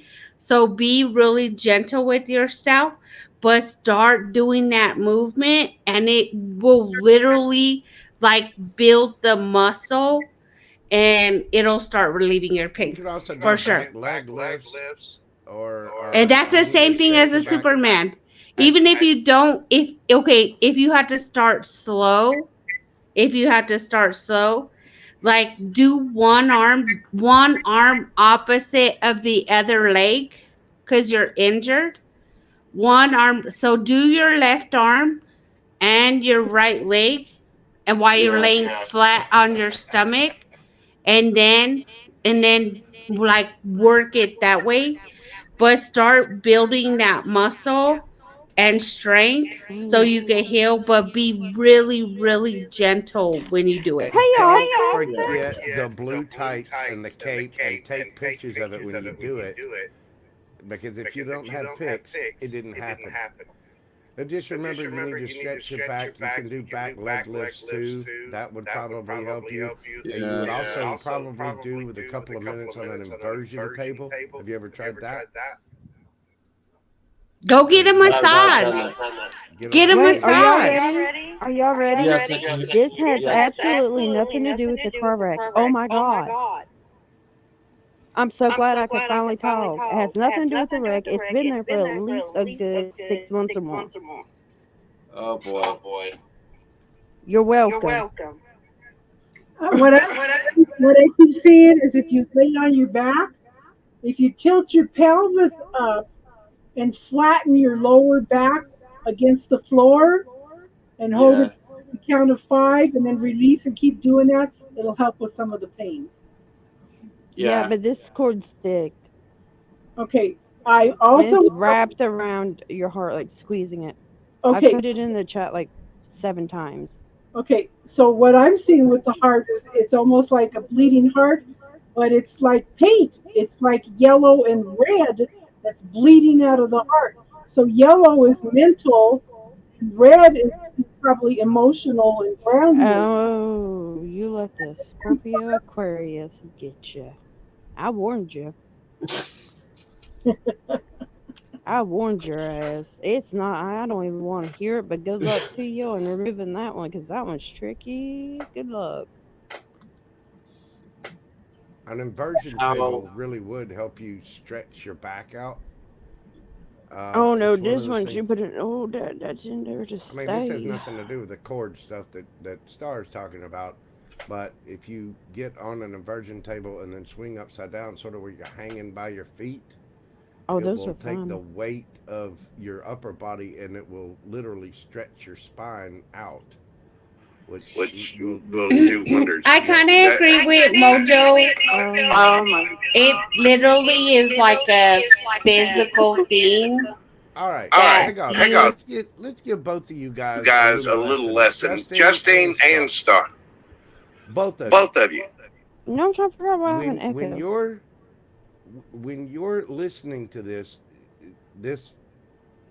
StreamYard or the YouTube or whatever, you need to put on some headphones of some kind. I have them on. That's the issue. All right. Well, what's happening is your speakers, your microphone is somehow picking up the sound of the speakers. That's what's causing the echo and then causing the feedback. Well, that's why I was wondering if it was my computer. Well, no, because whenever I came on, Google Chrome up top said that it was having an echo problem. You know, I say that I'm supposedly a good sound engineer too, but I can't keep microphones from crackling. So, you know, which apparently is a grounding issue. I've got a sound engineer, a real sound engineer, coming over here this weekend to figure that out. Because as much as I like inventing cuss words, I mean, it is fun. Don't get me wrong. It is a real hoot. Wait, so did that fix mine? Yeah, I don't hear your echo anymore. I know That's weird. Jasmine's got one, but or Justine, excuse me. But It's funny because I was never hearing her echo. Oh my gosh, I've been hearing it the entire time. Yeah, I hear her as real loud, but I don't hear her as echoing. Yeah. yours has got a little Casey, but not too bad. So Des, I almost see I almost see the cord in your throat is almost like a I don't know, I was coughing like you don't even want to know. And then I thought it was from Austin, but not to Austin. It's not Austin's throat. I went through everyone that was still here. And then she popped up and I was like coughing and hacking and I was like, oh, great.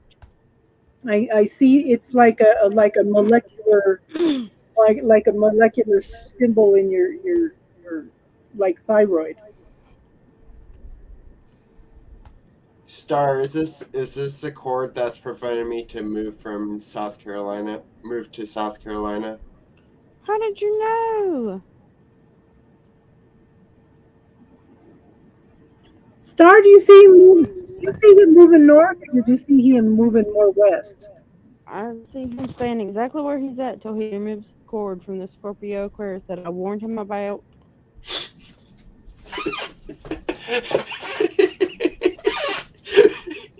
He is stuck like Chuck until he gets it gone. He's stuck like Chuck.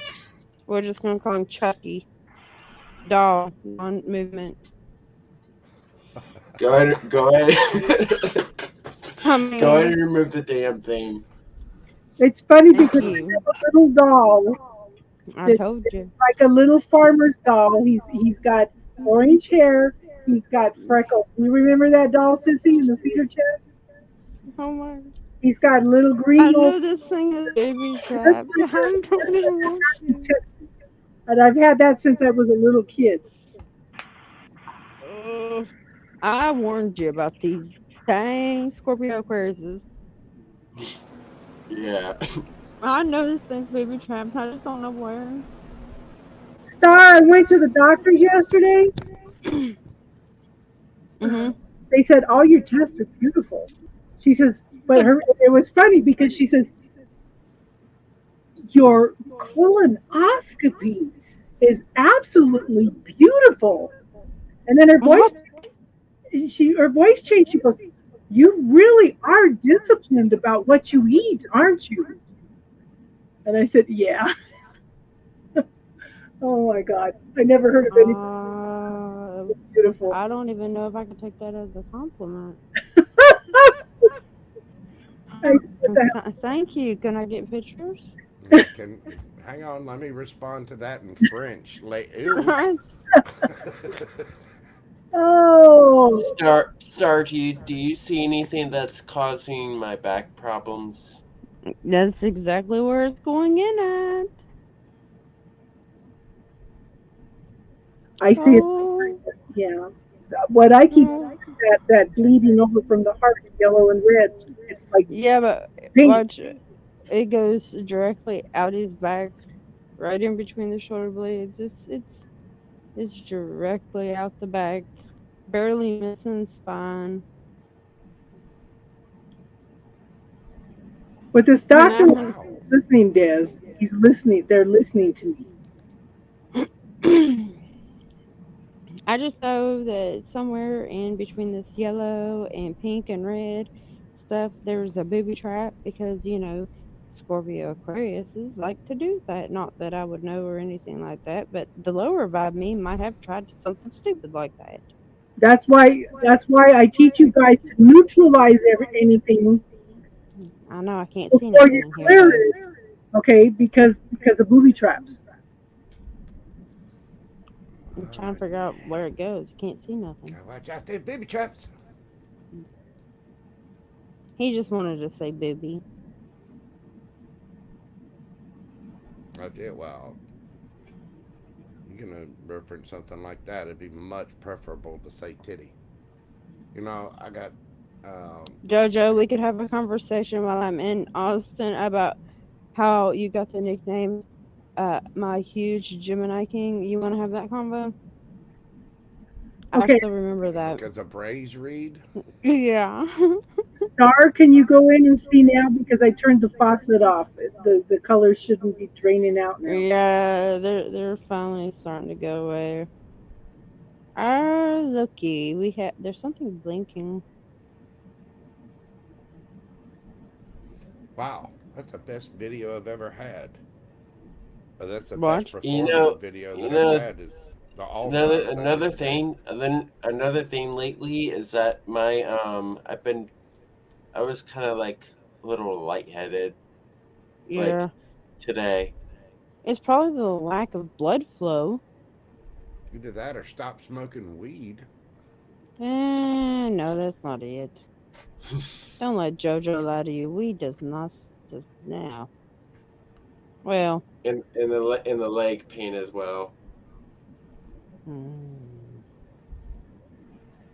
I've got toe pain, but that's because I broke my toes. I did. I was chasing Gumbo outside. His natural predatory self got after a snake or a lizard or a bug or something. He got over behind the HVAC system where he's not supposed to be. I was going to say, were you chasing the garbage And so people? I got up on top of this bench thing to look down to see, you know, where Gumbo was, and he moved on. And as I went and stepped back off the bench, I stepped onto some bricks and I broke my toe on my right foot. And I made up some interesting cuss phrases for it. And then when I put my left foot down, I cracked the toenail on the big toe on the left foot. So I've got toe pain, and it has nothing to do with cords. I want No, that to. has. Okay, so what I'm seeing, Austin, I'm seeing like a coin in your heart. It's blinking. Or is that what's blinking? All I can see is it's a coin, and it's almost like. Okay, did she give you a necklace or something? No, she gave me a T-shirt. Okay, because this coin has a hole in the top where you could put like a chain or something through it. I don't ever seen the same thing. This thing's blinking that I'm looking at, and it's not neutralizing. Okay, so we call in all the archangels to do it. Who has left shoulder pain? I don't like it. That would be me. Oh my god. Are you broken? She broke you that bad? Stay away from the dang Scorpio Aquarius people. I'm telling you, some of us are not as high vibe as others. It's not safe. Okay, I'm going to neutralize this, and I'm going to. Okay, I'm going to create. Okay, can I turn this coin white? Okay, it did let me, so I'm going to create a black one, and we're going to bounce them together and neutralize and dissolve them. Okay, is it still blinking, Star? Oh no, they came and removed that. I'm looking at where the cords are going. It's odds everywhere through his heart. I'm just watching it dissolve slowly. Yeah. I mean, the left shoulder pain just came out of nowhere. So I was going to have you look at Justine to see if you've seen any cords. Yeah, I've been seeing those, but I figured she knew about them. Okay, my back pain is starting to go away steadily. Imagine that. What'd we learn, Austin? So they're really great in bed, but they're really bad when you break up, okay? No, I'm not checking that. I refuse. Austin's the only one I've not had to remove the hook from.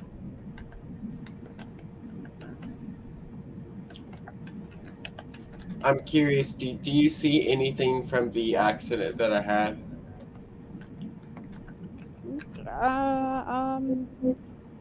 I'm not there yet because I just had the thought of, oh my god, you have a hook. Where at? No, it was just the thought. Like, you're the only one I've never had to remove a hook from. Down yonder. Oh. Yeah. Go ahead with the sexual area. Probably what the leg issue is.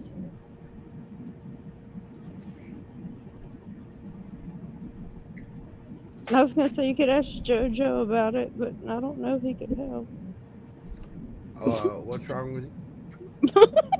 Sorry, I'm sitting here texting somebody, so I'm listening, but I'm not really listening. What's the issue? Dad, you still here? It's possible he could have a hook in a non-place that anyone would want to hook. In a dangly part. No, I think he's sitting on one, though. I don't think it's attached to him, but it's like he's sitting on the 3-prong hooks. I just see a hook in that area, and it does not. I just I don't know think it's it's connected to him. I think he's just sitting on it. Why would you just sit on it? I have no Oh. idea.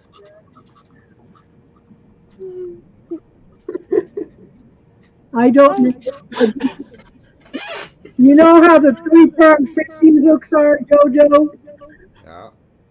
It's like there's one behind him, and his legs go on both sides of another one. Yeah. Austin, Yeah. I know exactly what to do.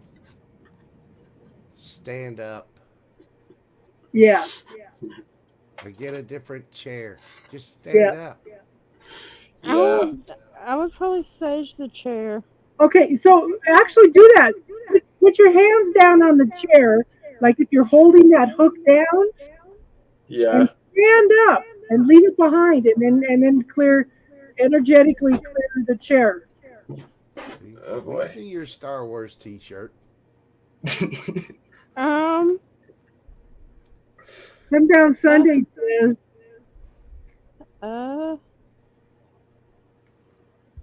You guys need to learn Qigong. I'm standing up.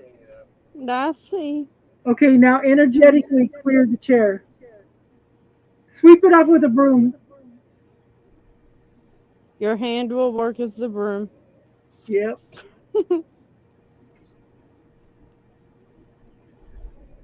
You know, 11:11. This is not what I thought I'd be doing, Austin. Okay, it should be clear now. You should be able to sit down now. Do you see it? Gently. I don't see it anymore. Do you? I know. It's just for caution. Yeah. How's your back? Because I don't see the cord. It's gone. My back is a little better now. No, it's gone. Okay. Let me go to your brain. God knows that. Fuck that up. Don't go there. Okay, Jess. Oh, I'm going there because I know there's something there that's fucked up. So I see it's dissolved in your throat, Des. Oh yeah, that throat. It's not Austin's. Dez's. Ooh. It was like lassoed in her throat. See, I done went. Can't do that while I'm here at top already. What the hell? So make sure. Okay, so Des, make sure you call upon the golden light of the Holy Spirit. Whenever you clear anything, bring it down through your head.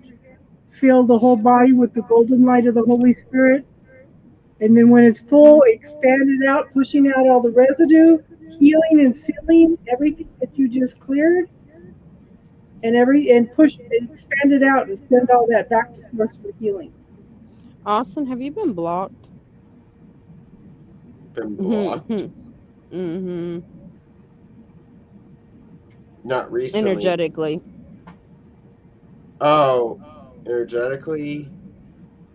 Yeah, I already know the answer, but go ahead. Tell the class. Go ahead. We all want to hear. I've not been energetically blocked, but Difficulty hearing them?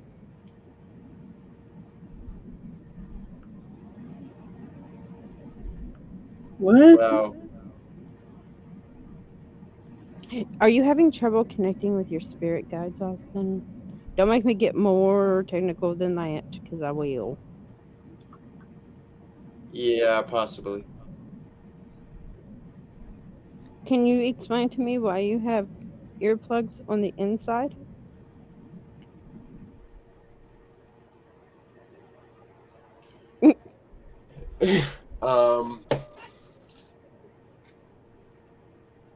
Does she not like it?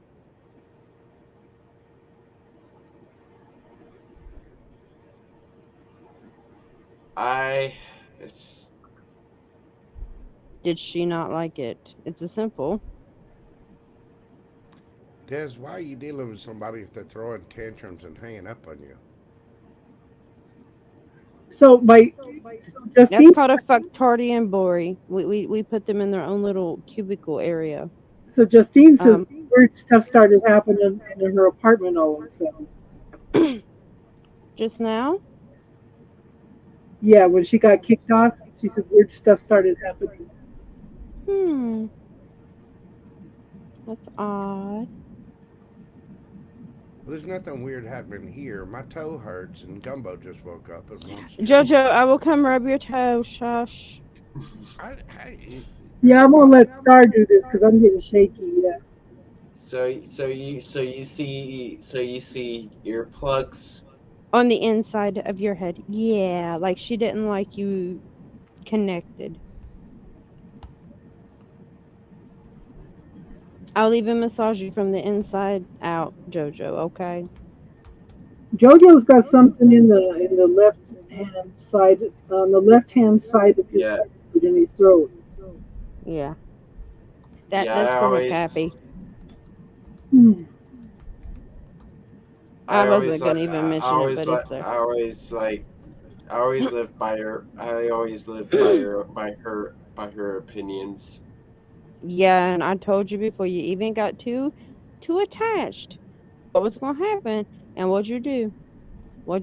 Dropped off the face of the planet because oh my Yes. god, there's a Scorpio Aquarius and I must love it. 11/11. 111 here. Well, your head should feel better now. So Des, don't re-engage. The thing is you keep breaking down and re-engaging. That's why it never ends. Yeah, stop engaging, cause like my throat, I don't know how to explain it. You know how you get a burn in the back of your throat?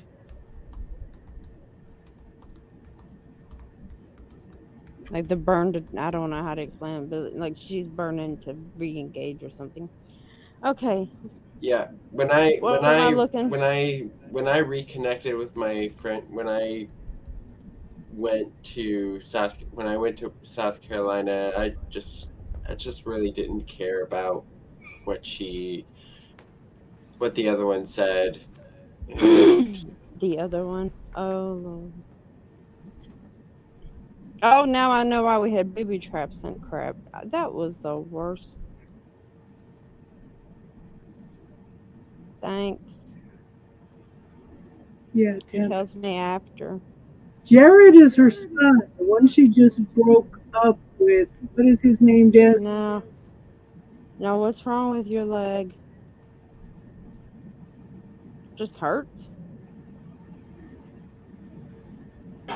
Austin? yeah, it started hurting recently. Like when I was like walking. Have you I been just in got contact? like a type. Been in contact with who? We both know. Hold on, JoJo's gonna tell me. I haven't been in contact with her. You've been in But I've contact been- with somebody.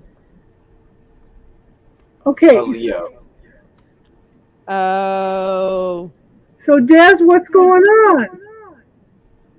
A Leo, huh? Yeah. And you're a Virgo. That makes genius sense to me. Exactly. Right there. Look hard. Are you asking for... Okay, Des. The cards are saying to go into hermit mode. Dude he's all butt hurt, and it's causing you a bunch of hurt. That's like the Why? newest... Because of the arguing, because of the BS, the 5 of Wands, the stress, the crap, this is the example that this card always reminds me lately of putting together IKEA furniture. In theory, you both have the idea of the same end, but you can't seem to get there because you can't seem to get on the same page. The wheel of fortune needs to spin. This could very well be a karmic situation, and guess what? Somebody's juggling. Somebody's too busy. Somebody's got other crap going on. Have you ever heard Got a that King of saying, I Pentacles. listed it's mine? Or you need to get into this mindset. You could have, Earth in your chart, or he could, but at the same time, there's something fishy there. You need to meditate. 7 of Wands. You need to defend yourself, and you need to stand up for yourself. Go within. Get in your bubble. Look, there's the bubble technique right there. Yeah, look what she's doing. She's in a bubble. Why? Are you having a hard time talking, Des? You need to be in the Empress. No, she's talking to Justine. Justine's got weird things going on in her house now. Her fan is turning on and off on its own. It'll stop in a minute. Tell her calm down. The energy, the overall energy for this, underneath the bottom of the deck, death, whatever it is, needs to end. And when it ends, you'll be at more peace, you'll be more stable, you'll probably end up making more money out of it. So, yeah, it's because you need to look at what you've done in the past energetically and what you need to change in order to go into the future. If you go into the future and you really make those changes, remember your buddy JoJo when you're all rich. Mm. But something about the situation needs to end. Did he just say JoJo? JoJo? Okay. Austin, you know this thing? I looked at, so it's mine? Ooh. Yes. Okay. So the Leo has decided to not just lick. I think it's attempted to bite. Oh boy. Good luck. Now remember, I'm Leo rising, so say something crazy.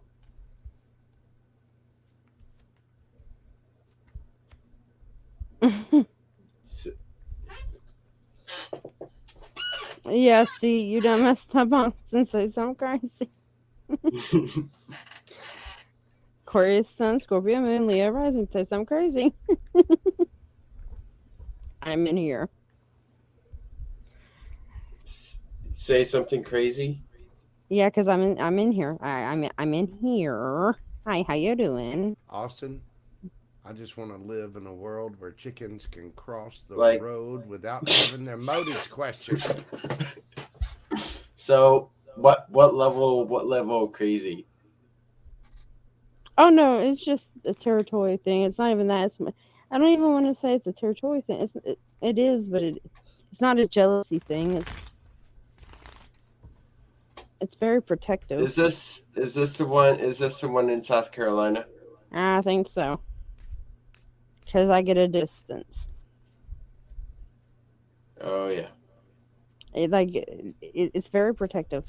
How old are you, Austin? 30. Okay, well, first off, since you're 30, let me just go ahead and say energetically, you're number one. Little whippersnapper. Oh my god. But at the same time,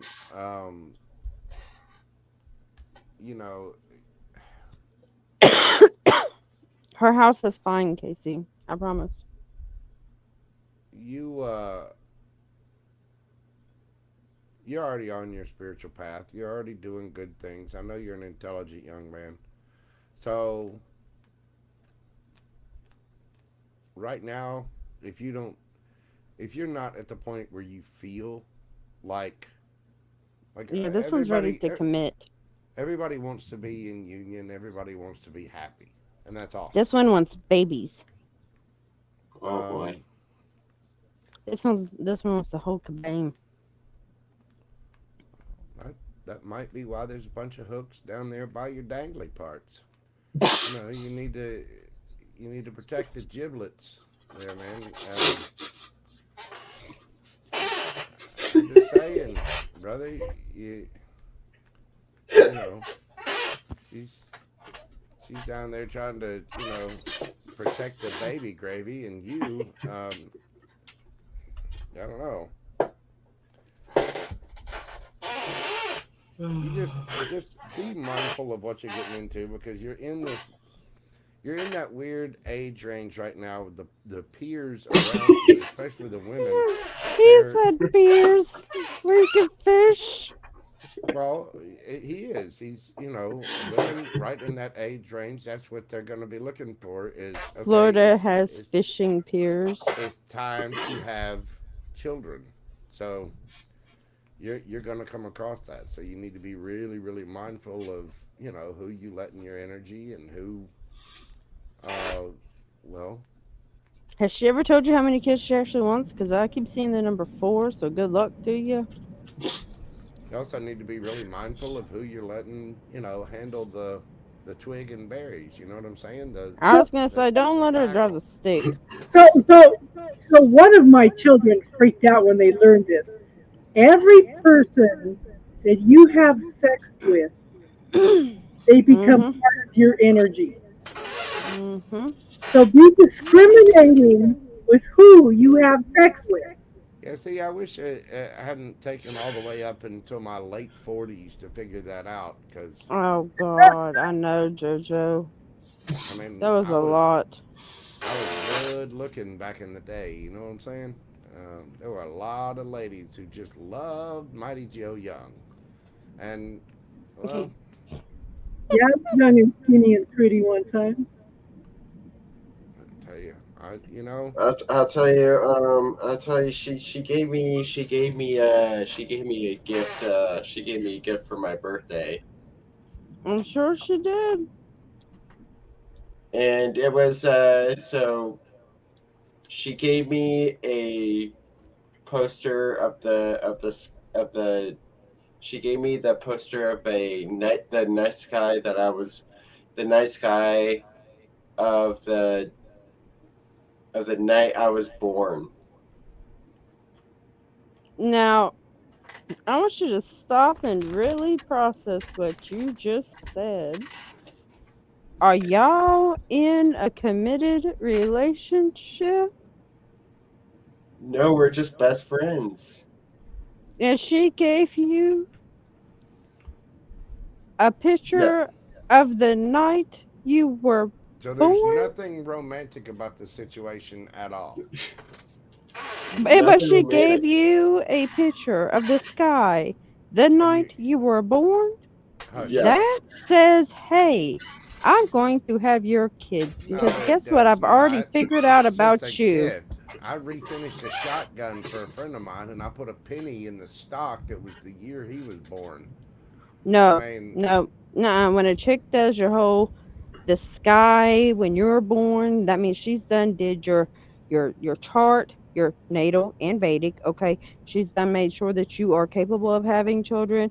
How many children you are capable of having? Don't get me started on what she has done to him. Okay, well, how do you feel about her, Austin? I don't know. This is He's still traumatized from the Scorpio. No, it's not that. It's just I don't want to read too much into it. Well, okay, well, we won't do that. Hold on. Star, hush. So, you're 30 years old. Guess what? It's time to start reading into things.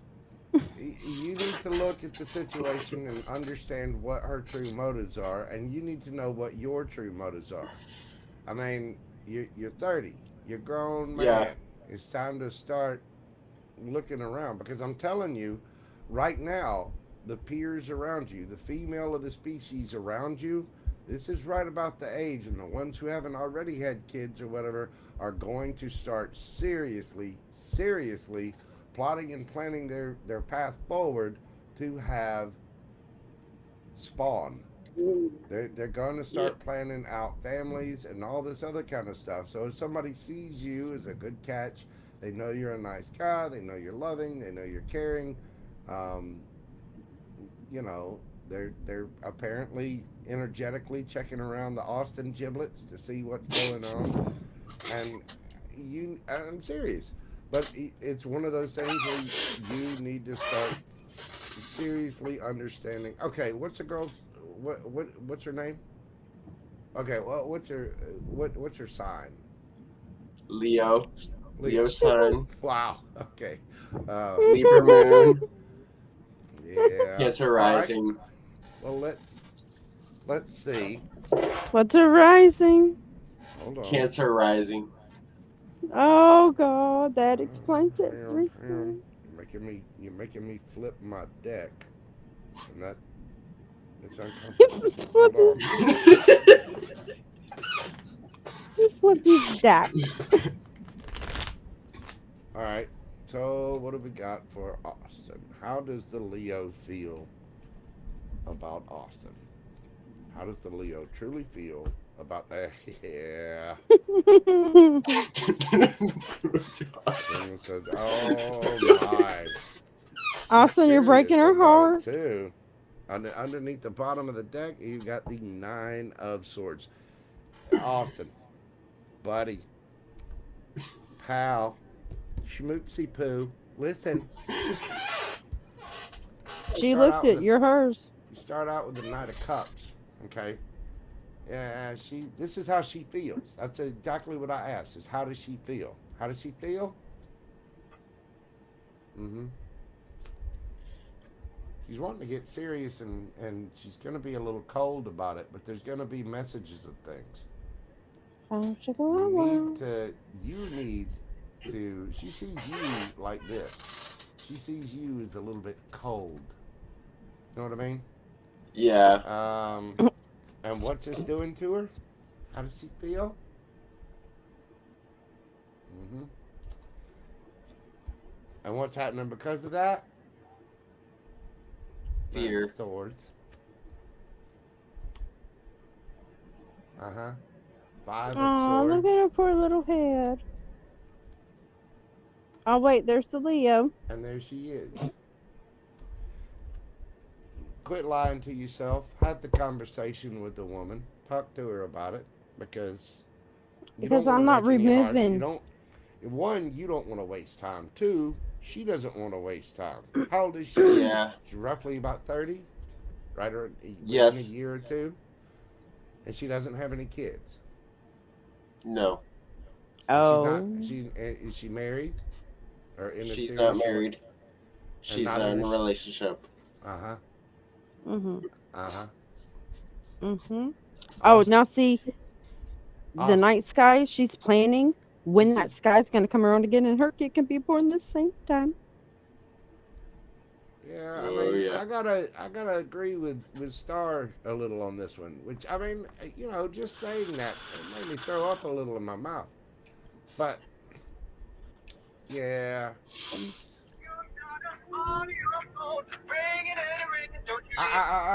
don't play that. Demonetize. Oh, that's your phone. Okay. Well, I mean, technically, it was the perfect song for the situation. Yeah, she's showing Rockin' up Robin. here. She's definitely. She thinks you're cold.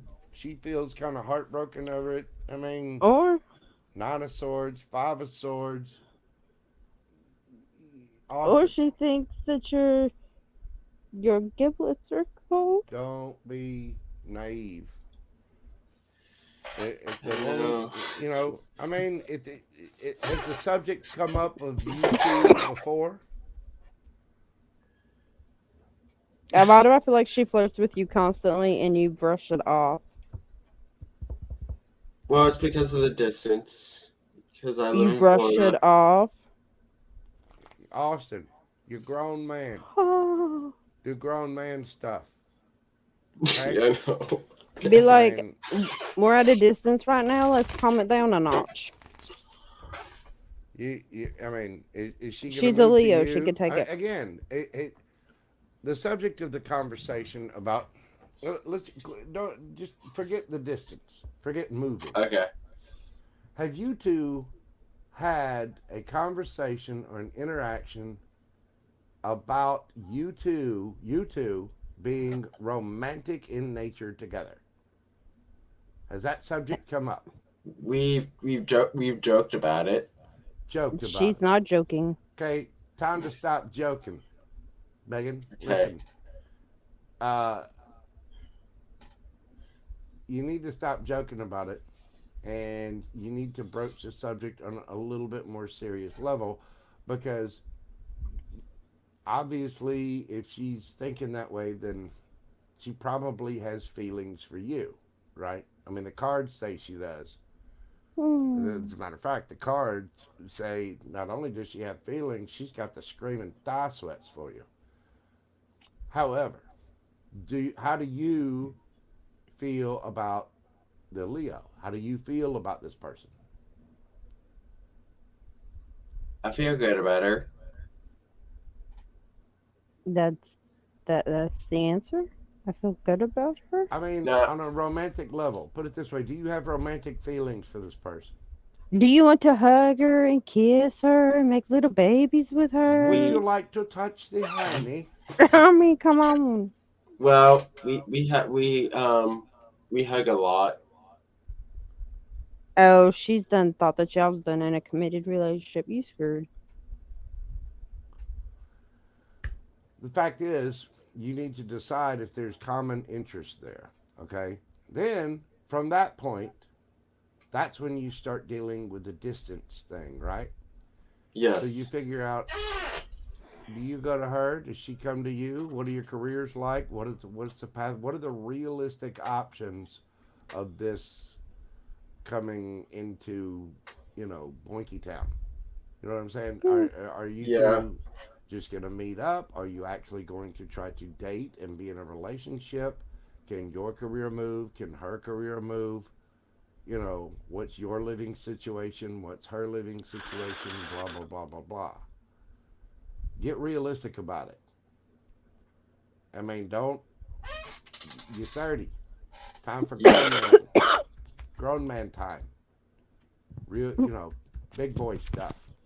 Yes. So it's time to put on those kinds of thoughts. I mean, if you really want love in your life, then vet this person in that way. You already know she's a good friend of yours, right? You already know that. You already know that she has interest in you, and obviously, on some level, you have interest in her. Because you're Yes. hugging her and flirting back. This is one of those areas where you got to go FAFO with it. You know what I mean? Fuck around and find out. You're going to have to get real. Yes. So if it's a real possibility in your mind, explore it. If it's not a real possibility in your mind, then you need to state that. You two need to have that conversation. Because obviously it's something that's brewing and rolling around in your subconscious. Yeah. So if it's there, then quit sweeping it under the rug. Put on your big boy pants. Dust off your giblets. Trim them if you need to. Whatever. Do some stretches. If you're interested, broach the subject. If you're not interested, don't lead this person on. That's how you build karma. Yeah, I know. So you need to have that very real conversation, and there need to be very real topics talked about. And if in fact you do both want to try, then there need to be very real logistical solutions on what to do about it. Yeah. I would probably have that conversation sooner than later. I feel like she's manifesting you. Do you take the dangly parts to the rabbit hole, or does the rabbit hole come to the dangly parts? And then you actually need to figure out each other's interests, hobbies. Are you compatible on that level? Really vet the situation and figure out what you're actually interested in. When you know what you're actually interested in, then you can make real world decisions from there. But look, I don't know. Can you see right there? You see that? See the bead? Yeah. Think of this as my watch. Look at it. It's 1/2 a monkey's ass. Stop wasting time. Yeah. Yes. You're wasting her time and yours. Quit screwing around. Well, now that we figured out what's wrong with your leg, good luck with that. That's what it's going to take to figure out what's wrong with your leg. You're going to have that conversation. Okay, Desi, pull cards. Well, I already pulled some cards for you. I'm pulling cards for the other situation with the fan and the weirdness. I know what that is. You don't. It's. She's fine. What? Jojo, Yeah. What? did you cuss out a Capricorn? Did I cuss out a Capricorn? Mm-hmm. No. Mm-hmm. I haven't cussed out anybody. Mm-hmm. Did you give them their number one? No, I haven't had any communication with them.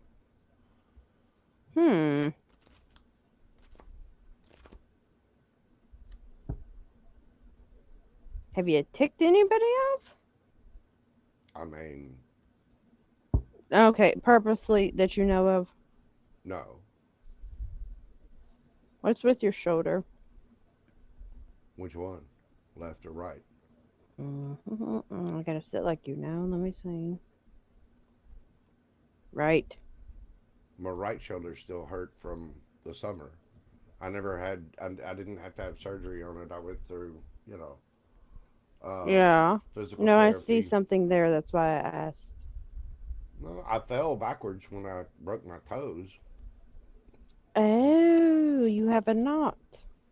Could be. Yes. All right, Miss Des. Okay. Okay, you want to know what is in her house? I will tell you. Whatever comes out. What is in U.S.? That almost sounds vulgar. I was gonna say, wait, what does that mean?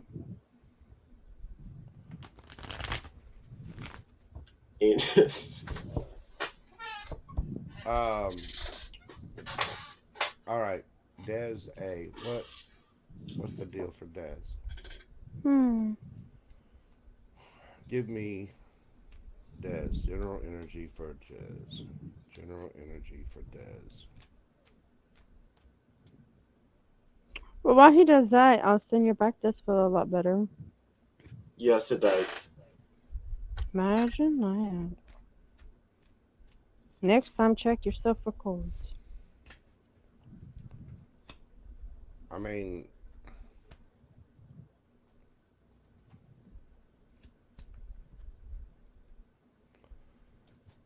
okay, Des, you got the death card again. You got the Seven of Wands again. The two new cards this time are the Eight of Cups and the Star card. You need to end the situation. You need to defend yourself.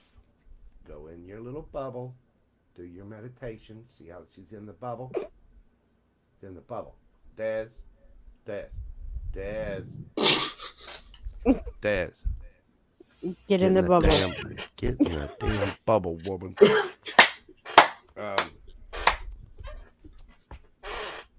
Did you do this?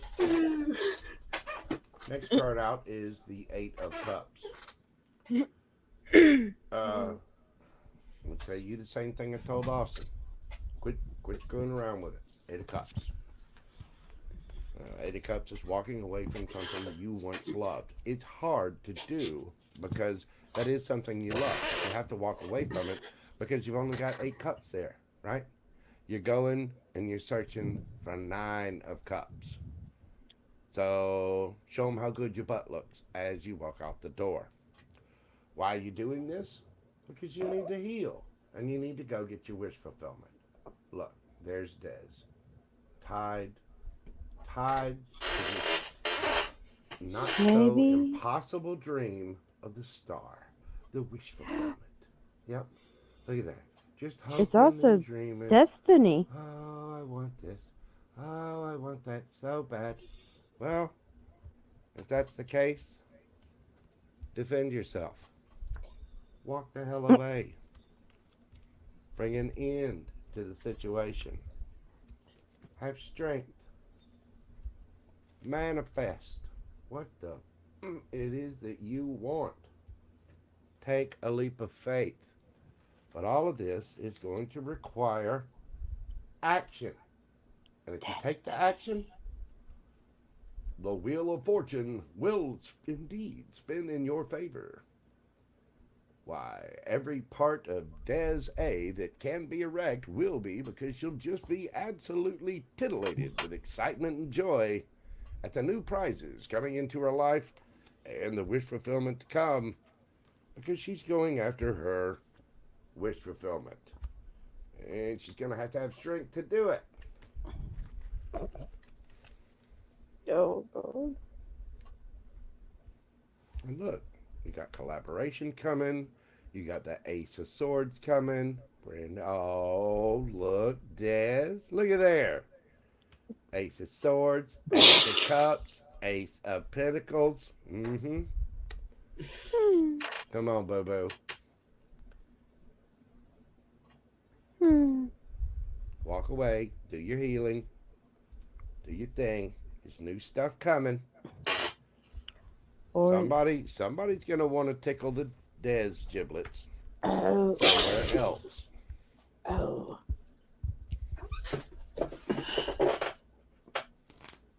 Yes, I'm a huge fan of animation myself. You know what? I just got one of my subscribers. I am a big fan of animation. I got a big poster frame downstairs that's all the Disney villains. Just villains. One of my subscribers sent me this off of my wish list today. Ooh, I have Opened that it. deck. I love it. Brand new in the box, but God love them. I have that deck. It's amazing. Create a wish list. A wish list? Yeah. You just create one on Amazon and put up a link. I've had people have bought me 3 decks off of it. All right, JoJo. You know. It's my niece. It's my niece that she was talking about her earlier. She burned a love candle earlier and it turned blue. And she said it was Janice and she was dreaming about Janice last night. She's never experienced anything like that before, so she's kind of freaked out. I said she was fine. I know. Why are y'all burning candles and love candles if she doesn't know what she's doing? She's not burning love candle for relationship. She was burning the love candle to put out, the love energy. You're very welcome, Des. Yeah, walk away from Tantrum Boy and go find something real, dear. Like, I don't know, your destiny has been calling you for, I don't know, probably about a year now. And it does say that you got good things coming for you. I guarantee you. I mean, Ace of Swords, Ace of Cups, Ace of Pentacles. The Des JoJo, giblets what's are coming for me? needed somewhere else. Des. As he holds the cigarette like that. What do you imply? I said, what's coming for me? Oh, okay. Hang on. Oh, it doesn't have to be a long one. I just feel good things. I'm mostly. Well, then fix my toes and fix my shoulder. Yeah, I'm working on it. I figured we'd multitask together. I'd like to ask some questions around the energy, the transformation and changes coming in. Yeah. Let me tell you, I'm quite happy I did that first all signs today. I didn't do it as soon as I thought I was going to, Casey, but I did do it. Yeah, I had to leave this morning, so yeah. That is the fastest growing video I've ever put online. I mean, that thing blew up. Good. Yeah. Yeah, it has grown very fast, Des. I've been thoroughly surprised. November the 8th, 3 days ago, was the 3-month anniversary. And it has exploded much faster than I thought it was going to. Yeah. All right, Star. What do we got coming in for Star? It took me 6 years to reach 1,000 people. Got the Chariot, moving victory. You got the 4 of Cups. There's Star pouting away. You Oh, got I'm the down. Ace of Swords, and you've got the King of Wands. Um, well, you're moving. You're doing something different. You're succeeding at something. You could have Nice some and car nice. issues, or um, you might have to go somewhere or travel somewhere. You can come Uh, to me. whatever this is, you're not happy about it. You're going standard star issue pouty britches about it. Um, Jojo, don't take it so literal like a car. Just moving. well, yeah, just moving. It's energetically there's something shifting, moving, but I mean it's in a positive direction because this is a Mm-hmm. chariot upright, card of Cancer. But here's Star. I mean, I imagine this is what Star looked like sitting on a John. You know, just sitting there like, man, come on. I'm, I'm just trying to take, the Browns to the Super Bowl, and I'm not interested. But look at that. See that hand down there? Just kind of lightly touching on this bowl over here with all the love and the rainbow and the goodness on it. There's something that is out there, and you're not interested in. You're not even showing interest in this, and you're definitely not interested in any of these. You show too much So interest in it, it's like it goes away. It vanishes. Duh, I'm not dumb. yeah, but you got your hand down there on it. You keep Yeah. in your hand to make sure it's still there. So there's something in your energy, and you're gonna find out the truth about this. Or either that, or somebody's gonna find out the truth about you. Either way, the truth is somebody's all wandy. Somebody passionate, mature, but probably a little impulsive, not too impulsive. The King of Wands is somebody that, the Knight of Wands can be the player card. They can be somebody impulsive, charismatic, good looking, says all the right things, doesn't necessarily mean all the right things, and takes action with gusto, and it can be a little impulsive. That's why they're known as the player. This is the more mature version of that.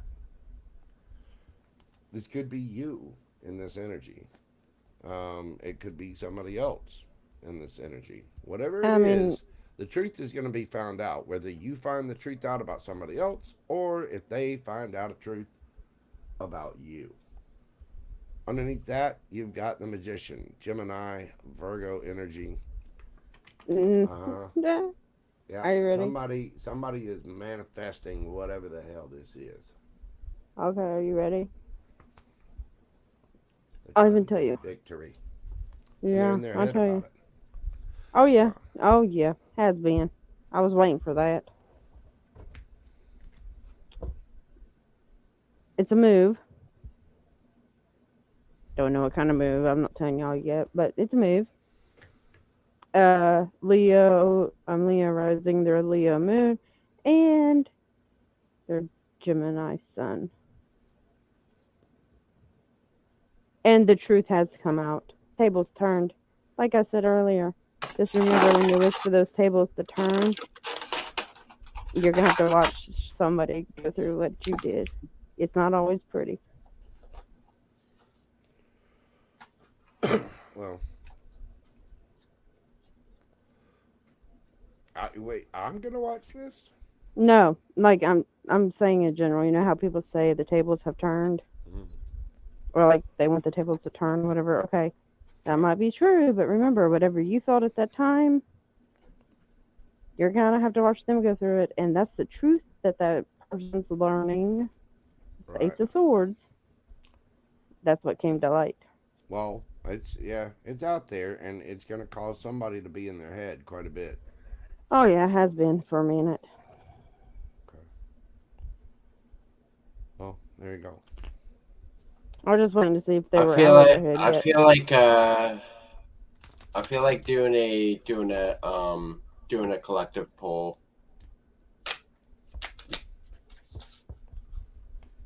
Spirit, what do you have for the collective conscious at this time?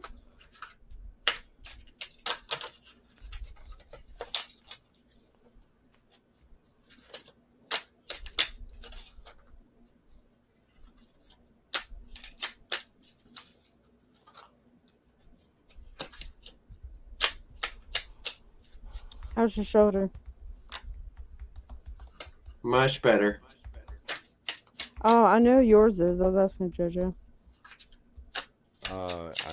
Honestly, I'm not sure. I really haven't been paying attention to it. I've gotten used to my right shoulder hurting, so I mean, it's been sore since I went after the garbage truck guy. Has it eased up any?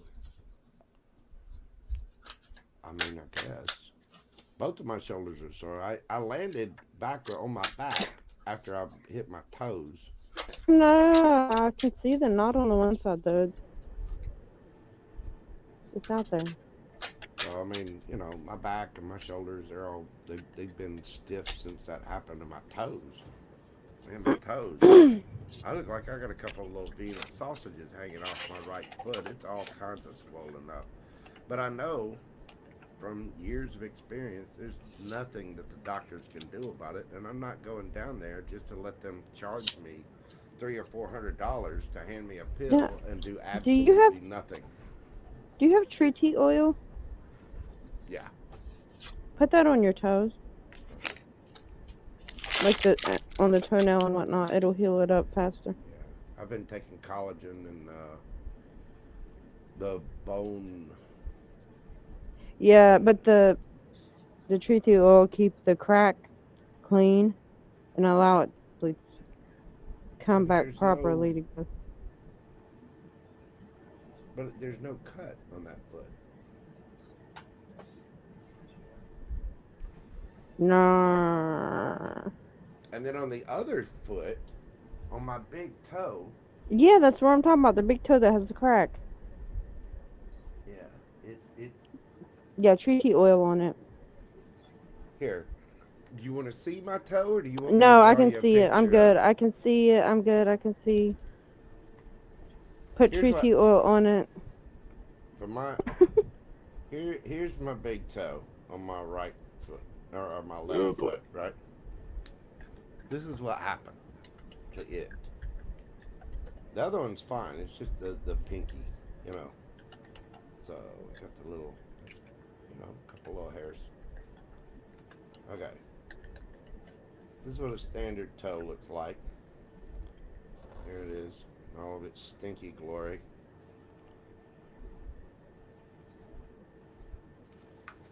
There's your standard toe, right? Oh, right there. Okay. And so what's happened now is my toe looks like this because I stepped wrong when I broke the other toes, and then this toenail went into some brick, and it literally looks just like this.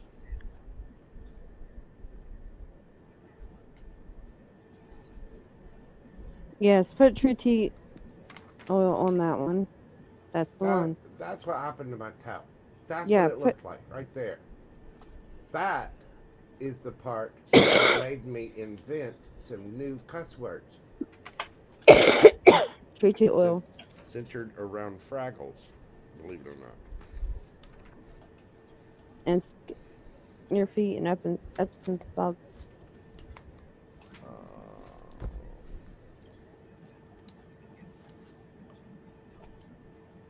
Mm-hmm.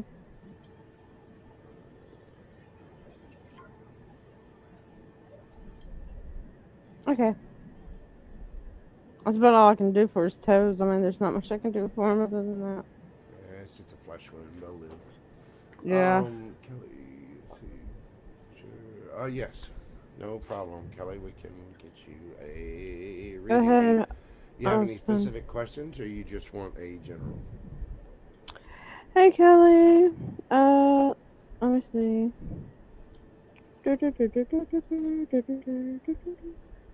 Your energy has been kind of different.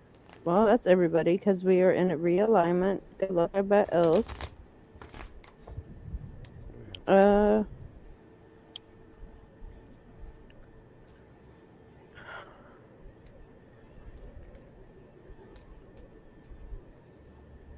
Austin, you can do yours. I've seen you pull cards. All right.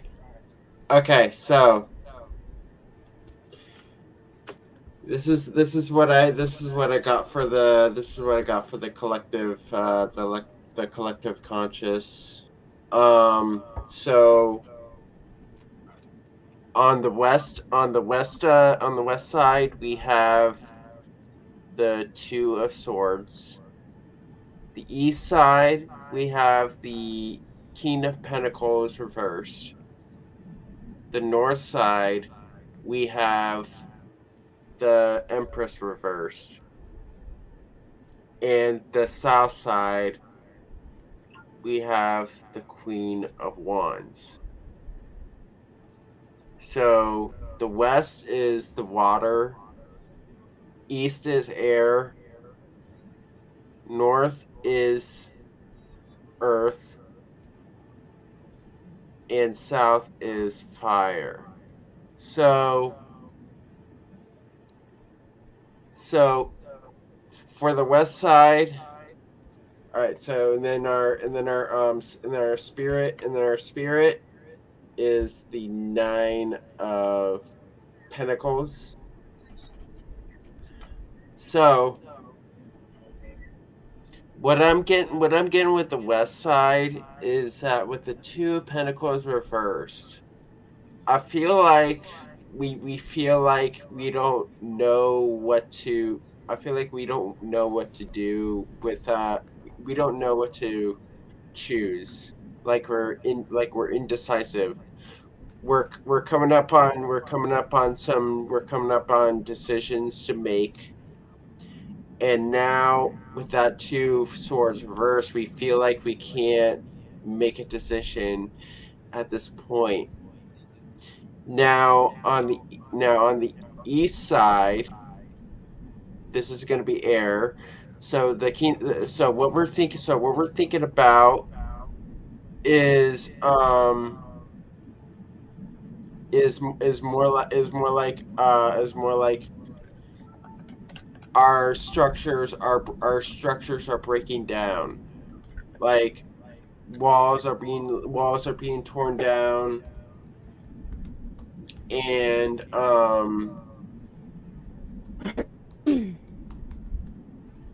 there's a lot of instability here. So people are thinking about like things that are breaking down, and structures wearing down. Now the north side, the earth, we have the Empress reversed. I feel like what grounds us is self-worth. But with the Empress reversed here, it feels like we're out of touch with ourselves. We're out of touch with our self-worth. Maybe a little too wrapped up in what society is telling us to do. What society is telling people here. So what I'm seeing here is what is grounding us, or in a way when this is reversed, is that we're out of touch with we need to be more in touch with ourselves. Right now we're too much out of touch with ourselves, out of touch with our self-worth. And this is what I'm seeing with the north side. So now south side is fire. So the south, we have the Queen of Wands. So what I'm seeing here. So what we're passionate about is about our passions, putting ourselves out there, putting ourselves into a position of power. And I feel like this is the divine feminine here. Queen of Wands represents like this feminine, this feminist strength here. So I'm seeing like more like a power to being in touch with the power of femininity. That fire water here. So also Queen of Wands is also associated with Leo. That's what I'm seeing with this. That's what I'm seeing with this card here. So I do see that we are fired up about our passions. We are fired up about putting ourselves out there, putting ourselves into a position of power. With the Queen of Wands. So now, back of the deck energy here, which is spirit. So what's defining us? Is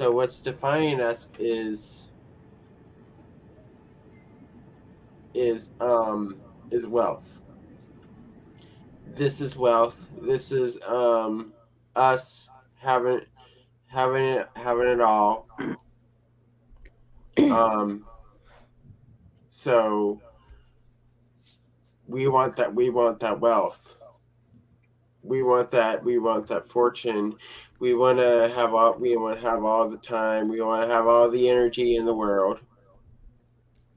So that's what defines us is our wealth.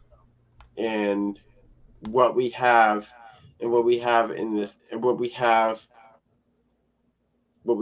materially with the Nine of Pentacles. So we are defined by our values. So that's what I see there. So that's the collective that I have. Good night, Des. I don't know, the entire time you were talking, Austin, I just kept hearing finding a way to reach liberation. I don't know. So weird. What is Mercury doing? I will get to those 10 of Pentacles. That's right. Jojo, King Daddy Gemini, is going to have his G7. He's going to have his Morgan Arrow 8. He will be dining on Wagyu beef, lightly steamed asparagus, salted Irish butter, and a side of mashed potatoes. Let me tell you, it's going to be absolutely fabulous. We're going to have everything in black with silver trim, and there are going to be at least 3 different ladies riding on the plane with me to service the plane. Is there a tub? On the plane? I just became a great flight attendant. Let me tell you what. I don't know how. I'll show you. I don't know what's going on, but all I'm hearing is static. Yeah, Mojo, your mic is. Your mic moves. Oh, wait. What else?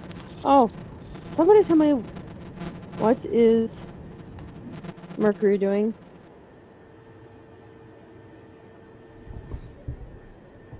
What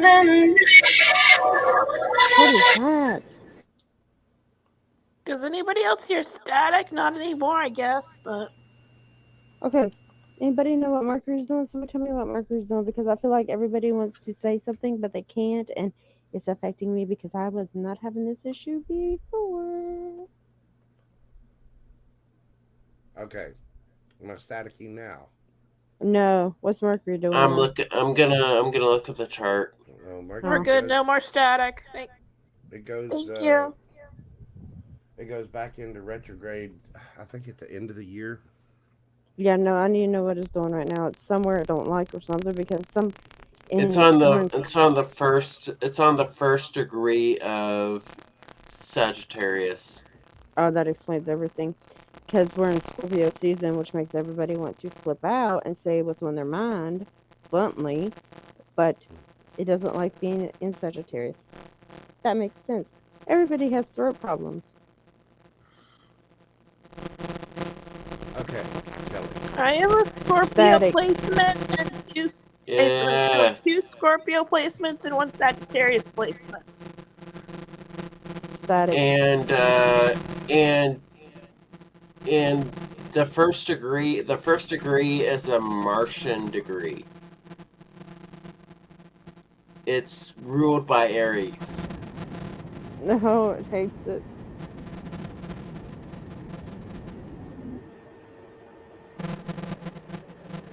Mercury, go home. Just stick your shit. Stop the static. It's Jojo. I know, but I feel like Mercury's messing with him because he's a Gemini. Well, yeah, he was messing with it last week too. So it's static again? Oh yeah, it's just Rather, yes, you are, Mojo.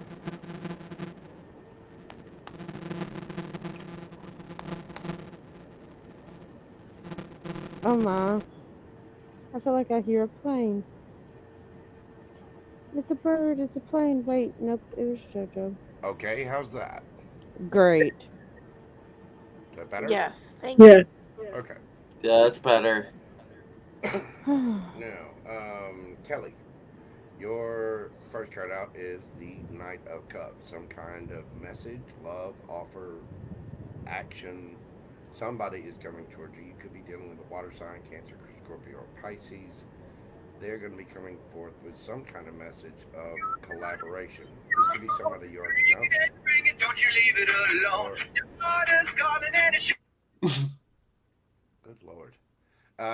You're going to be collaborating with somebody, whoever this is, or they're going to be offering you some kind of collaboration about a stable relationship, about a stable commitment of some kind. This could be love, it could be work, it could be friendship, it could be anything.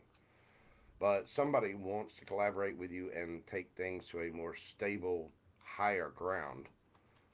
This is because of some kind of regret, some kind of remorse that's been happening. There's still love there. This is the Five of Cups, but there's something that's happened where there's some kind of regret in the situation. This could be on their part, it could be on your part, but for whatever reason, this is the reason why they're coming forward and saying that they want to collaborate with you about a stable situation, however that turns out. Down at the bottom of the deck, I don't read cards in reversals unless they pop out. And the Knight of Swords popped out. Somebody has not been taking action on something. They're going to communicate this because you do have a bird in the card, but somebody has been holding themselves back. And it almost reminds me of the Four of Pentacles. But it's not that they're holding back. They're just not taking action, or they haven't been taking action on what they need to. And so It being in reverse reminds me of them running in circles. Like, you know how people talk in circles? yeah, kind of like that. Yeah. But for whatever reason, they're not saying it, they're not doing it, they're not taking the actions necessary. But that will soon change. That night will reverse, and somebody will take the action because they do want to collaborate. You've got the Three of Pentacles here, you've got the Three of Cups here. You know, this is celebration. It's out, it's partying, it's with friends, co-workers, family, lover, whatever. Since you do have the Three of Pentacles and the Three of Cups right next to each other, there could be a third party situation. That might be why somebody's holding back, because there's somebody else in the mix and they're wanting that to end, or they haven't come forward, haven't done what they were going to, what they need to do, because there's a third party in the mix and they needed to get rid of that first.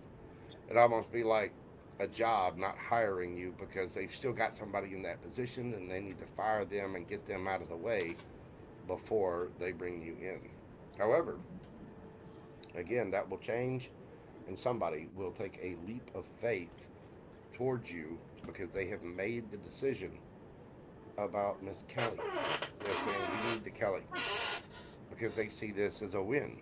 They're making this judgment call, and they're transforming the situation. They're ending the situation that was and transforming it into something else that involves you. apparently they're going to be a little wandy about it too. And you got the Lovers there, and right under that, you got the Ace of Wands. So Kelly, go ahead, trim things, start stretching. I was about to say, don't go just having, with anyone at any given time on the first day. Don't do that. Don't do that. We just had to tell Austin all about that. Don't do it. But I don't know if this is love. I mean, from the end cards there, it would seem like this was a passionate endeavor, like it was love. You do have the Knight of Cups and the Three of Cups there, but with everything else, and you got the Four of Wands. And the Five That's of a lot of Cups. wands and holes, okay? Yeah, I mean, it is. It could be a love or romantic relationship, but I don't know. For some reason, it doesn't feel like that to me. It feels like it's something else, like maybe in business or friendships or something like that. But I mean, it very well could be love. And if that's the case, again, go ahead and start trimming things. Get a mani-pedi, get your best cologne or Oh my perfume God! Oh my hang, language. do what you need to warm up the chicken blubber. Somebody wants to party. Yeah, baby. I don't drink, and I have been celibate and relationship free for 4 years. So I don't think so. Okay. Well, but still, You never know if you have a little sippy sip. there's something coming towards you, and for whatever reason, that something has been held back, and that's going to change. They're not going to hold back much longer. They are going to want to celebrate. They are going to want to take that leap of faith towards you, and it's about a higher commitment. Something is being taken to the next level. I mean, somebody, say if it's a romantic relationship, you might move in together, or you might get engaged, or you might go from engagement to marriage, or you might go from marriage to having kids, or whatever the next step is, that's what they're wanting to do. And it will be a victory. I mean, this person sees a victory with you, and it will definitely be a victory for you, because somebody's making a judgment call and they're putting an end to the previous situation to transform it into something new. Congratulations, Kelly. Well, that could all depend. Hold on. Now I feel coming back.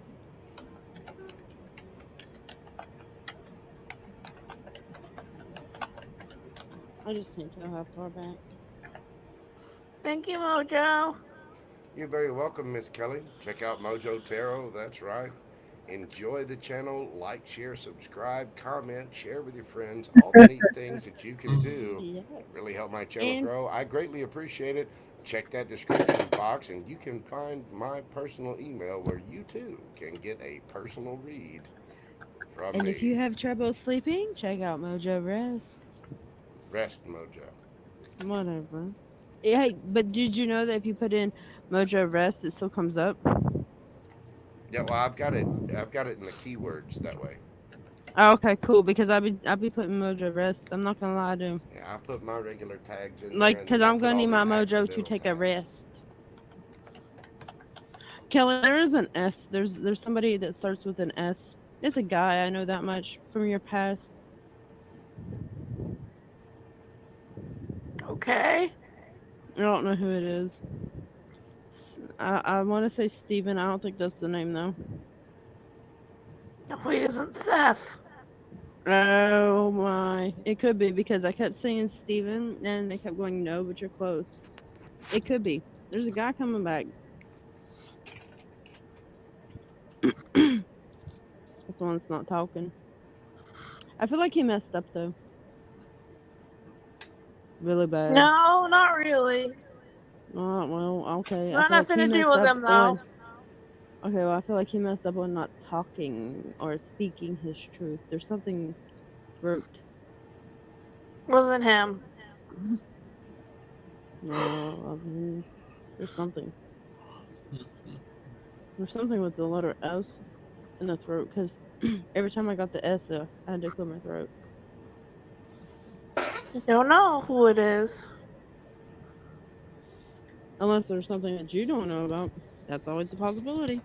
And I don't know why they just told me that, but keep an open mind. Something may differ from your usual type or expectations, however the card says it. I don't have it in front of me. Not like I can memorize every card I have, but yeah. Your soulmate may differ from your usual type or expectations. There you go. Apparently I'm supposed to remember all my cards. Okay?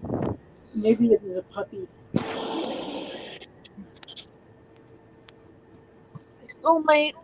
Don't soulmates change via our energy? Huh?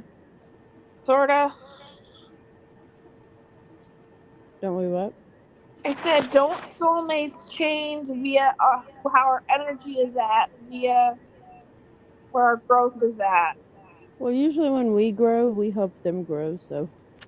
And you actually have hundreds of soulmates. You've got Oh. friends, pets, all kinds.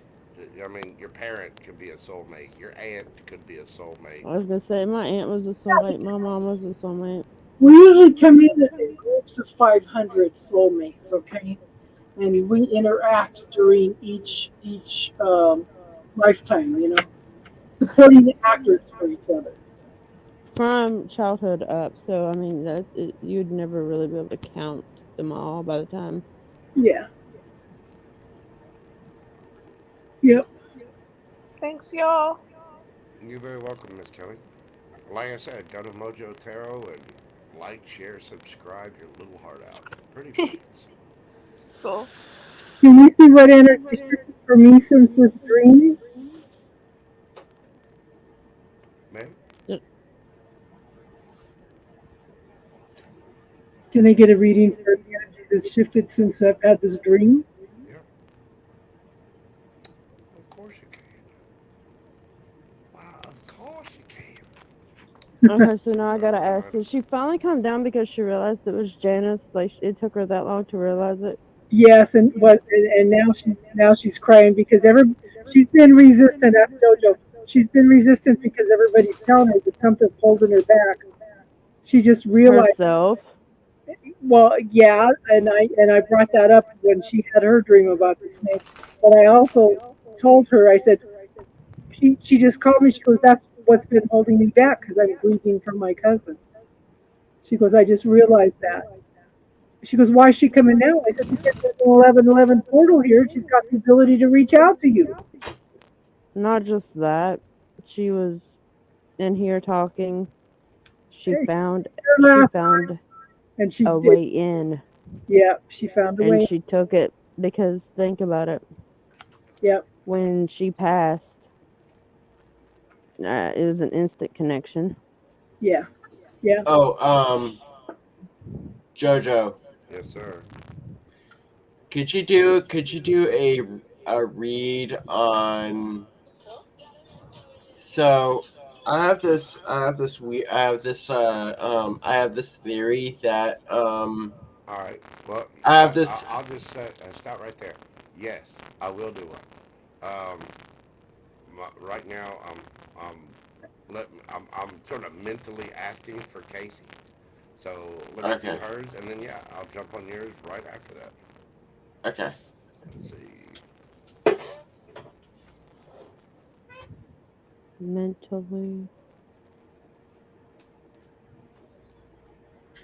So did you hear what I was talking about with my dream star? Yep. All of it? Mm-hmm. So what really freaked me out was when Daisy called and said she was dreaming she was doing a makeover.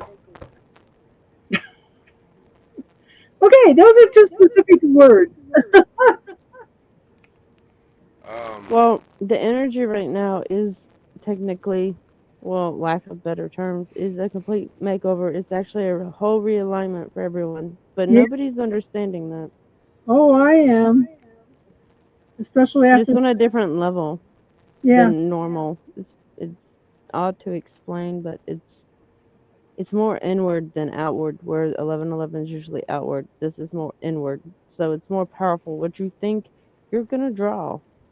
Yeah. Okay, Miss Casey, the energy around your dreams. Oh, there goes your mic. Again? I mean, I haven't Yep. done anything. I haven't touched it. You looked at it funny or something.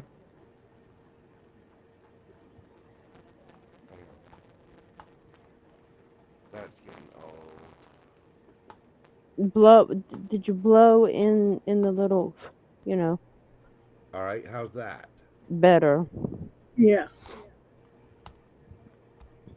Okay, Miss Casey, concerning your dream.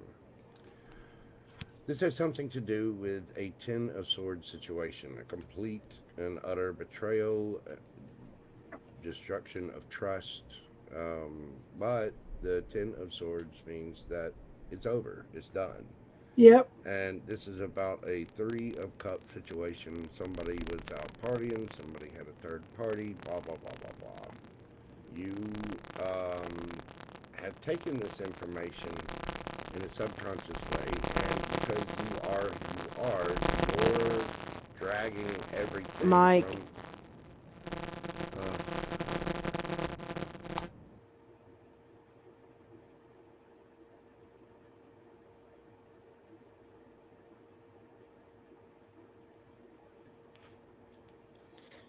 I know it hates me, but I know as soon as it does that, it's something Better? important. Yes. Yes, better. Okay. Subconsciously, you are a little bit more active than most people because you're paying attention to things. You're trying to deal with things on an active, conscious level. In that way, energetically and spiritually, you're kind of a pain in the ass. No offense, but you know what I'm saying. You're seeking this stuff out to take care of it. You know what I mean? Yeah. And so you're looking at things that have happened in your life, and you are, looking at your past, looking at the experiences that you've been through to try to change things, to try to make that little pinnacle tree grow more pinnacles. So you're looking at things more long term. And I mean, really long term, not just this lifetime. You're looking at it on a much, much higher level. Yeah.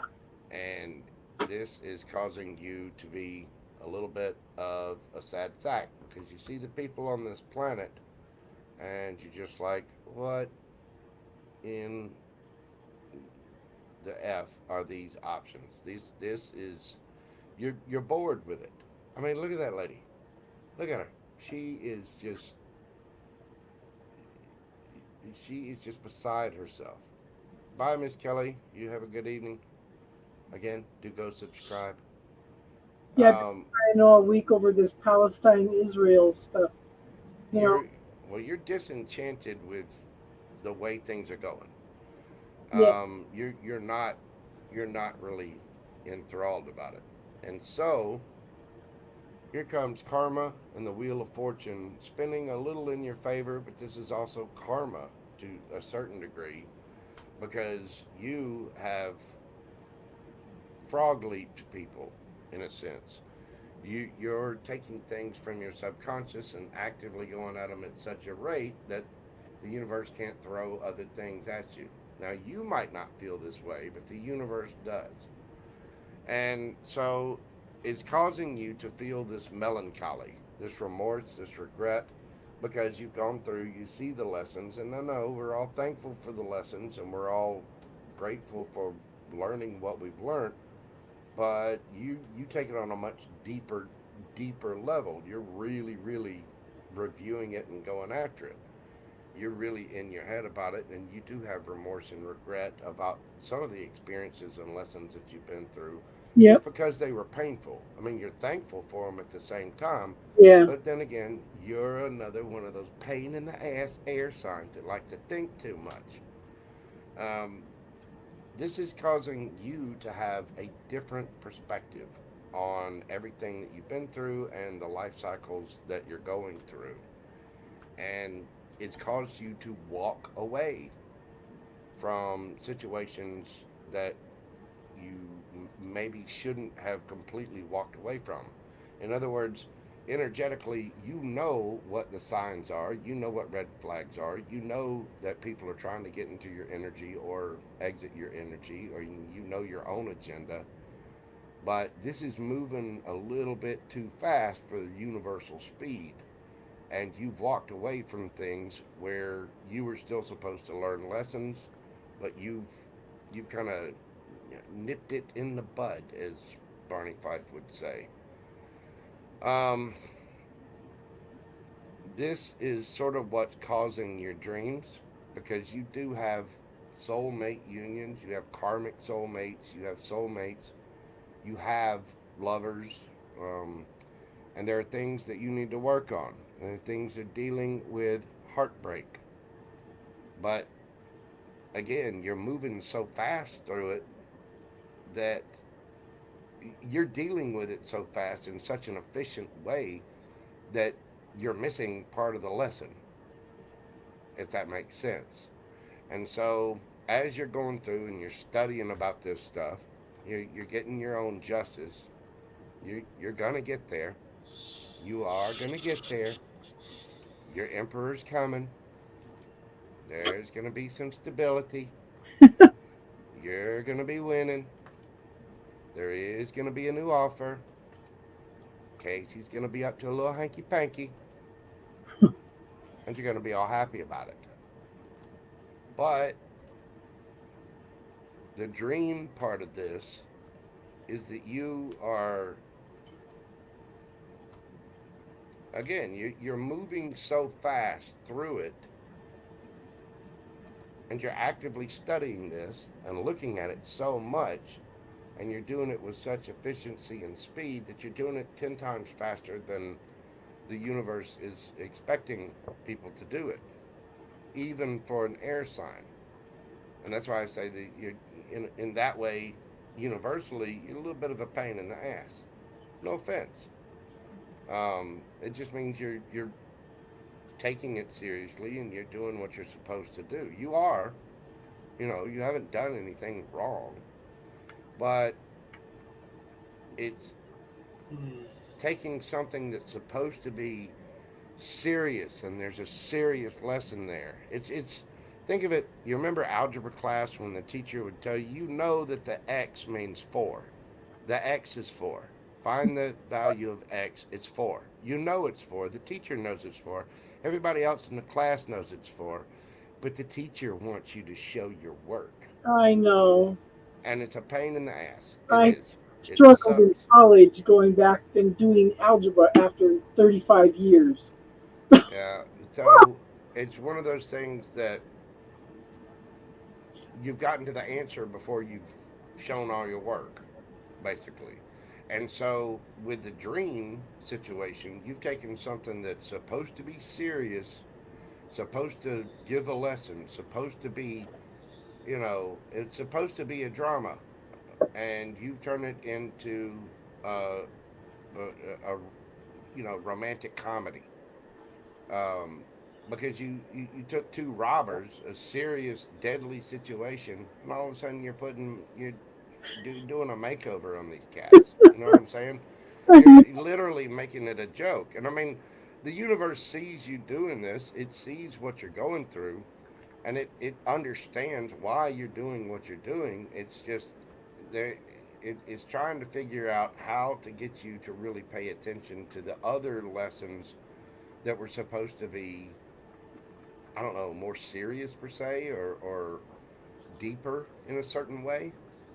But I mean, I don't think you're doing anything bad. But as far as the dream being strange, it's part of what you're doing. It's like you've diffused the robbery situation so fast and just taking care of that. Okay, X is 4, got it. Put the guns down.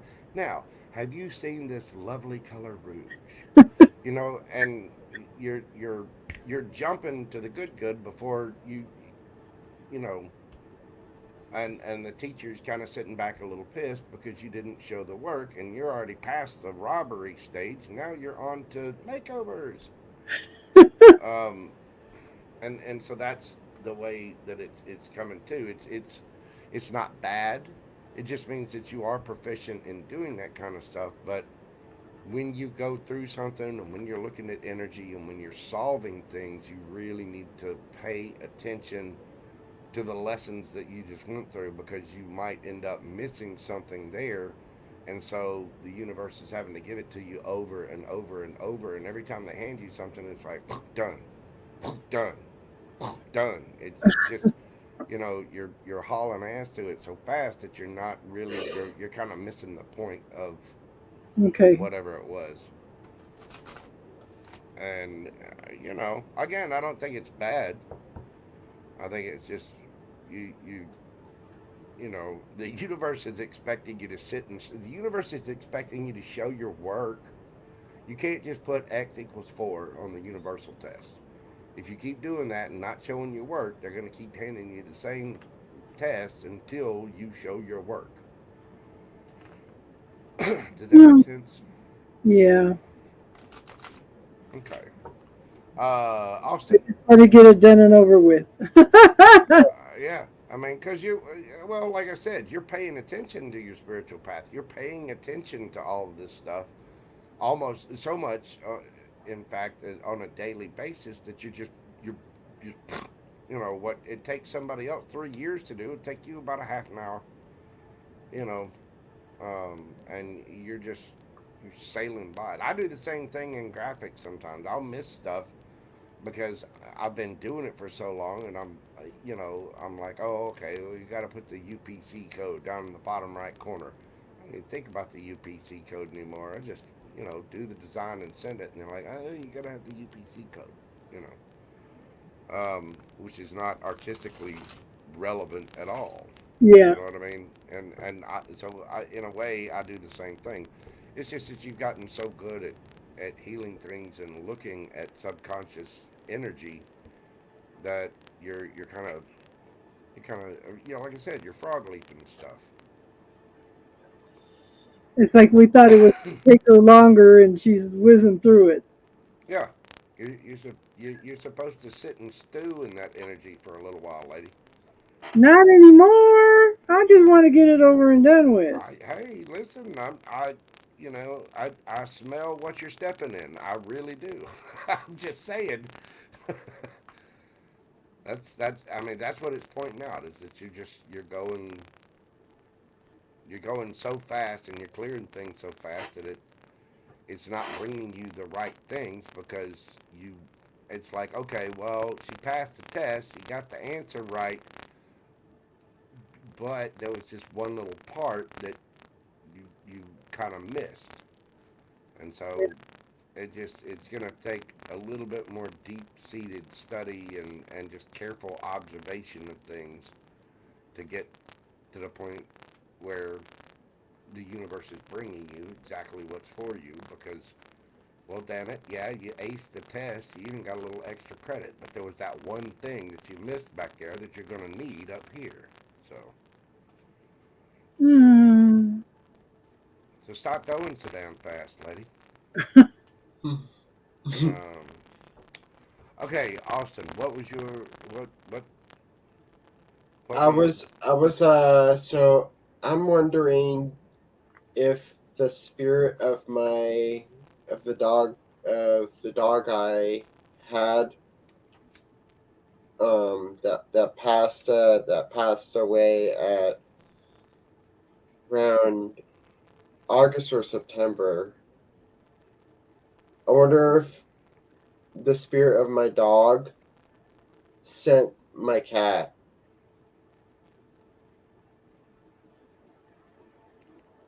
Sent your cat? Yes. So you got a new cat? Yeah, I got her okay. Last year. All right. Well, let's find out. And she's here. You're telling me to get a map card too. All right, hang on. Still awake, Star? Let me pull this, and I will grab the map cards and get there. That's what I'm being led to get a map.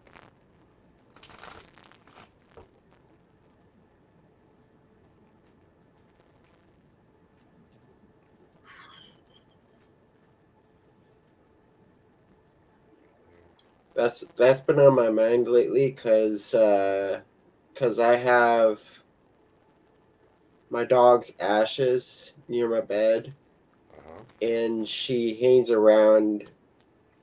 She hangs around the part where his ashes are a lot.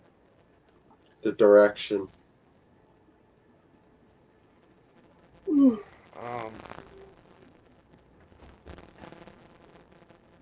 I don't think it was the dog. It had to do with the dog, but I don't think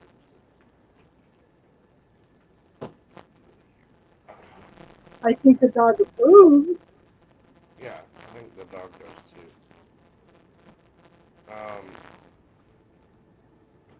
I'll read whatever this is, but for some reason, what I'm hearing is to get a map, get a map, get a map, and what I have is the enchanted map.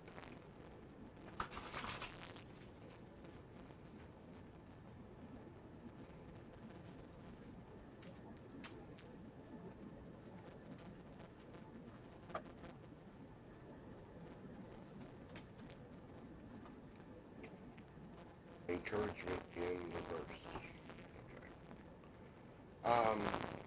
Okay. We'll do the reading first, and then I'll read the thing about the card. Awesome.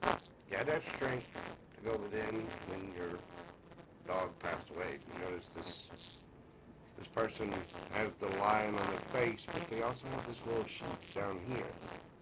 And the girl loves the sheep, you know, and it's about the size of a dog, looks like a dog. That person loves it. It calls you to have strength. It calls you to stop, reflect on this, and go within and search your feelings about it, for which you had to be a little cold about it. You had to, I mean, you know, when a pet dies, when fur babies die, it's a lot tougher sometimes. Yeah. Because they're unspoiled. They're not, they're innocent, purely innocent. They love unconditionally. They, you know, they deal with you on an unconditional level. And so the wounding of a pet, or the passing of a pet, can really, really bring out the King of Swords. King of Swords energy can be cold as hell. And, yeah, I know. Ask the King of Swords. It can make you a little head over heart. It can make you a little cynical. And there's a lot of stuff going on around this. There's remorse, there's regret, and you have a lot of people chirping in your ear about things. Different things, not just that. But, because of this, you got used to the comfort of having your dog around, right? Everybody does. That's so wonderful. Yes. So you were used to that, and it was a little bit of a crutch, a little bit of an addiction. And don't worry, that's not a bad thing. You know, not a bad reflection on your character at all, but it's a little bit of shadow side, because in a way you're kind of codependent or emotionally dependent upon your dog. The universe knows this. They don't fault you for it. And they saw you looking around and not really feeling good about a damn thing because the dog was gone. Yeah. You just were not interested in shit, honestly. And so they wanted to put you back. They wanted to get you thinking back about Austin Giblets and some little girl that lives in another town.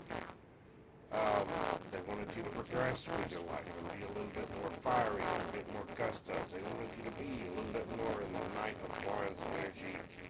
And because of this truth, yes, the cat was sent to you by the universe, because that's not something that dependency was not. Like, we could say being emotionally dependent on someone is a bad thing, or codependency is a bad thing. But emotional codependence on a pet is not a bad thing. When they're gone, it can break you to the point where you realize we're addicted to this, but, or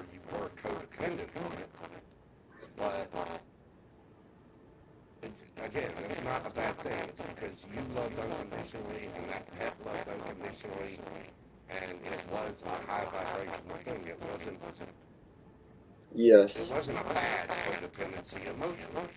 And so your emotions were hidden a little bit when your dog died. And Yes. the universe is bringing that to light, and it manifested your kitty cat. And it did this to take things into calmer waters.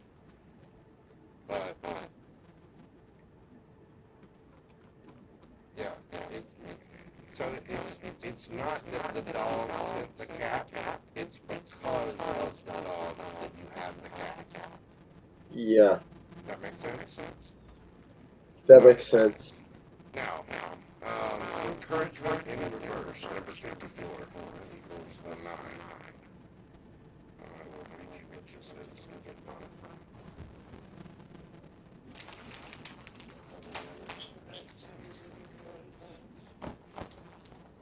Because I'm old, shut up, Austin, I'm tired. Your place is still set. Tired. Calm down.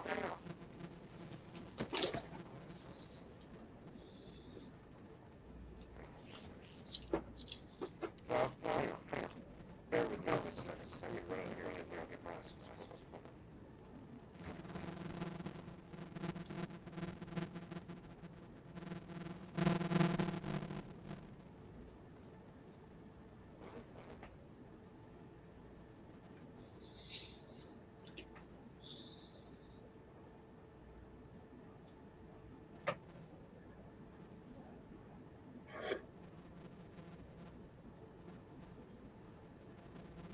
You still awake, Star?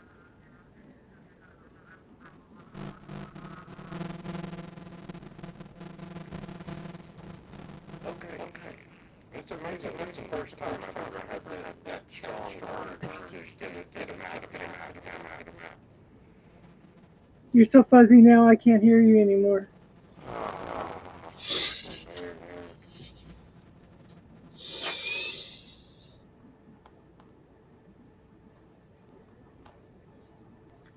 Okay, and now? Yeah, sound good. Better. And now? Yes, good. Okay. I don't know why that worked, but I'll take it. Okay. Encouragement. You are receiving a nudge in the right direction. In the reverse, a misstep isn't the end of the world. You've fallen into a trap of false courage, and only humility will lead you out of it. Perhaps you weren't listening to your intuition, and now you're in a jam. Being too self-reliant without knowing the ropes has brought you to this place. Again, that's being too self-reliant after your dog died is what brought you to Yeah. this place. Don't become too discouraged. All is well. And you can always start again. Take another road and surely discover new territories where love really blooms. Just just remember to rely on your higher power. You can't always get what you want, but spirit knows your needs. Something better waits around the corner. Your kitty cat. Yes. So, and cats, let me give you an example of something, and maybe you'll understand this. This is what I take from that. It's talking about giving you something that you need. Now, you were emotionally connected to your dog, right? Yes. The thing about dogs take a lot of effort. You got to walk them. You got to pick up after them. They take a lot of effort. And I will tell you this, dogs take a hell of a lot more effort than a cat does. Cats, Yeah. you go around, you scratch them twice on the ear, twice on the belly, no more, Austin. 2 belly Yes. rubs, max. After that, you're going to bleed, buddy.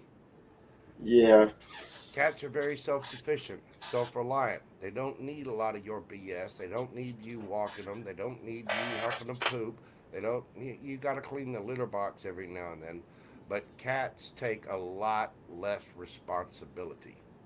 So the Yes. universe handed you something that you could be just as emotionally bonded to, but it took away a good bit of the burden of the responsibility of this emotional thing that you had going on.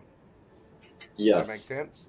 So you were Yes. given the cat because the dog being gone was hurting you, making you a little cynical and cold, and you had an emotional bond with it, but it was too much responsibility. You got other things to do. You've got little girls in other towns that are worried about Austin giblets.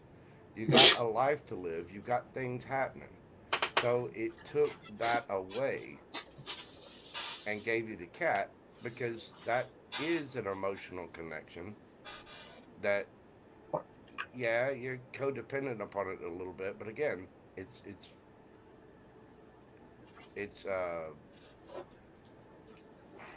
love that again is just at its higher form, at its highest form. It truly is unconditional love.